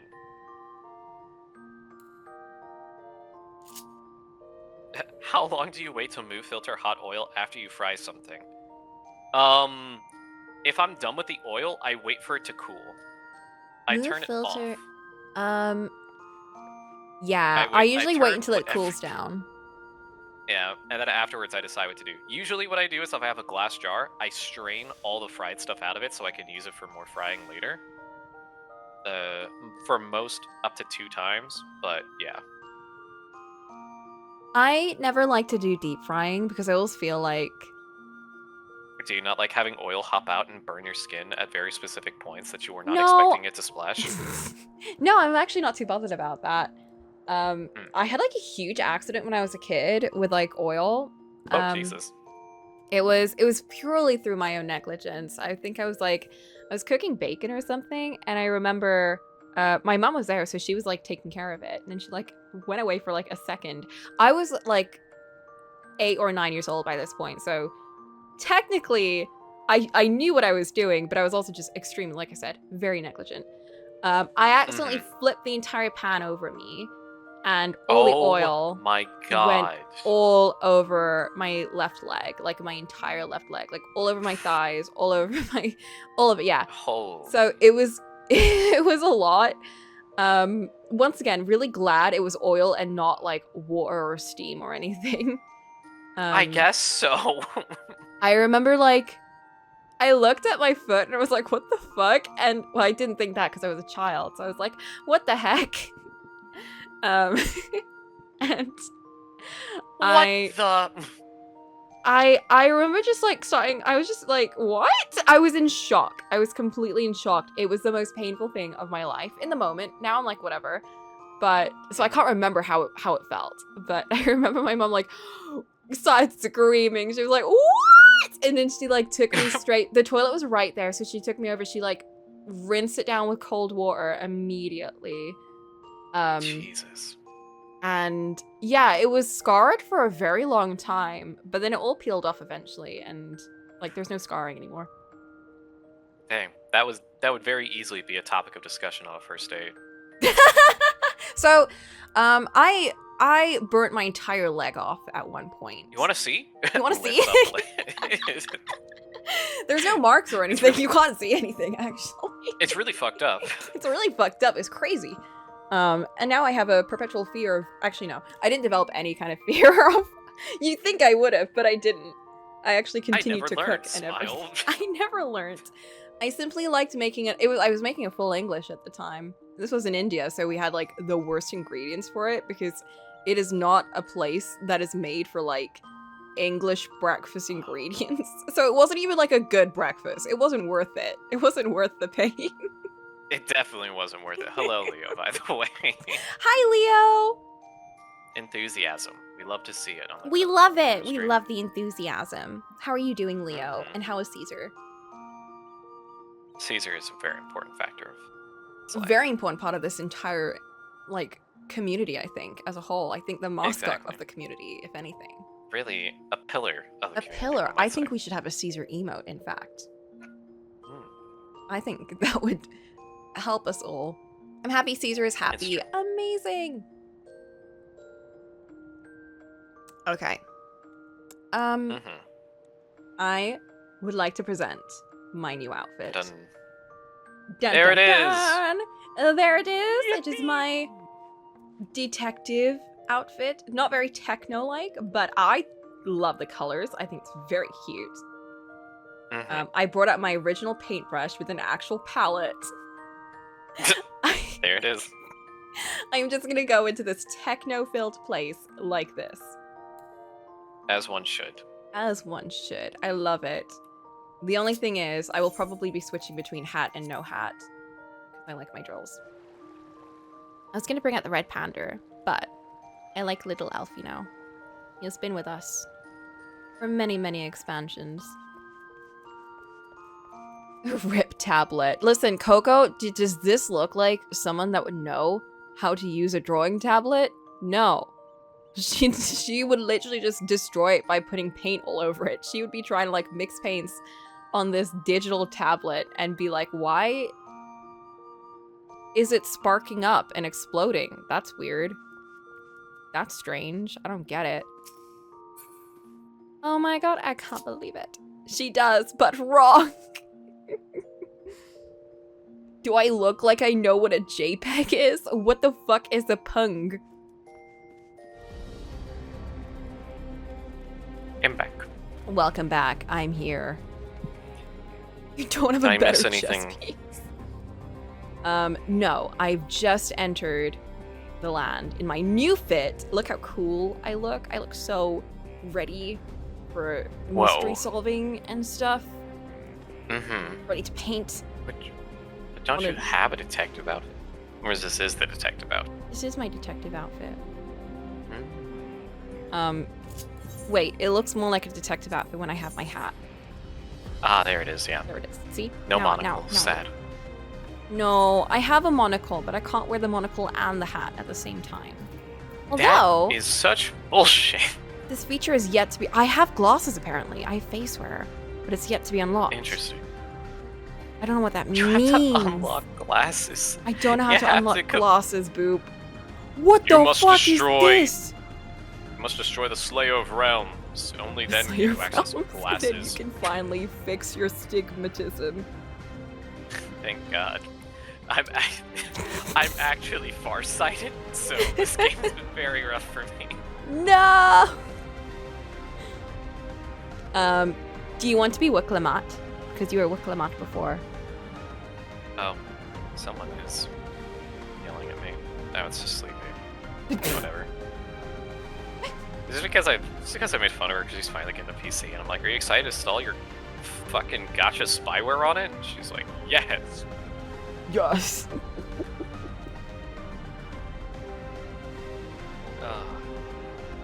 Oh, it's fine. You can be here. I don't care. Oh, okay. I was just hoping that you would. Wow, why's that?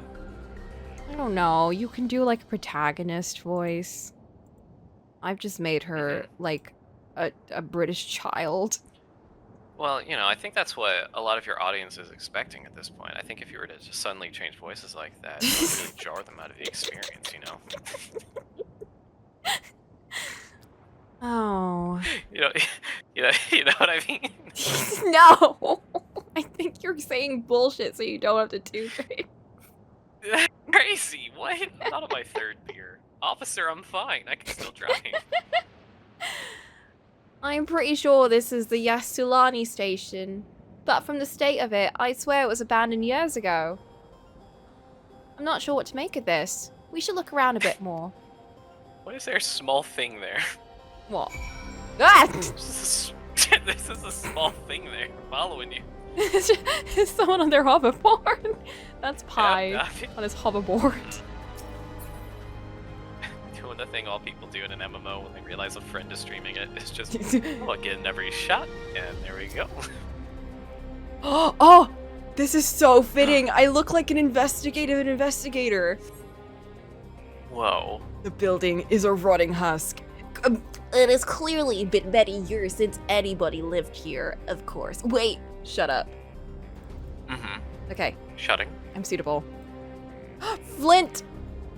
Can you give Boop a detective monocle and everything?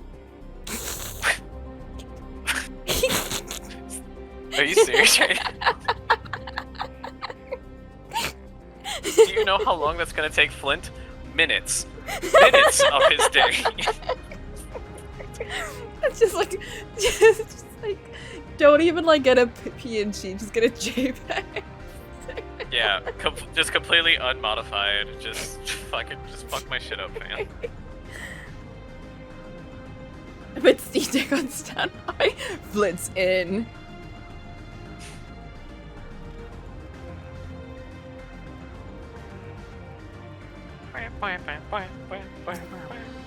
This is crazy. Like, this town looks like it hasn't been like in service in decades. Like, it doesn't look like they just took over like the other day.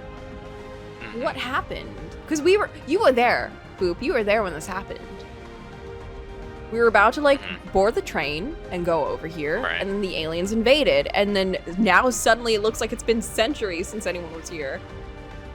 That's true. So is this like an alternate dimension or something? That's a great question. I wouldn't know. You find a train turntable, the thick layer of rust that just, see, hasn't been used in years. It's so strange. Been used in years. What's that mean? And everything's rusty and rotting? Things don't rot that quickly. Yes, it is Investigator Coco and Boop. The tracks are heavily rusted.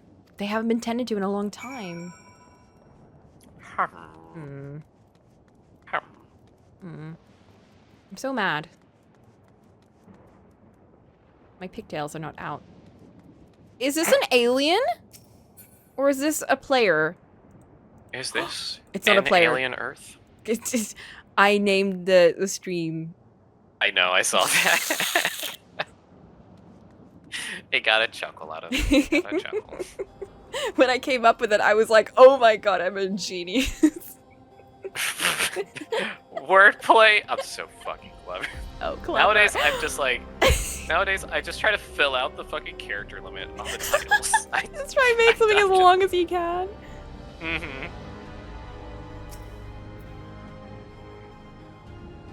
Finished poking around, have you? Let's gather everyone then. I want them to look at this. Everyone? Everyone! Everyone that's come with us, at least. Which is Grahatia, and Alizé, and Aaronville, and Kryle. Flint's gonna make you a Poirot! Wait, are you gonna give Boop a big moustache? What the fuck?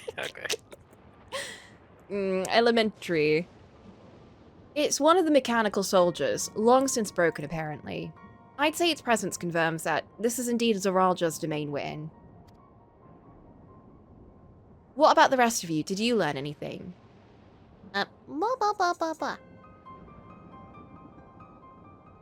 All evidence suggests this is Yasulani Station. You want to be Aaronville? The bunny boy? What is accent for bunny boy again? Enough that I've forgotten. Is he Icelandic? Oh, that's not at all. Because I think all the bunnies are usually like Icelandic, but I don't know if he's like, because he's from here. I don't know if he has like he's Icelandic. Yeah, okay. You've seen the Banner Saga streams. You know that shit doesn't go well for me. I've just given him like a very soft and slightly like a word. You know when someone's soft but also kind of like a little bit perturbed, just a little bit like done with everything, but they have a very gentle voice. I've given him that kind of voice and like made him, I think, the only American in the group. Okay. So a tired American is what his landing is. He's a tired American bunny boy. That's what I've done. Oh. You can go with your heart, or you can copy A that. tired bunny American boy in London. That's what I'm. Tiny bunny American boy in London, surrounded by a bunch of like English riffraff. Okay. I'm just gonna sound as tired as possible. Also, his hometown has just been destroyed, so he is probably very tired. Oh man, I'd also get tired if my hometown was just destroyed. Aye, and I've no doubt we're in. Oh, okay, immediately with the Yasulani, but I do not understand why the buildings are so run down. Hey, you got an easy one. So this is his hometown, yeah. They were completed barely a year ago. See, what the fuck? They were literally made a year ago. What happened? The new structures to deteriorate, and enormous ones to appear in a flash. If I didn't know better, I'd say time flows differently here. Okay, so we're just laying it all on the table. That's good. Get it out of the way now. See, I'm thinking like some kind of time distortion, or a different dimension, or such a thing even possible. Do you want to be the cat boy? What is Grahatia over here? What's his So whole deal? Grahatia is he was in the original Crystal Raids. He is voiced by, oh, I forget his name. He's a very big actor. He was in Bridgerton and he's like done Broadway and blah blah blah. But he's an English actor. Graha's got a very soft British voice. Jonathan Bailey, that's his name. Also, if you have, I don't know if this is showing up on stream, but for me, OBS is going so slow. Is it? My PC is like, my fan is going Chugging. crazy right now. Oh damn! What's going on? I don't know. I'm gonna just Do you like accidentally close. have Nikki in the background? I don't. I don't just have Nikki. I play that game on my Steam Deck more than anything else. Oh, so it is lag. Okay, so it's lagging for everyone else. I'm just gonna close. So it. just like what? Like a soft British accent sort Yes. of deal? Is it more like higher up like this, or is it more like more distinct sort of thing? Slow it down somewhat. I don't think he's like as posh as like the others. I don't think he's supposed to be like particularly that, or like Eorzea and Alphino are posh. We have encountered this phenomenon before, as it so happens. He has kind of a similar accent to Coco's, like my actual. Kind of, yeah. Without all of the extraneous things in my accent. Mm-hmm. You're holding yourself back, Coco. When are you gonna let the training weights off? Yeah, he's got like a Londoner accent, I think. It's not like particularly received pronunciation or anything. It's just kind of like what it is. Obviously, we've got like differences in ours because I think I'm definitely more east than he is. But anyway, yes. Though it may be difficult to believe, our world is but one of several.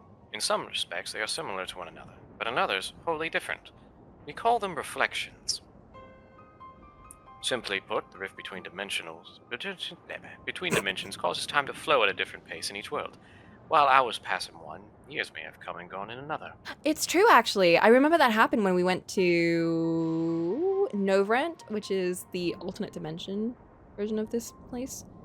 And when we went over there, Eorzea and Alphino had already been there for like months, I think. Like they'd been there for ages, but the time that it took between them going there and us seeing them was like, what, days, I think? It had been days, and they were like in a coma.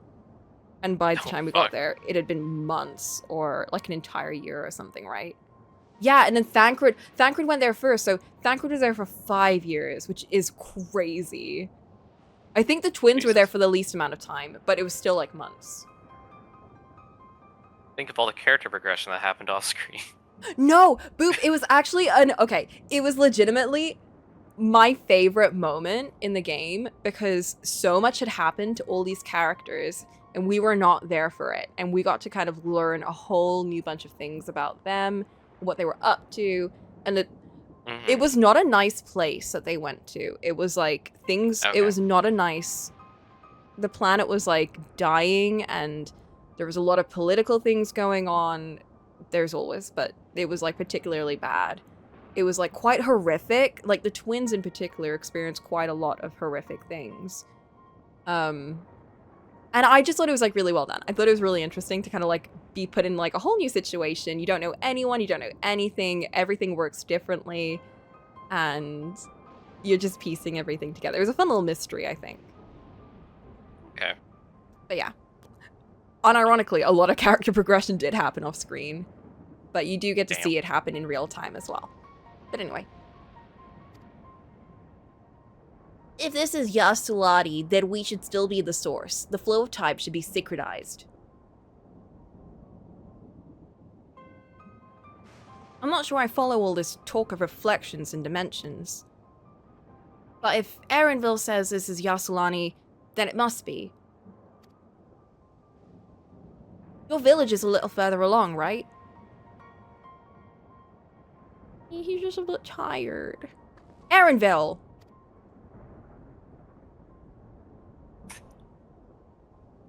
Oh, yes, it's a short distance to the northwest. Let's head there next. Rather than talk theory, it's always better to confirm things firsthand. He must be so sad! Can we take that thing with us? Simultaneous nod. What the fuck? Do you want to be the robot? Oh, sure, absolutely. May I be of assistance? What?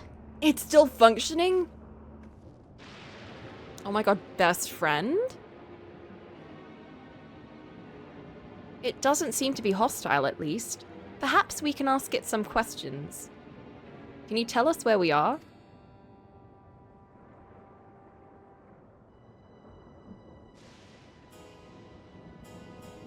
Unable to confirm credentials. Please present citizen identification. Unable to confirm credentials. Confirm. Oh. Seems it's broken after all. Too strange by half. Let's leave it and keep going. Kill it. Let's take it with us. I want to keep it. Are those lightning rods?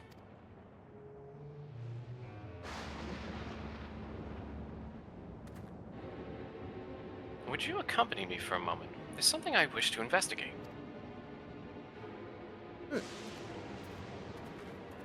Just gonna leave it? Okay. Oh, okay.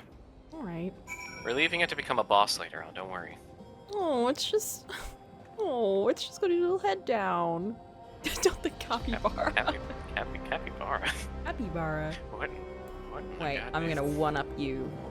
This is my detective steed. Gorilla. Gorilla? Gorilla. What? Gorilla, what detective? Gorilla, move detective. New place. Must help investigation. Where the fuck did the gorilla come from?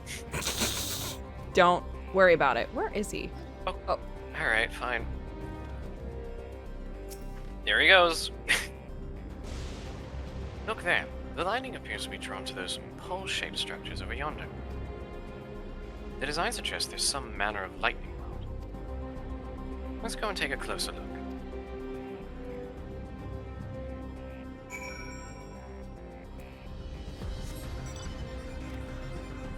What is the most detective-y vehicle that I have? You have a carriage? You have like an old-timey car? Oh, I don't have a carriage. There is one in the game, but you have to like buy it. What do I Gross. have? I know. Nope, not that. Oh my god. I suppose a behemoth could count, yes. This is very steampunky, but no. It's true. That's true. Magitech Maybe- is also very steampunky as a whole. Thanks, It's Final true. Fantasy VI. This is my favorite one. Look how silly it is. God damn it. I'm being put God in damn time. it. Ah! Thank you, Phaeton. We will end the stream with that. I'm gonna go to sleep. Good night, Phaeton. Have a wonderful sleep.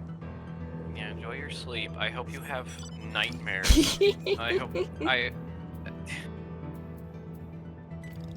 Oh, a motorcycle could work. I think the motorcycle works quite well, detectives. right? Mhm. I think this one is more like fitting than the Final Fantasy VII motorbike, right? Yeah. Final Fantasy VII motorbike's very its own thing. It is. This one I had to work my butt off in the farming area of this game. I did a lot of farming to get this.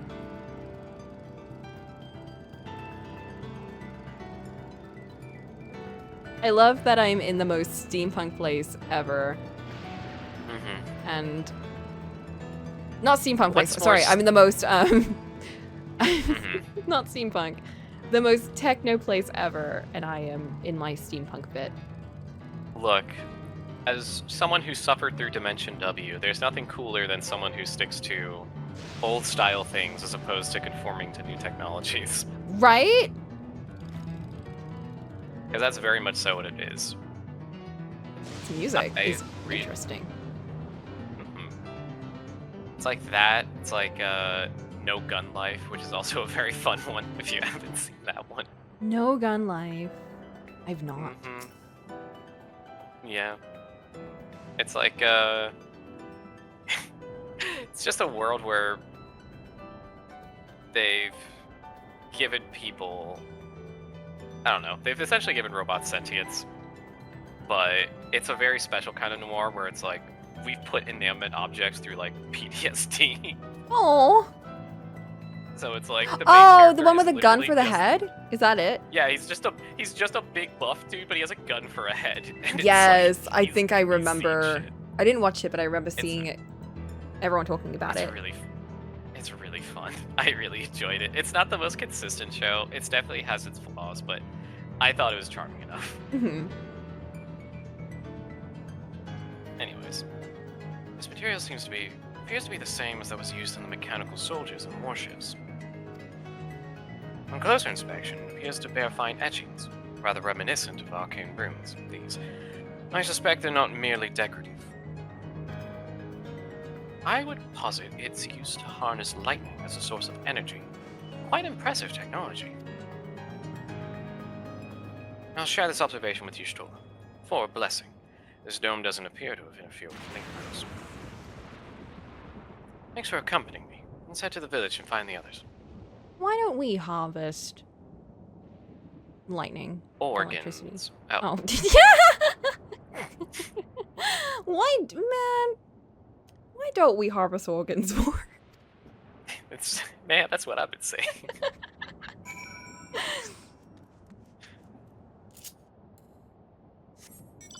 Oh, wait. Let's put on the backpack. There, now I'm a real detective. Detective with their fucking hiking backpack. That's my hiking gear. They're ready to go fucking camping for the weekend, man. Just in case you need to camp out, do it like a stakeout, you know? Heal your stuff. I feel like I've asked this before, but are you a camping person? Because I've never had a good experience camping. No, I'm not. Last time I went camping, it wasn't even camping. It was like, you know, in log cabins and stuff. And I got lost in the woods at night. Oh my god. On my way from like the food place to the cabin. Because I gave someone else my torch. This was when I was a kid, so this is ages ago. But I have not been camping since. Yeah, a few years back, I went to a campground in Louisiana with some friends in the X, and it was like 20 degrees. Oh no. It was fucking freezing, and it was so miserable. It was nice being there with friends and loved ones, but like, holy shit, it was so bad. Yeah, I think it would have to be like really nice conditions for me to enjoy it, really. Like I would not go now, not in like October, November. Absolutely not. I feel like now would actually be kind of okay, but yeah, I see it. Maybe September would be. October maybe, but not November, December for sure. Yeah, no, definitely not late December going into January. No. That shit is... Cool, I know I'm gonna start it on like, especially here for like January to March. That's like rainy season. Yeah, it'll just be soggy and gross, and there's nothing worse than the idea of camping in the wilderness and it's soggy and gross. Yup. Oh god, I hate rain, dude. I hate rain so much. I'm sorry. I like rain. To say this. I like rain a lot. Hate it. I think I just need to be like overexposed to it again in order to be like I'm sick of anti-rain. this. You know Just what I live mean? here It's for like a couple of months. Dude, because like I lived in Southern California for so fucking Probably like long, had no dude. no rain at all. No rain in a fucking desert. Like it's so fucking awful. And like, oh man, I need to get disassociated again. You know, like, I need to get disenfranchised. Yeah, you need to like really just like, oh, fuck, man, I hate rain when it's like there every day and it's actually like interfering with my like. Oh my god. It's so annoying when you plan like a whole weekend with like friends and it's all outdoor things. Like you just want to like walk outside and do fun stuff. Everything's within walking distance of each other. So once we get there, we just have to walk around, and then it's like, all right, so it's gonna be downpouring for the next 6 hours. All right. Well, and it's also because like here you're not like driving from place. You're literally walking around a city for the entire day, and that's what I do usually. I'll just like, you know, when I plan things with people, I'm not planning like we're gonna do this, and then we're gonna do this, and then we're gonna do. We're just like, let's go hang out for a day, and then we find things to do. And we walk around, we figure things out. If it's raining, I'm gonna want to walk around and figure things out. I'm gonna want to be going from place to place and go home. Actually, I'm gonna want to go home. I'm gonna spend about an hour in this cafe we stopped by, and then I'm just gonna say, actually, maybe we should just call it. Well, last time I did that, it was raining the entire day. It was also really windy. It was horrible. And we had a plan to like go and like buy specific things. We went to like a mall. We got like we got like stopped by this girl who was like doing a college interview thing, and then I just like had a rant about like the annoyances I have with Selfridges and department stores in general. And then we didn't find what we were looking for, so we were gonna head home, and then we just stopped in a cafe, spent like 3 hours there. Jesus. Because I didn't want to leave. I didn't want to leave and get soaked, and then we just had too much to talk about, so we just got like, just kept ordering more like hot chocolates. Man, they don't even sell fridges. Why is it called that? Someone who completely misinterpreted what a department store was. Should I give him a Ooh, do you want a magnifying glass? I can't. This is already something outside of my control, so it's... Well, it can be yours for a low price. Yeah. The thing is, though, it's under your control, because then you can choose when you want to put it on and when you don't. True, it's true. I can never force you into a Sprite anymore. Damn. I know. I was doomed the second someone actually decided to make me one, and then that gave a frame of reference for all the others to come. Now you will have one for everything. It's true. I need to make an art one. I have an idea in my head, and the idea is really cute. However, the execution is where things can go really bad. So I'm hoping it turns out cute, because the idea is so cute. And if it turns out like I have envisioned, then y'all are gonna be like, wow, Coco, that's such a cute idea, and you've drawn it so well and looks amazing. But if it doesn't, then you're gonna be like, oh, I guess it's not Sprite. Okay, that's cool. Oh, that's interesting. That's an artistic interpretation for sure. Yeah. It's not even like a crazy artistic thing. It's literally just like the pose and the idea, like the it's gonna be a huge thing from like the not talking and talking. Like, it'll be a huge, like, difference between them. Like, I'm redrawing both of them, but my thing is more, is it gonna look good? Am I gonna be able to capture the vibe? But, yeah. That depends. I don't know. Anyway. It do be depending. What in the world? Oh.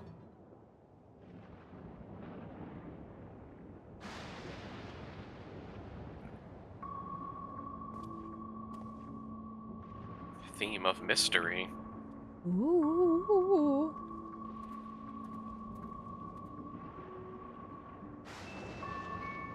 It's giving Tales. Do you hear that? A little bit. It's mostly the chimes that would do it. Yeah, it's Little making me think of dinglings. like a cave in a Tales of game. Mm-hmm. Yeah, I can see it.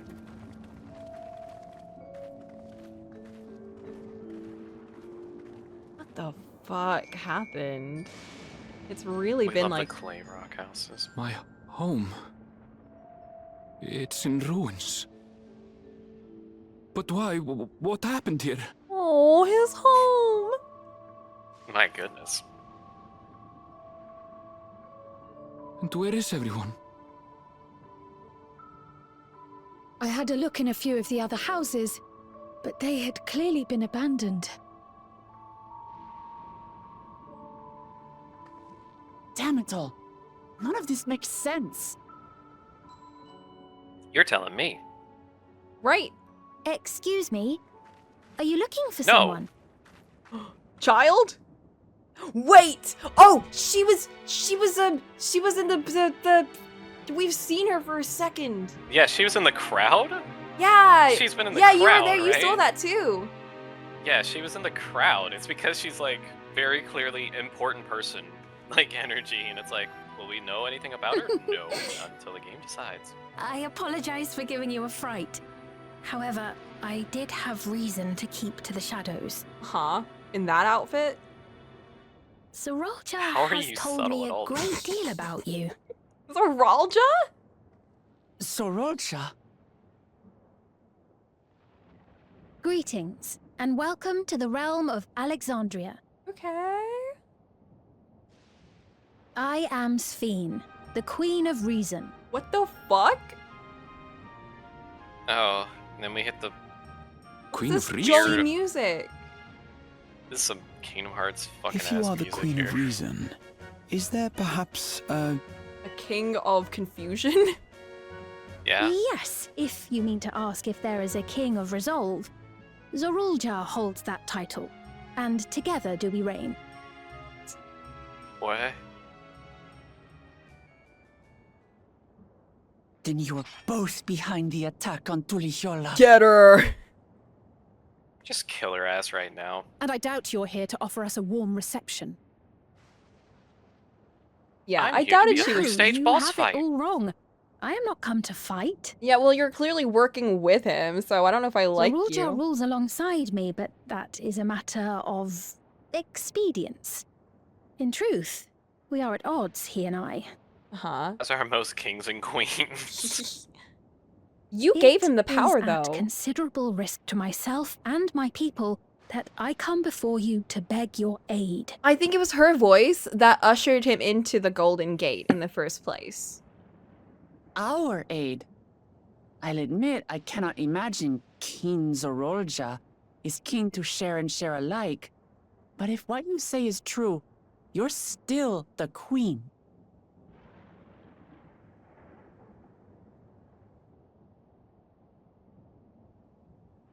Indeed. But I was once the sole ruler of Alexandria. Uh-huh. Until one day, he appeared, bent on conquest. In my weakness, I feared his power. How long ago? He went there like So yesterday. I persuaded him to forego violence and strike a bargain. I would remain queen, and he would receive technology that would empower him to achieve even loftier ambitions, along with the knowledge to use it. Okay, so, question. A gamble, to be sure, But if it might spare my people... Yes. Okay, so question. Is this person... Is this like this version of like Lizard Man who came in and bopped Lizard Dad or whatever? Like, is this the same one? Or is this world version of him? Good question. I think it's the same one because we saw him go into the gate and we didn't see where he went or what he did. We just, saw him afterwards. Like, that was when you came in and you saw him come out with all this, like, technology and stuff. So this is the inevitable payoff to not killing someone on screen. I guess. Because the thing is, though, I remember vaguely. I remember when he found the golden gate and everything, someone ushered him in and it was like a female voice. And I think it might have been her voice. And they were like, come, we need your help. Please get in here. Like, she asked him to come in. Like, almost begged him to come in. So now I'm like, so he came in and conquered? It was unvoiced? Okay, it was unvoiced. But there was definitely someone that ushered him in. Okay. Mm-hmm.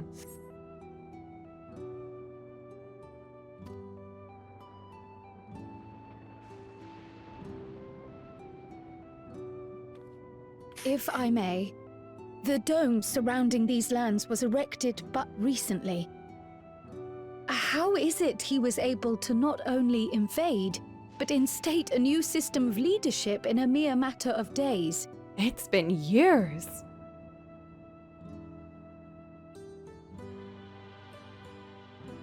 I've never heard of your realm. And this place is, or at least was, Yasolani. The house I grew up in is still here. How But is this 3 guy years rolling ago, every that tower and these R? strange contrivances weren't. He's rolling every vowel. Nor was our village in ruins. It's the power of Where Icelandic. did you come from? And what happened to the people who lived here? You must know. The thing I do like about this game and the voice actors is they do actually pull people from Iceland. I realize how confusing India this one must and, be. Truth be told, relevant I don't places. fully understand it myself.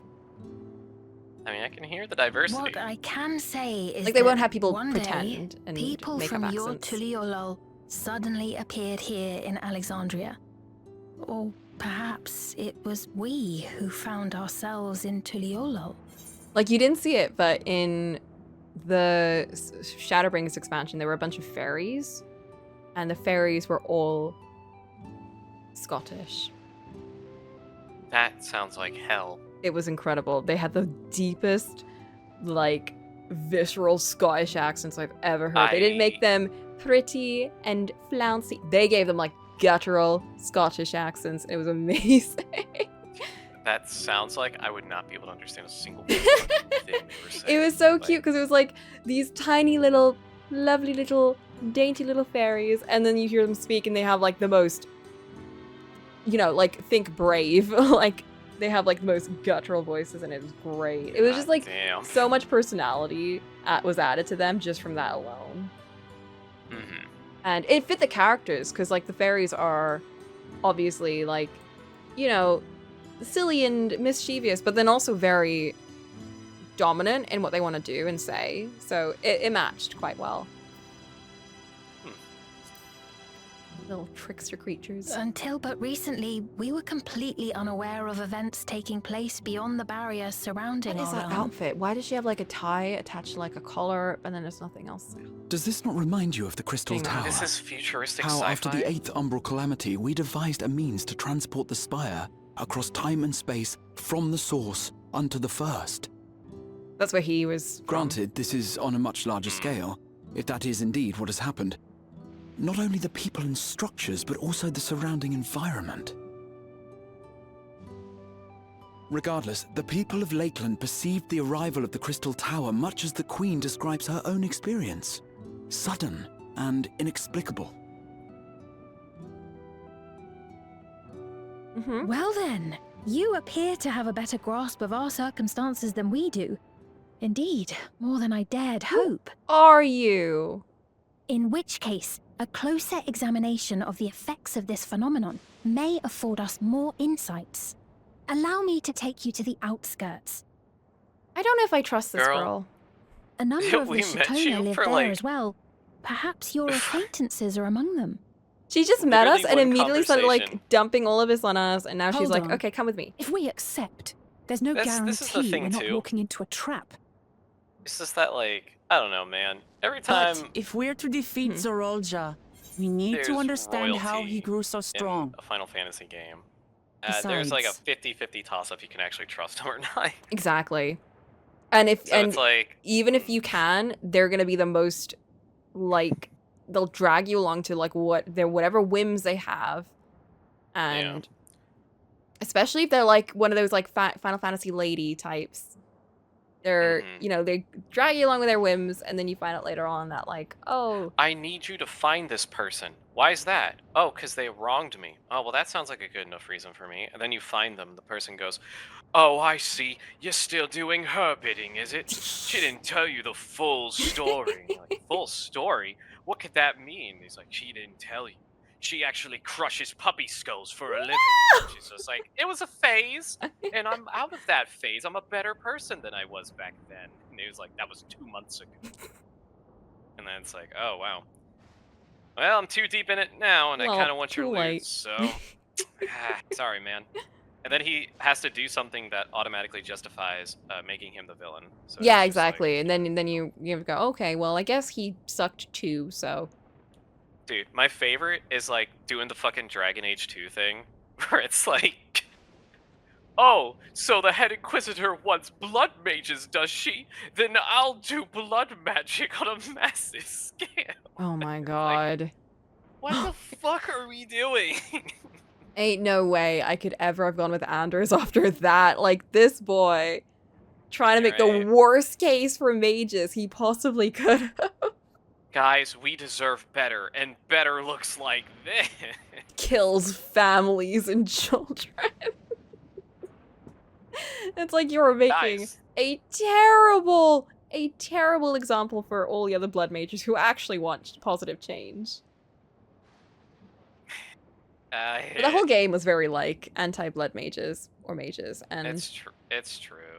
I genuinely was like, I don't know if I could ever side with them in this game, and I'm just not gonna. So I won't. Yeah. My favorite part of Dragon Age 2 was that the DLCs are mandatory to play the third game. Oh my god, I didn't play the DLCs because I didn't want to buy them. Yeah, same.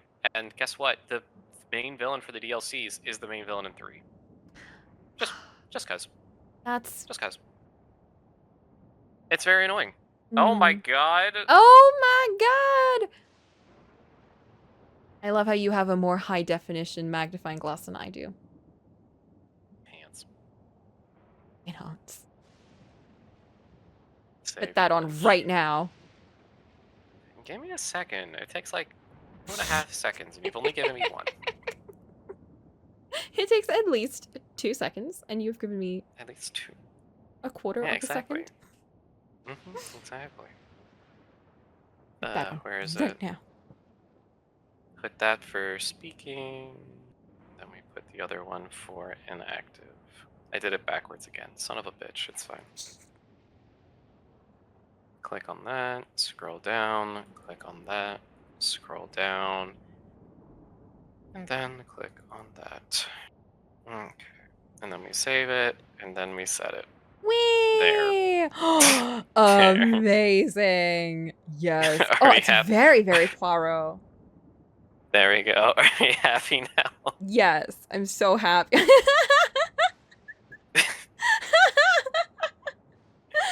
This visual. Incredible.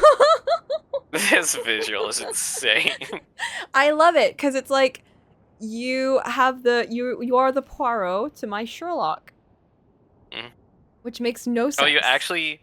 Wait, Flint actually did magnifying glass logic. for They did, magnifying yeah. glass. It's actually magnifying it. That's awesome. Incredible. I love it. Bravo. You've outdone yourself, Flint. All right. Are you ready to continue? Let's get through Yes, the I'm ready. scene. And then Yes, I'm ready to continue. Let's find out if she immediately betrays us or sends us on another fetch quest. I don't trust. I'm Alize right now. Pull your sword out, girl. Don't trust this. Just kill her. What's the worst that could happen? Imagine Erinville, the pacifist of the team, just goes and stabs her in the back. Ah, you're right. No, he's too sad. Queen Sphene, before we go, Your Majesty, I have to ask, did you really have nothing to do with the attack on Tulihiolal?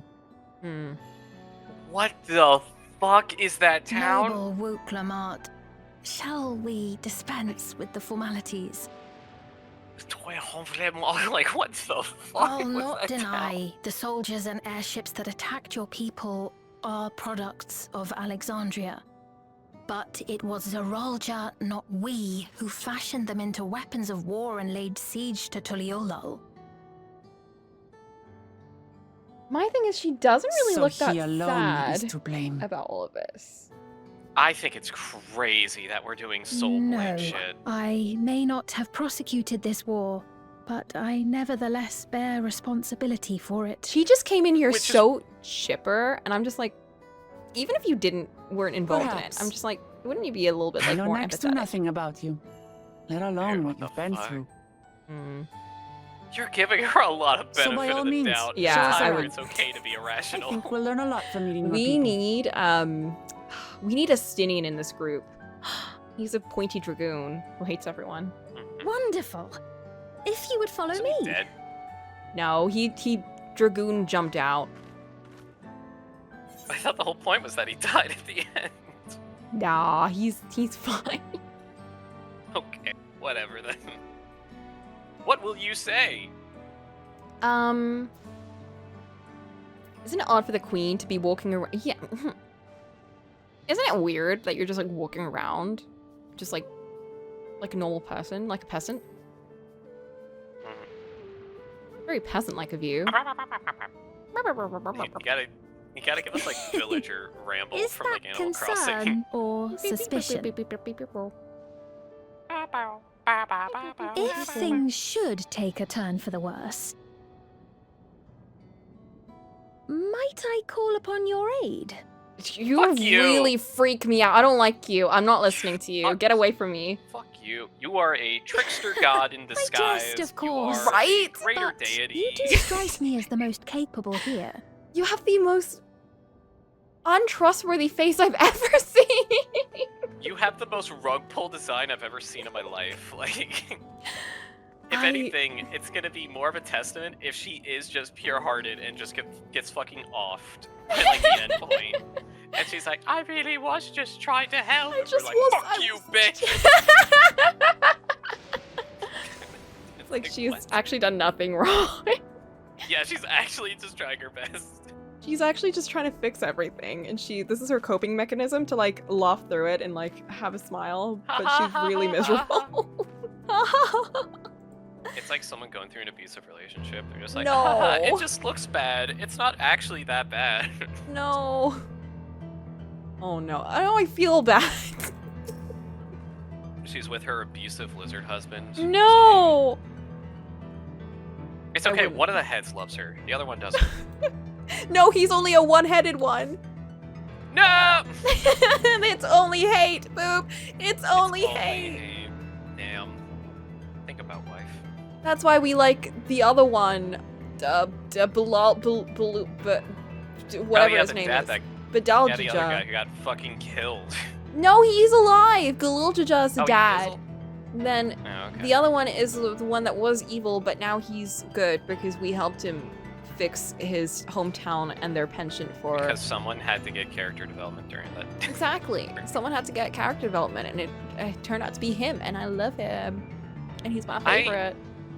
Can I just say that I love that villains will get the most development out of anyone because you have to spend time with them in order to like cement further either like no they're like justified because there's only two ways to really do it in this kind of format. It's either they're the Char as Noble where it's like, oh, you think he's like this protagonistic force but actually he's also on your side but he's doing things his way, or it's, oh yeah, no, they're just an irredeemable piece of shit. Like, that's just it. Yeah, so with Bakuljaja, so he's the one I'm thinking of. He was quite awful, and he was very, like, outwardly awful and everything. But his hometown was, so he was kind of brought, the two-headed, like, I think I explained a little bit of this to you. The two-headed, like, lizard people are said to be, like, really lucky and extra powerful and everything.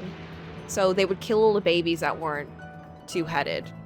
So basically, he was living out the expectations of, like, his entire family, because his dad would just, you know, let his siblings die and all the other ones.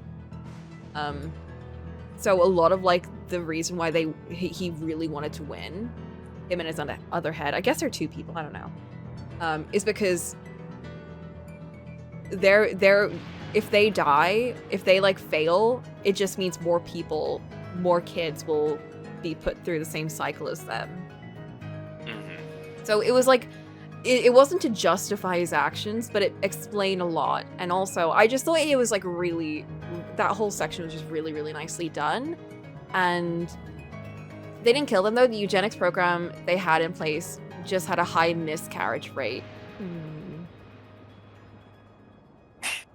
What a wonderful combination of words. What a lovely sentence. Same general idea, but slightly different nuance. I guess, okay, so they didn't kill them. What did they do? Did they, like, breed? Oh, yeah, they breeded them with, like, the other thingies, and it was just, like, a very low chance of them surviving.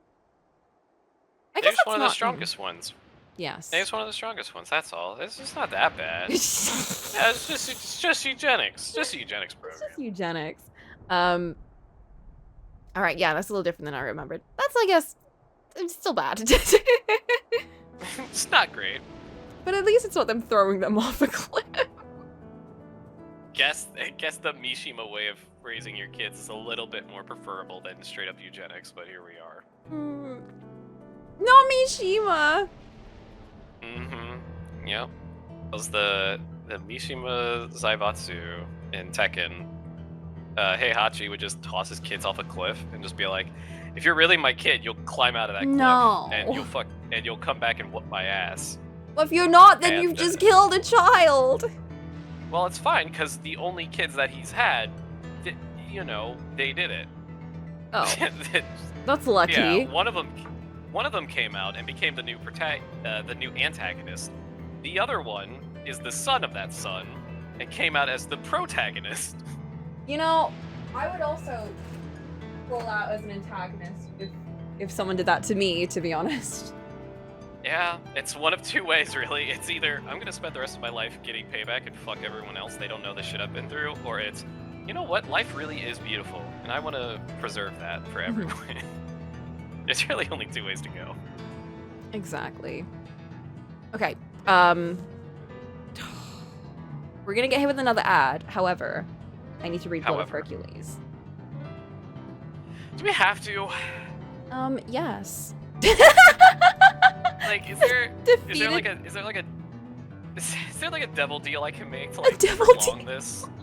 Like, is there like a way to, like, make this worse in, like, the long run but better in the short run? Like, oh, we won't do it today, but we'll stockpile like 5 chapters and, like, do it all at once. Do you want me to, like, prolong it for now, and then instead of reading 1 page, I read 1 entire chapter next time? Jesus fucking Christ. Is that what you want? I don't think so. I didn't think so. It would be funnier, but I don't want that. I don't think you would want that, no. It's like, it's funny. I don't want to put myself through that, but it's funny. What a horrible thing to put yourself through. And through your own through your own decision too, no less. The fact that she would leave it up to me is the most fucked up part. It's like, actually, it's because, I was gonna do that anyways. To be honest, I could give or take. I wouldn't mind reading an entire chapter. I actually quite like reading this. I think it's a fun time for me. You, however, I think it impacts you more so than it does me, which is why I leave the decision to you. feel like I feel it more than anyone else, and that's why this keeps going. Like, the problem is that I care. It is. It's true. Let me put the music on. Once again, I still love this playlist's name so much.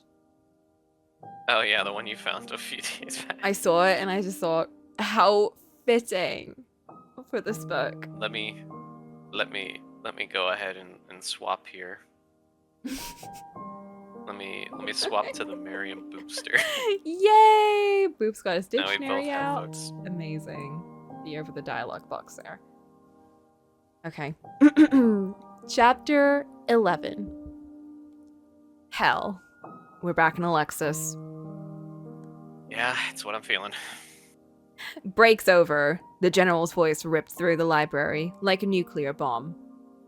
The ones humans had unsuccessfully used against Titans when they first appeared. I sat up with a start and groaned in pain. We used nuclear bombs and it didn't work? Damn. What? Man.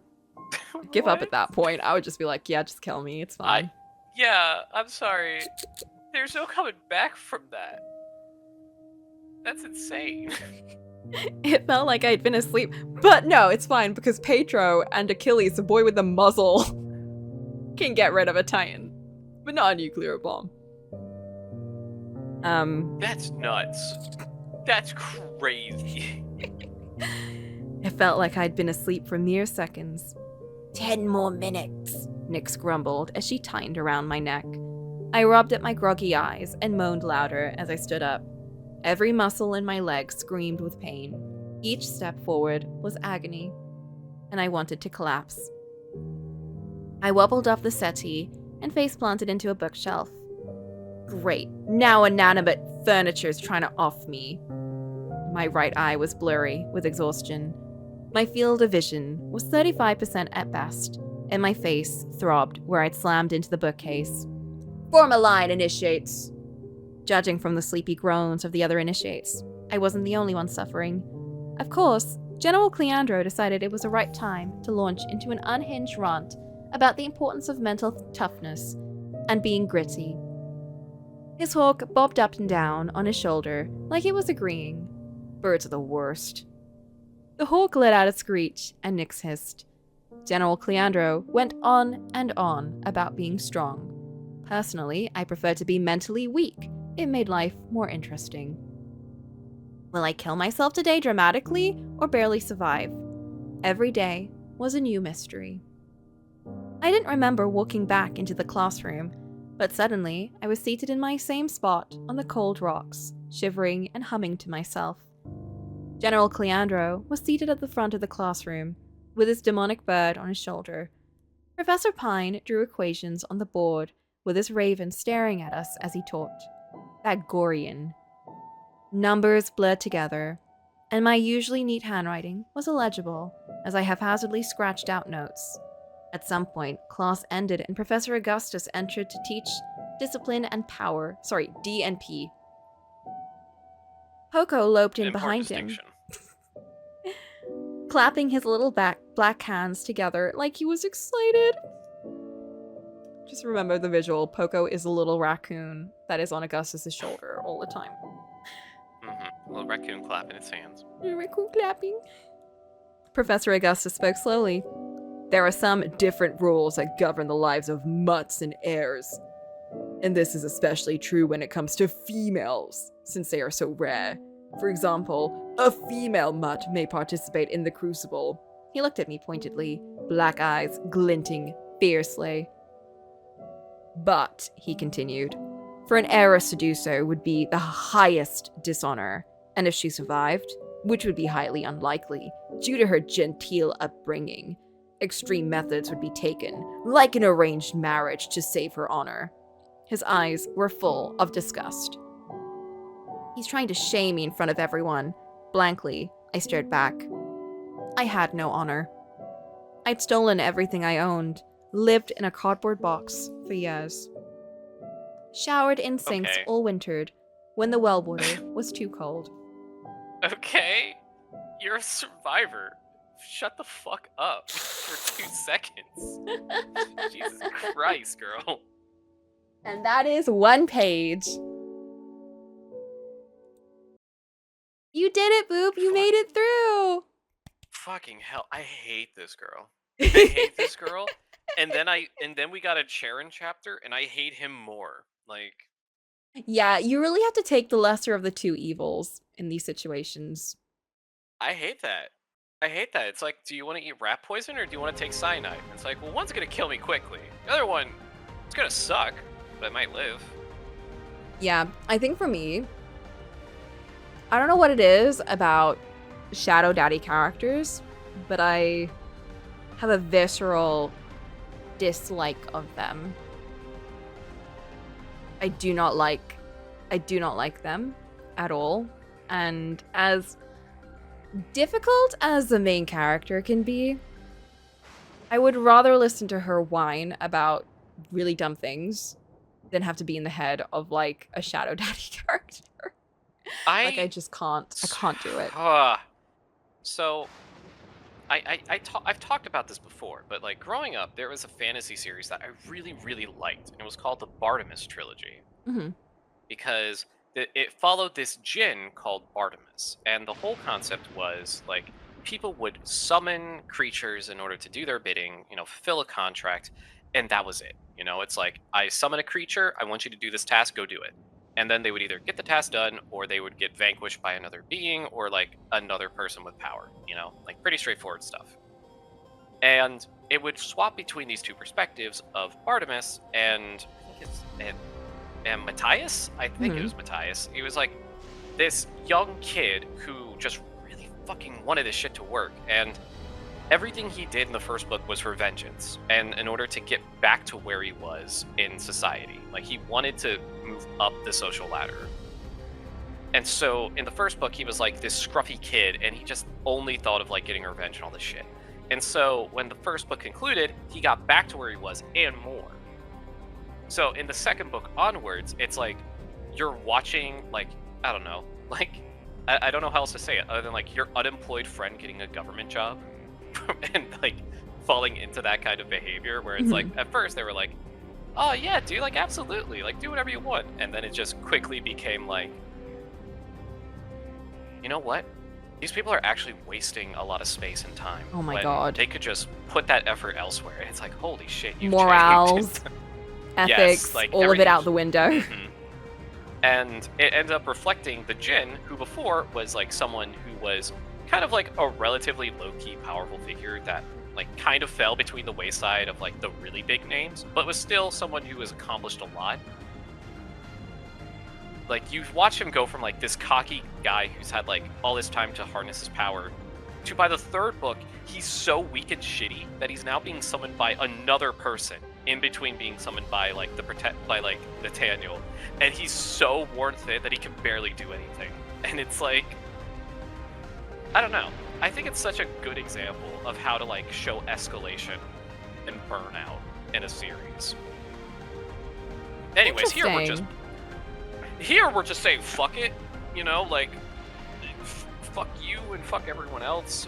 She's a homeless girl, and also she's the most resilient person, and also she has broken bones, and also she's never had a good meal, and also she's smelly, and also she's awful. But she's also the smartest person in the room, and everyone can't help but be attracted to her and look at her and think that she's something that's worth like coveting. And it's like, there is nothing that you have done to like earn this.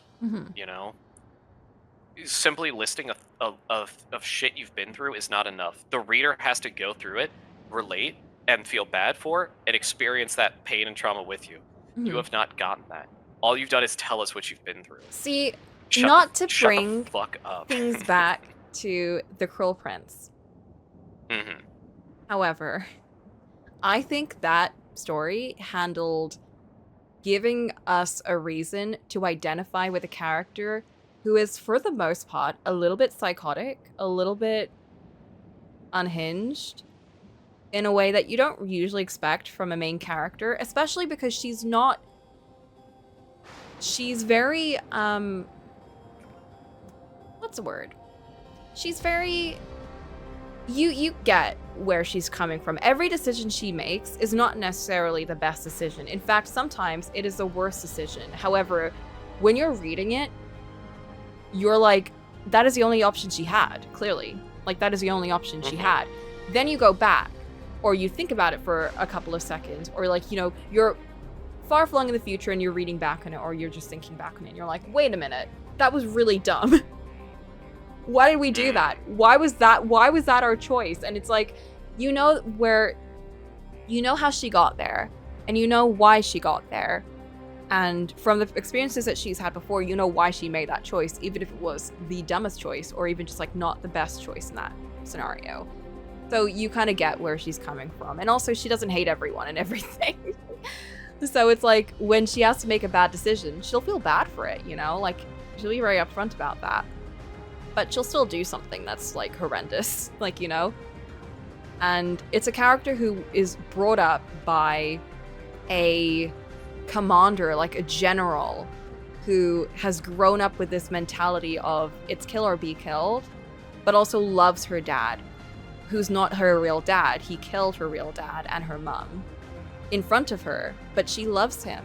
And it's a kind of weird situation where you're growing up, you're following this character who has such contradicting ideals and loves a character, calls a character her dad, who is like horrendous, but he also loves her. And it's like this weird scenario where it's like, all the decisions she makes don't make sense to a normal person, but they make sense to her. And that the book does a really good job of putting you in her shoes and making you understand why she does what she does.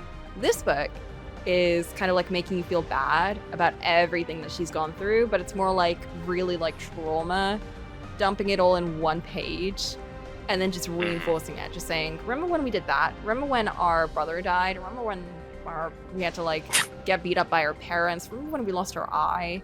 And it's like the visual novel you did on like the demo day. It's like reminds me of when we looked for my father's killer. It's like, what? Yeah, except I think with that one, it takes it in a more lighthearted way for the most part. But in this one, insane statement. It's so funny, so funny. Oh my god. Anyway, but yeah, it's a whole different thing when a character is not only recollecting it, but also recollecting it in a way where she's kind of goofing about it, and you're kind of like, I don't know what the vibe is here. You know, I think it says something if someone has gone through trauma, kind of compartmentalize it, and then just been like, yeah, I can make light of it because I've come to peace with it, sort of thing. Mm-hmm. I don't know. But she's going through it at the moment. Right, which is a crazy level of, I guess, either disassociating or processing it as it happens. But it's definitely sounds like there's a crash out that's bound to happen, and it's definitely going to be something to be like, and now, gestures to romantic figures, it's your job to pick up the pieces. I just have no clue how, again, I am not a shadow daddy lover. So maybe this is just what people like in them, but I don't know how they're making any of the love interests likable after what we've seen about them. I just I don't see it. But I'm also the person that read, again, The Cruel Prince, who is a character, the love interest is a cruel prince. He's cruel.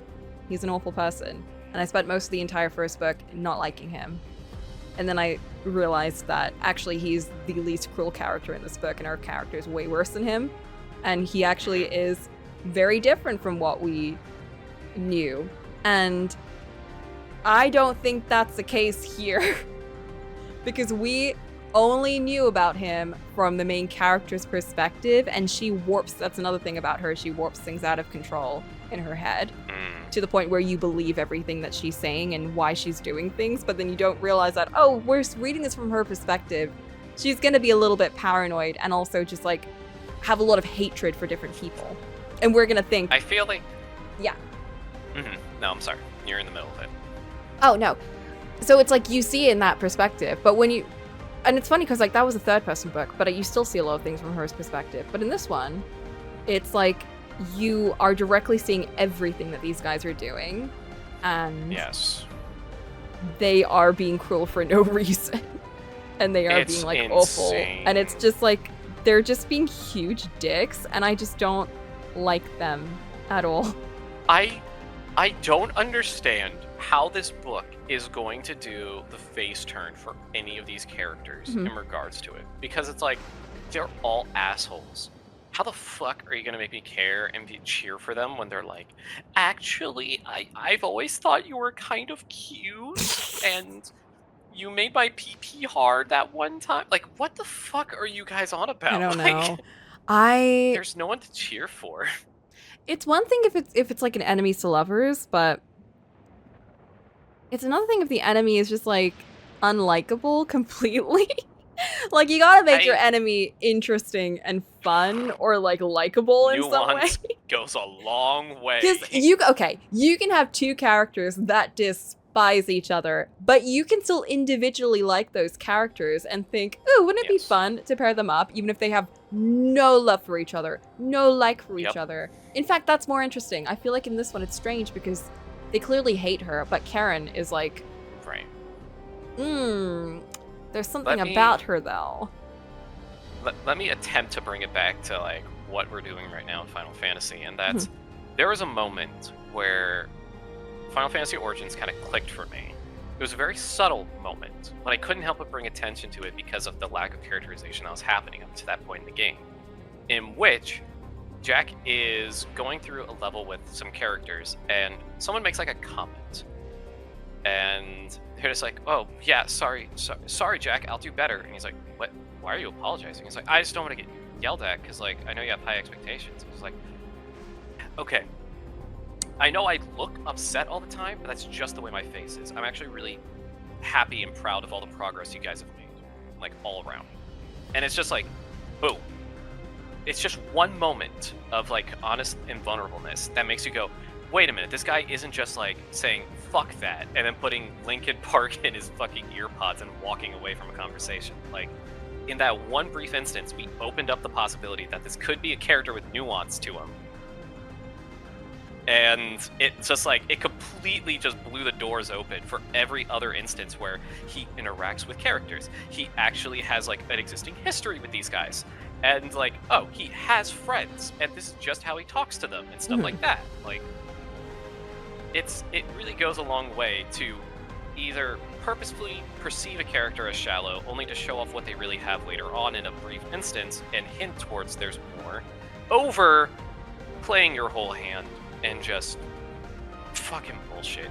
Yes, okay. This is my issue with multi-POV stories. I get that they can be done well in some situations, but I feel like there's a level of mystery, and not even that, but also like a level of misinterpretation that can be really important in the reader, or, you know, if it's a movie or whatever, it could be something else, but like, just the misinterpretation is really important. I think being tricked by the author, and not even that, but by the character, to thinking that something is supposed to be one way, that this character is shallow or mean, cruel, or just awful because that's how you see them, and you never see their perspective, because if you see what's going on in their head, then you're like, oh no, they're actually really scared, and like they're laughing because they laugh when they're nervous, but in this character's head, they're misinterpreting it as, oh wow, what a dick, like, why are they laughing at me when I've got like a knife to their throat, you know? What a dick. Like, and then, but you find out later on, oh, it's because they were nervous, they were scared, and that's like their tick. But if you had a multi-POV thing, knife play. I'm sorry, it's always a knife play. But if you had the multi-POV after that chapter, it would have been like, oh, so he was just scared, okay. And then it takes everything away from it. It's like, I want to be tricked. I want to have this kind of like, does he care? Is he a good person? I don't know. Like, I like piecing that together. I think it's more interesting. I like finding out later on from other characters or from like a situation that, oh, I was completely wrong about them. And if they just tell you that, if they just like put you in their brain and like tell you exactly what's going on, then I just find it so boring. I like the mystery. I like an unreliable narrator for sure. I don't like when they like do things gimmicky and they kind of like hold information on purpose, because some things do that. But I like when the character is just deluded. Like, the character is just absolutely deluded and will misinterpret things because that's just how they are, and you just have to expect that. back, man. It's just really annoying when you see a good example and then you see all this shit. Yes. Like, come on, man. The thing is, like, when I don't like a story, I will just drop it. So a lot of the books I've read recently have all been things that I've really liked, have done really good, and just use really good techniques, really good descriptive work, and all of that. And then I read something that I did read on purpose because I knew it was going to be silly, and I'm like, it makes me realize that the stories I do like are so different to like this kind of like book talk generation of this is what is popular at the moment kind of vibes. Mm-hmm. And I kind of like that because I think it does bring back the idea that everyone is kind of reading the same things right now. Everyone's reading, and some of them are really good stories, but like everyone is reading the same things. And I don't like the idea that we're all just like the same people. We're not all the same. We all have different interests. And I like that I have kind of I've defined myself into like this very specific kind of style, not even like genre, but just style of writing that I like. And I will just enjoy that, and I have fun with that. And, you know, when I find a book that is like that, I do enjoy it all the way through. And this writing style is not my style. However, I am having fun with this book regardless. I would not have read it by myself, but I think it's more fun to subject other people to it. But that being said, I can still make fun of it. And I probably will still make fun of it. The mocking will come. Especially if the only... Again, I'm fine with Alexis chapters. I'm fine with her whining. It's just the Karen chapter took me out. I was not ready for that. It's just Shadow Daddies, dude. I just can't. I can't. Let's move on. Alice, save me from this. I can't think about Shadow Daddies. I just can't do it. I don't. You can't take me back. You can't take me back. Go back. I won't go back to that. I think it goes without saying, but we're not going to trust her just like that, right? No. Any way you look at it, a mysterious girl who appears out of nowhere, proclaiming herself a queen. That's just so suspicious, man. Here, I'm gonna give you a creamy hot chocolate. Thanks, Alice. Oh my. That's so nice of you. Where did you get that from? Oh, and I leveled up. What? I'm level 98. Get out of here. You know what's really funny? In the middle of all that, like, I'm listening to you, and I'm just watching my DMs blow up because I have a friend who just, like, DMs me every so often about, like, a bunch of, like, niche shit that we're into. He just started complaining about the latest Gorillaz single, and I'm just like, buddy, I'm right there with you, let's fucking go. So in the middle of, like, listening to you just go really in depth into this topic, I'm just seeing him just post meme images followed by legitimate criticism followed by meme image, and I'm just like, oh no. Yeah, dog, absolutely. Gorillaz is very hit or miss. I think you can find one album that will just have like your favorite song and also your least favorite song. Yeah. It's just how they are. I think that's just a genre that they are, which is kind of a mix of genres.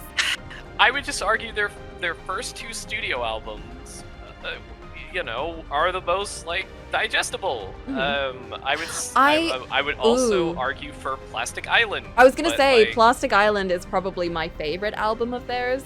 Most people are most receptive to Demon Days and Plastic Beach. So yeah, Plastic Beach, that was it. However, that being said, my favorite song is probably in one of their least liked album. And I don't really like a lot of the other songs in the album, but I love Busted in Blue. It's my favorite Gorillaz song. Oh, Humans. Yes, yeah. Humans. There were some songs in that album that I liked, actually. But I still listen to a lot of Humans. It's the forever curse of being a fan of a band, is that, like, you'll inevitably listen to songs on an album and you're like, oh yeah, it's from that album. Like, one of the most, like, forgettable ones is one I know by heart. Which one? It's Submission. Oh, I don't know that one. Which is... there you go. Prove my point. So. I know that Busted in Blue was one of my favorites. I really like Satin. No. Was it that one? No. It was Saturn Andromeda. Barnes. Andromeda. Yeah, Andromeda's the big dancey beat one. I like that one. It's just really chill and transitions to- vibey. And then Busted in and Blue it is transitions just to Bust in Blue. exactly because I remember I was like, oh, I like the beginning bit. I wonder what. And then I heard the entire album in one go, and I was like, oh my god, they connect like all Gorillaz albums. I should have done that in the first place. There are 2 songs on Humans that makes me very sad, and that's Cherry Limeade, which is a bonus track, and The Apprentice, which is another bonus track. And both of those like really exemplify the album. Also, I think Ticker Tape is a very strong finishing track for the album, but that no one gives enough credit to. So yeah, I don't know. I'm gonna be honest. I don't know too many of the songs in the album, but apparently, I'm just looking at the ones I liked. I liked Andromeda, Busted in Blue, and She's My Caller. And I don't remember. I didn't like any of the others. That doesn't mean I didn't like them, but I just didn't like physically like them. I think it also helped that like during that time, it was when I was living in North Carolina working 2 jobs, and a lot of the music I listened to was MP3s I had saved to my phone, and I had a friend who just sent me the entire Humans album, so I would just listen to that album on repeat constantly. So I think it's just kind of ingrained into my being. So. Oh wow. There were a couple I liked in... What was that other album of theirs? Albums. The Now Now. There's a couple I liked in the Now Now. Oh, I've actually physically liked all of their songs, but I don't believe I do. I liked Sokai a lot. That's my favorite one of the album. I like Fireflies. Humility. Humility is a classic, yeah. Yeah. Trans. Trans is fun, yeah. And I don't remember the others, but I think I definitely liked a couple of other songs. And then came Sound Machine, which was more miss than hit for me. Oh my god, no, Sound Machine was messy. It was all over However, the fucking there were place. a couple I liked. I liked Aries. Okay, yeah. I can see it. Momentary Bliss. Yeah. Desolé. Yep. That was a fun one, I think. I like Desolé. That was, yeah. I think I often watched the video for that one, actually. The Valley of the Pagans. Oh, but that's got Beck on it, and I like Beck. That would do it, yeah. Yeah. That'll do it. Whenever they just get a character of singer that I like, I'm gonna be like, yeah, I like that. And then there's like the messy as fuck ones, like the one with Elton John on it. Oh, I don't remember that. What the fuck are we doing here? Pink Phantom. I don't remember that song. Yeah, the Pink Phantom. It's so bad, dude. Dude, I don't remember a lot of these. No, the only ones that stick out to me are Desolé, Momentary Bliss, Aries, Valley of the Pagans. Yeah, Aries is definitely in the top 5. Yeah. So, it's just such a setback. There was also the what the fuck was the other one? They had like a cult album that came out a little while back. I couldn't single song from that one. There was one that was like a bunch of like noise and things, but I don't think it was like actual songs. Yeah, I mean that's remember. most Damon Albarn. That's most Damon Albarn whenever he's on the bus in between tours. Yeah, That's, like, it where felt like that. Although there was one of the D-side albums that had a song I really liked. It was Hong Kong. Yes, I I love that one am a lot. I really liked Hong Kong until I listened to it for like the 100th time, and I was like, in comparison to everything else on this playlist, it doesn't really fit. So. Yeah, that being said, I didn't it's- listen to a lot of other things in that playlist. There's a lot of things on like D-sides and like all the other side albums. It's just so good. Yeah, there's another side album. I don't know where it is, but it had another song I really liked. Also remixes. Yes. The remixes from a lot of guests are really, really good. What was it? Was it 1999? What the fuck was it? 1975? No, it was from the first album. Oh. It was, it's fine. I'm a fake fan. I'm not gonna pretend. But, like, 19th 2000? Yes, I think it was that one. 1999, 2000, something like that. But, like, it had a guest DJ on it that did a remix that was a lot better than the OG one. And in fact, Damn. when I had that same friend come down this July, and I just had a playlist going while I was playing a game. He just comments, he's like, "Boo, you don't have the DJ remix." And my response was just verbatim, like, "Yeah, I'm a fake fan. I don't have that on here." Wow. So disappointing. I can't believe this. It is. It's okay. I've been told I'm a disappointment enough to believe it. No, So. Boop. I was joking. Boop, don't make us Tears. cry. Tearing up on my 4th beer. All right, Alize has been kept waiting for far too long. Her knees Oh, are man. buckling. I did finish. I did just finish beer 3. So. Mhm. It's almost time for us to wrap up anyway. It's true. We've Hey gone man, progress far. was made. We did a lot of progress. I think I did a whole dungeon. We made a train that exploded. We found this place. We found a Final Fantasy lady. And I We have found reached a level new 98. royal we can't trust. Exactly. I got a new outfit, which means I will not be spending 5 hours next stream on an outfit. Yay! That's right, future viewer. You're welcome. You're welcome, actually. I'll We're just here put for the long timestamps so run. you can skip all the I love the idea of paying off for future streams rather than living in the present. That's right, investors. You're gonna see this pay off sooner rather than later. Listen, it's the devil's deal but reverse, okay? We're making life harder right now so that it can be easier later on. It's true. We sat through the outfit so we didn't have to do 5 chapters of Blood of Hercules. Alright. Well, having established that we should be wary, we could use a lot more information. Let's head to this place, the outskirts, and see what we can learn. Perhaps about Sphene as well. The content goes up in the future. Oh my god, we finally escaped. Alright. I'd say that is an excellent place to stop. Is it? Do we have a safe place to go to, or are we stuck here? I don't know, because I'll try and find the next place, but there's no this was the village, Boop. We're in the village. Oh, we're in set piece land. Got it. Yeah, there is no village. Well, we can head to the outskirts, but oh, there's a teleport point over there, so maybe we should save. Actually, that might be a better place to save. Let's just Save? travel. There's no saving. Here, let's speak to Sphene. Do you want to be Sphene? Imagine if you paid for an online subscription game that made you save instantly. You lose your You had to wow. manually save your game. Yikes. Otherwise, you're fucked. Miserable. Someone with a shitty connection just getting disconnected and they lose like hours of progress. So sad. All right, would you like to be the princess?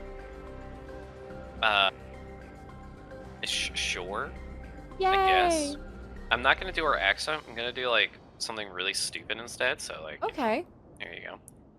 We're gonna do like overly sweet fairy godmother kind of thing because I trust her to like turn into a demon by the end. I trust you have similar farming facilities in Tural. Amazing, I love it. They're completely different from ours. I've got no idea what all those machines do. Oh, we settled on this approach after some trial and error. The Turali have their own method of farming, which they wanted to continue employing. But the environment makes it challenging. There's too much rain and not enough light. Thankfully, the use of electro has allowed us to fortify the buildings here, as well as provide what nature cannot. Yeah, the buildings here are. They look amazing. Really reinforced. Really reinforced and lovely. The Pueblos have really stood up the test of time. Like, Jesus Christ. Electro what? Electro. It's a material we use for myriad devices and applications. A topic for another time, perhaps. If you would follow me, we're nearly to the outskirts. He's right like, I just here pay for into- things. I don't know. I don't. I just attend meetings through Microsoft Teams. I don't actually know what's going on. It's like I would just fall asleep in the meetings. I wouldn't actually be there. I mute myself and I turn my camera off and I go take a nap.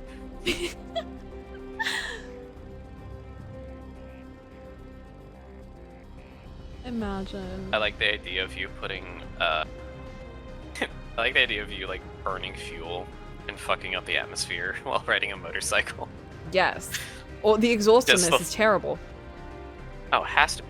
There's no way. It's a fucking motorcycle, man. Fun fact, and this is to warm up for MPW. Did you know that WCW had an entire pay-per-view event where they held it in dedication to bikers and biker culture? Huh. And they had it in an outdoor venue where it was for a bunch of people and biker gangs to attend. Interesting. It, Did it go well?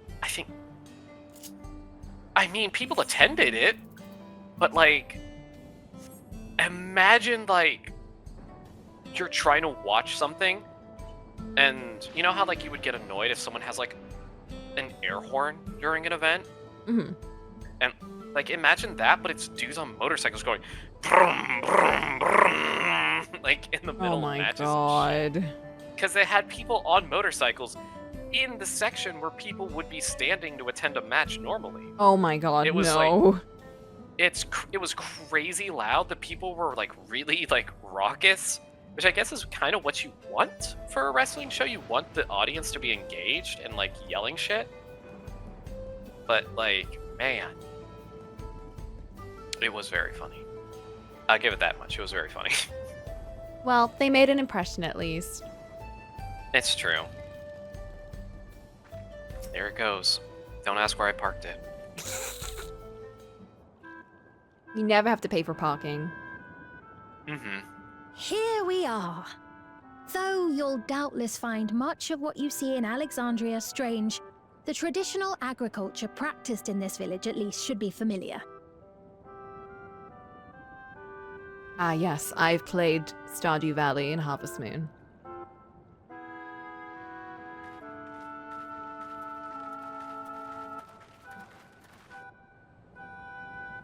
What is that thing on his head?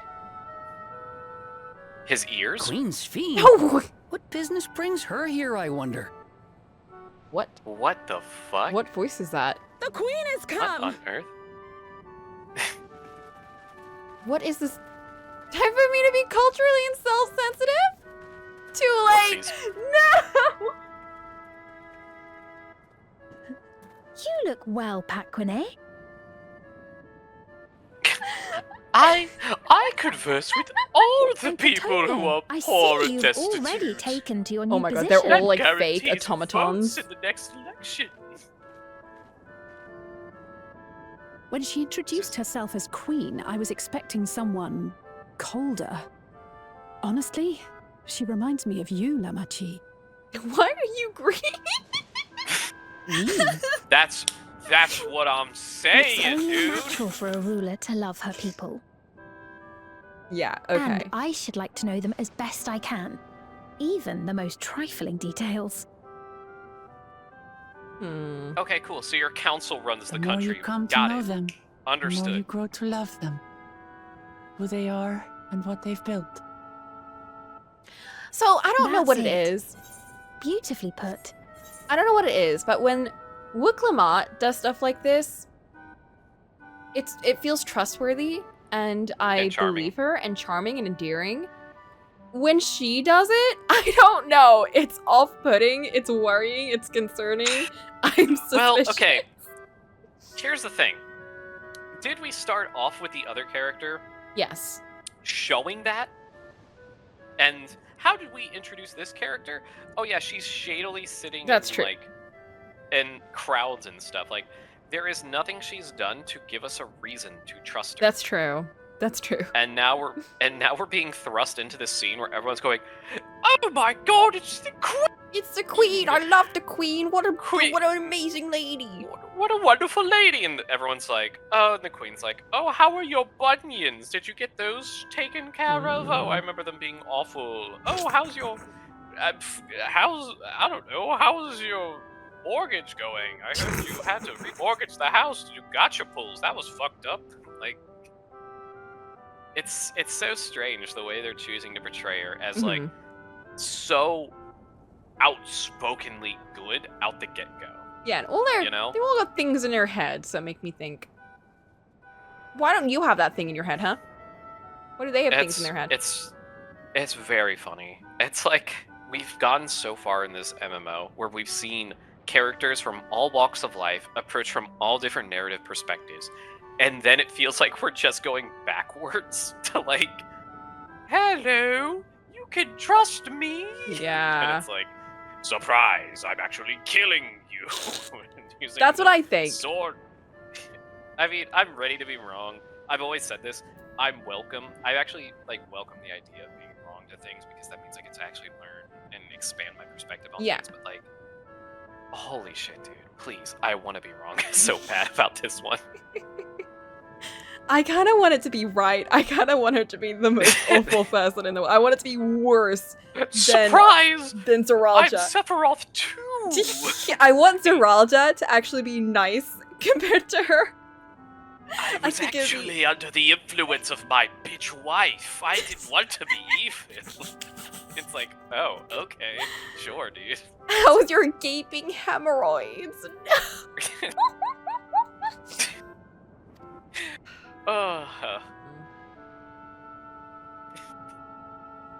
And it would appear that she is well loved in turn. Allegedly. To this tiny ass town, yes. Yeah, to like these 10 people here with things in her head. Your Majesty, you honor us with your presence. And who are these fine Why is his people? face so rendered? Tuliolo's To vow of emphasize the resolve with implant. Clamart and her companions.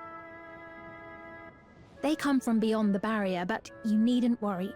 They are good people and are to be treated as my honored guests. That's code for lead them into the rumors trap. of a link to the outsider true then. Cocolamoco is still so young. You're really being you're being pretty rude to these people. Oh, where are Like, I my get that, manners? but, like, also, I am like, Popone, a leader Not the of Sign sorts HR? of the people Who's living that? out here. Hey, guess what? That person doesn't exist anymore. Papone? That has a ton of Woutenring to it. Dude, what the fuck is this dude's Right accent? you are. Shit. I I slammed take it you it. hail from this region as well? I've never seen Teshpiani, perhaps? something quite like it, because it's like doing a previous accent, but then Yes, you're I also do. rolling every single one of I your don't R's at suppose the you know same a woman time. by the Like, name of It's Kafiwa. crazy. Like, I can't even begin to fathom Kafiwa. it. I'd have to listen to this dude for hours on end just to grasp it. You, I'm afraid I mean, I'm if you not hear sure if I've it, ever it met comes up someone first with that in name. It's weird that he's speaking American. If you heard all the bunnies in Shadowbringers, you get used to Mother it. isn't here. They're all that? But Yes. it's a relief to know at least some of the people of the Jesus. Yasulani are alive and well. So by the time you get to Your mother, Arendelle, you you're say? kind of used to it. It's almost like we're doing Italian voices, but Now we're that just you rolling mention every it. R. I do see the resemblance. She Resemblance creeps me You out. know my mother. Oh, how do you know? I do. I slept Yes. with her. I Oh, slept with her Then mother. tell me, please. Where is she? She's in my harem. You'll have to get her through this dungeon. She's turned I into a cannot robot. say. Not here, but I promise I will in due Robot time. mama. Oh my god, it's like that Cybermen episode of Doctor Who. Damn. Everyone's brains get taken out and put into robots. I have a question, Pepone. Do you recall what happened the day the dome first appeared? The barrier? Well, It's so fucking funny. I to me remember that it's- fixing a shelf that had collapsed after a terrible earthquake.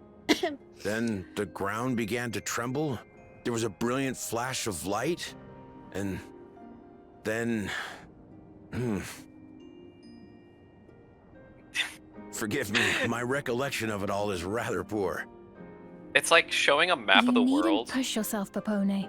After 30 years, no one could blame you for not remembering. And then Unless like you mess with panning his across, memory. and then panning 30 across and being years? like, these accents As are in being 30 represented. years in the and then you just highlight America, and it's like, these are the accents being Absurd represented. though it and may it's just- sound, there is just no doubt that. in my mind the Like, events that led it's to the joining of our insane. lands occurred 30 years ago. Because everyone's Which so is distinct, not to say and then I there's just understand John why our Halo perceptions villager of the in the intervening corner. time are so radically different. Okay, yeah, I don't really we remember only much. just became aware of the discrepancy when Zoraljar's military base was completed, and we were at last able to venture beyond the barrier. Perceptions of the intervening time are different. Huh. Okay. Interesting.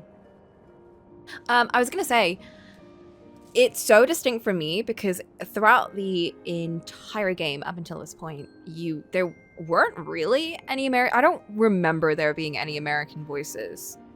Except for maybe like the first expansion where everyone just happened to be voiced by like American voice actors putting on British accents. But even then they were faking it. But now we haven't had any, so like it's really weird hearing an American voice. It's very like it's bizarre. It's like, I can't believe this is happening. It's true. I've seen everything happen from the ground floor, and this is insane. Yeah, that's kind of crazy, isn't it? It's like there's such a crazy discrepancy there, you know? It's It's so awesome.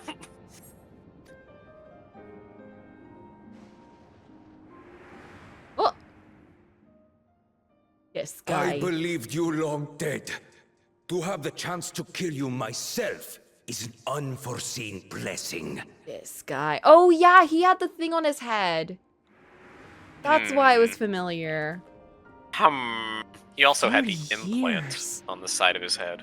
Little wonder Zoralja assumed our father had already Oh. Now I'm It's staring nothing at like how time passes differently in the Hey, first man. and the source. If anything, The it's fluctuating really space brave of the for a rift streamer to between be them this raw with their disrupting temporal emotions and then equivalence. learn and then keep doing what they're doing. Perhaps the you know? same holds Not true. caving in. it, not And time learning. flowed faster within Yeah, the dome. not learning, like saying you're gonna go forward with a new mentality and then barely adapting it, that's really brave, you know? This is a piece of another reflection. Time is still passing faster in here. I'm gonna go with I think that. it's still passing faster. I was Which able means to make contact with Yestola not long ago via link pearl, so that shouldn't be cause for concern. Oh, good. Okay. So if And we based on leave, the no one's Queen's gonna be like account, old. This encampment may have come to serve as a physical bridge Holy between the shit. two planes, after which the dome was forced into the source's temporal flow. Or actually, no, we would be old. Yeah. It would be a thing of on your end, like If so we're much to be time certain of passed, anything, and then to them, We like need more not a whole lot. information. But we popped it when we exploded it. Sphene, would it be all right if we had a look around and spoke with the townspeople? By all means.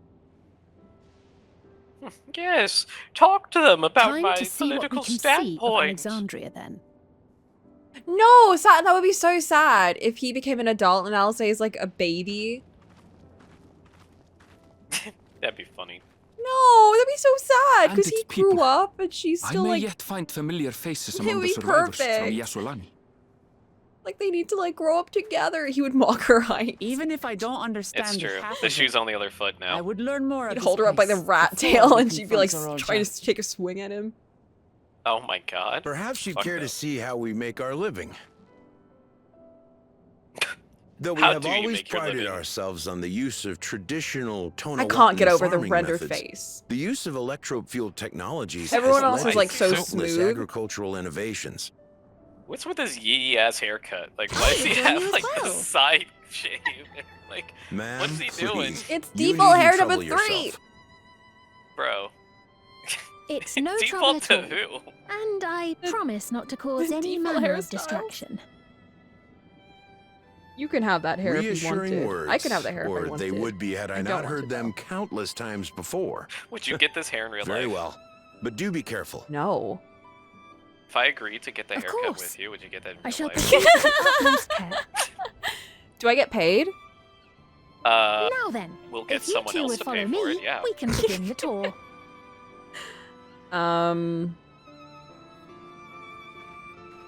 No. No? No. Alright, well. There it is.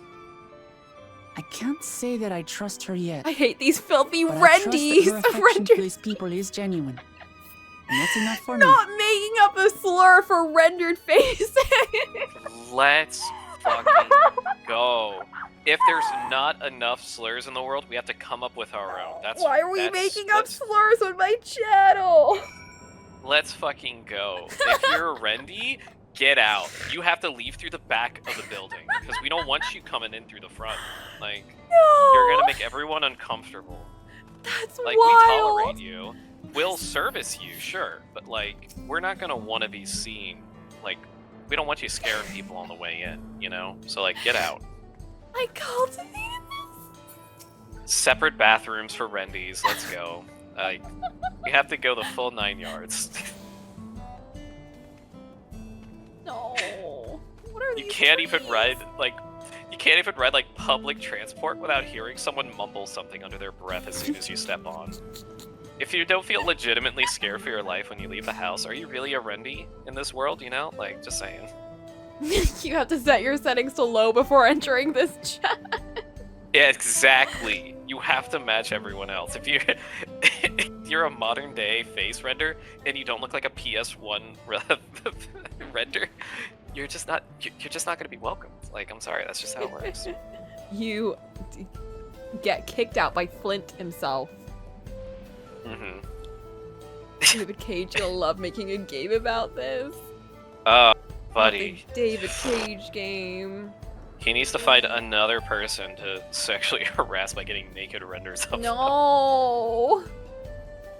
Oh. We suffered enough. Awful. Terrible, really. What a time. Anyway, I think that's an amazing place to call it here. See you guys in 6 months when we pick up again. I think we picked this up quite quickly after last time. Whoa. Let me pull out my seat. Real quick. Okay. There we go. Perfect. The monkey. A monkey. I just like that it has a pose where I'm like putting my hand on the chair. Like it's very, very villainous style.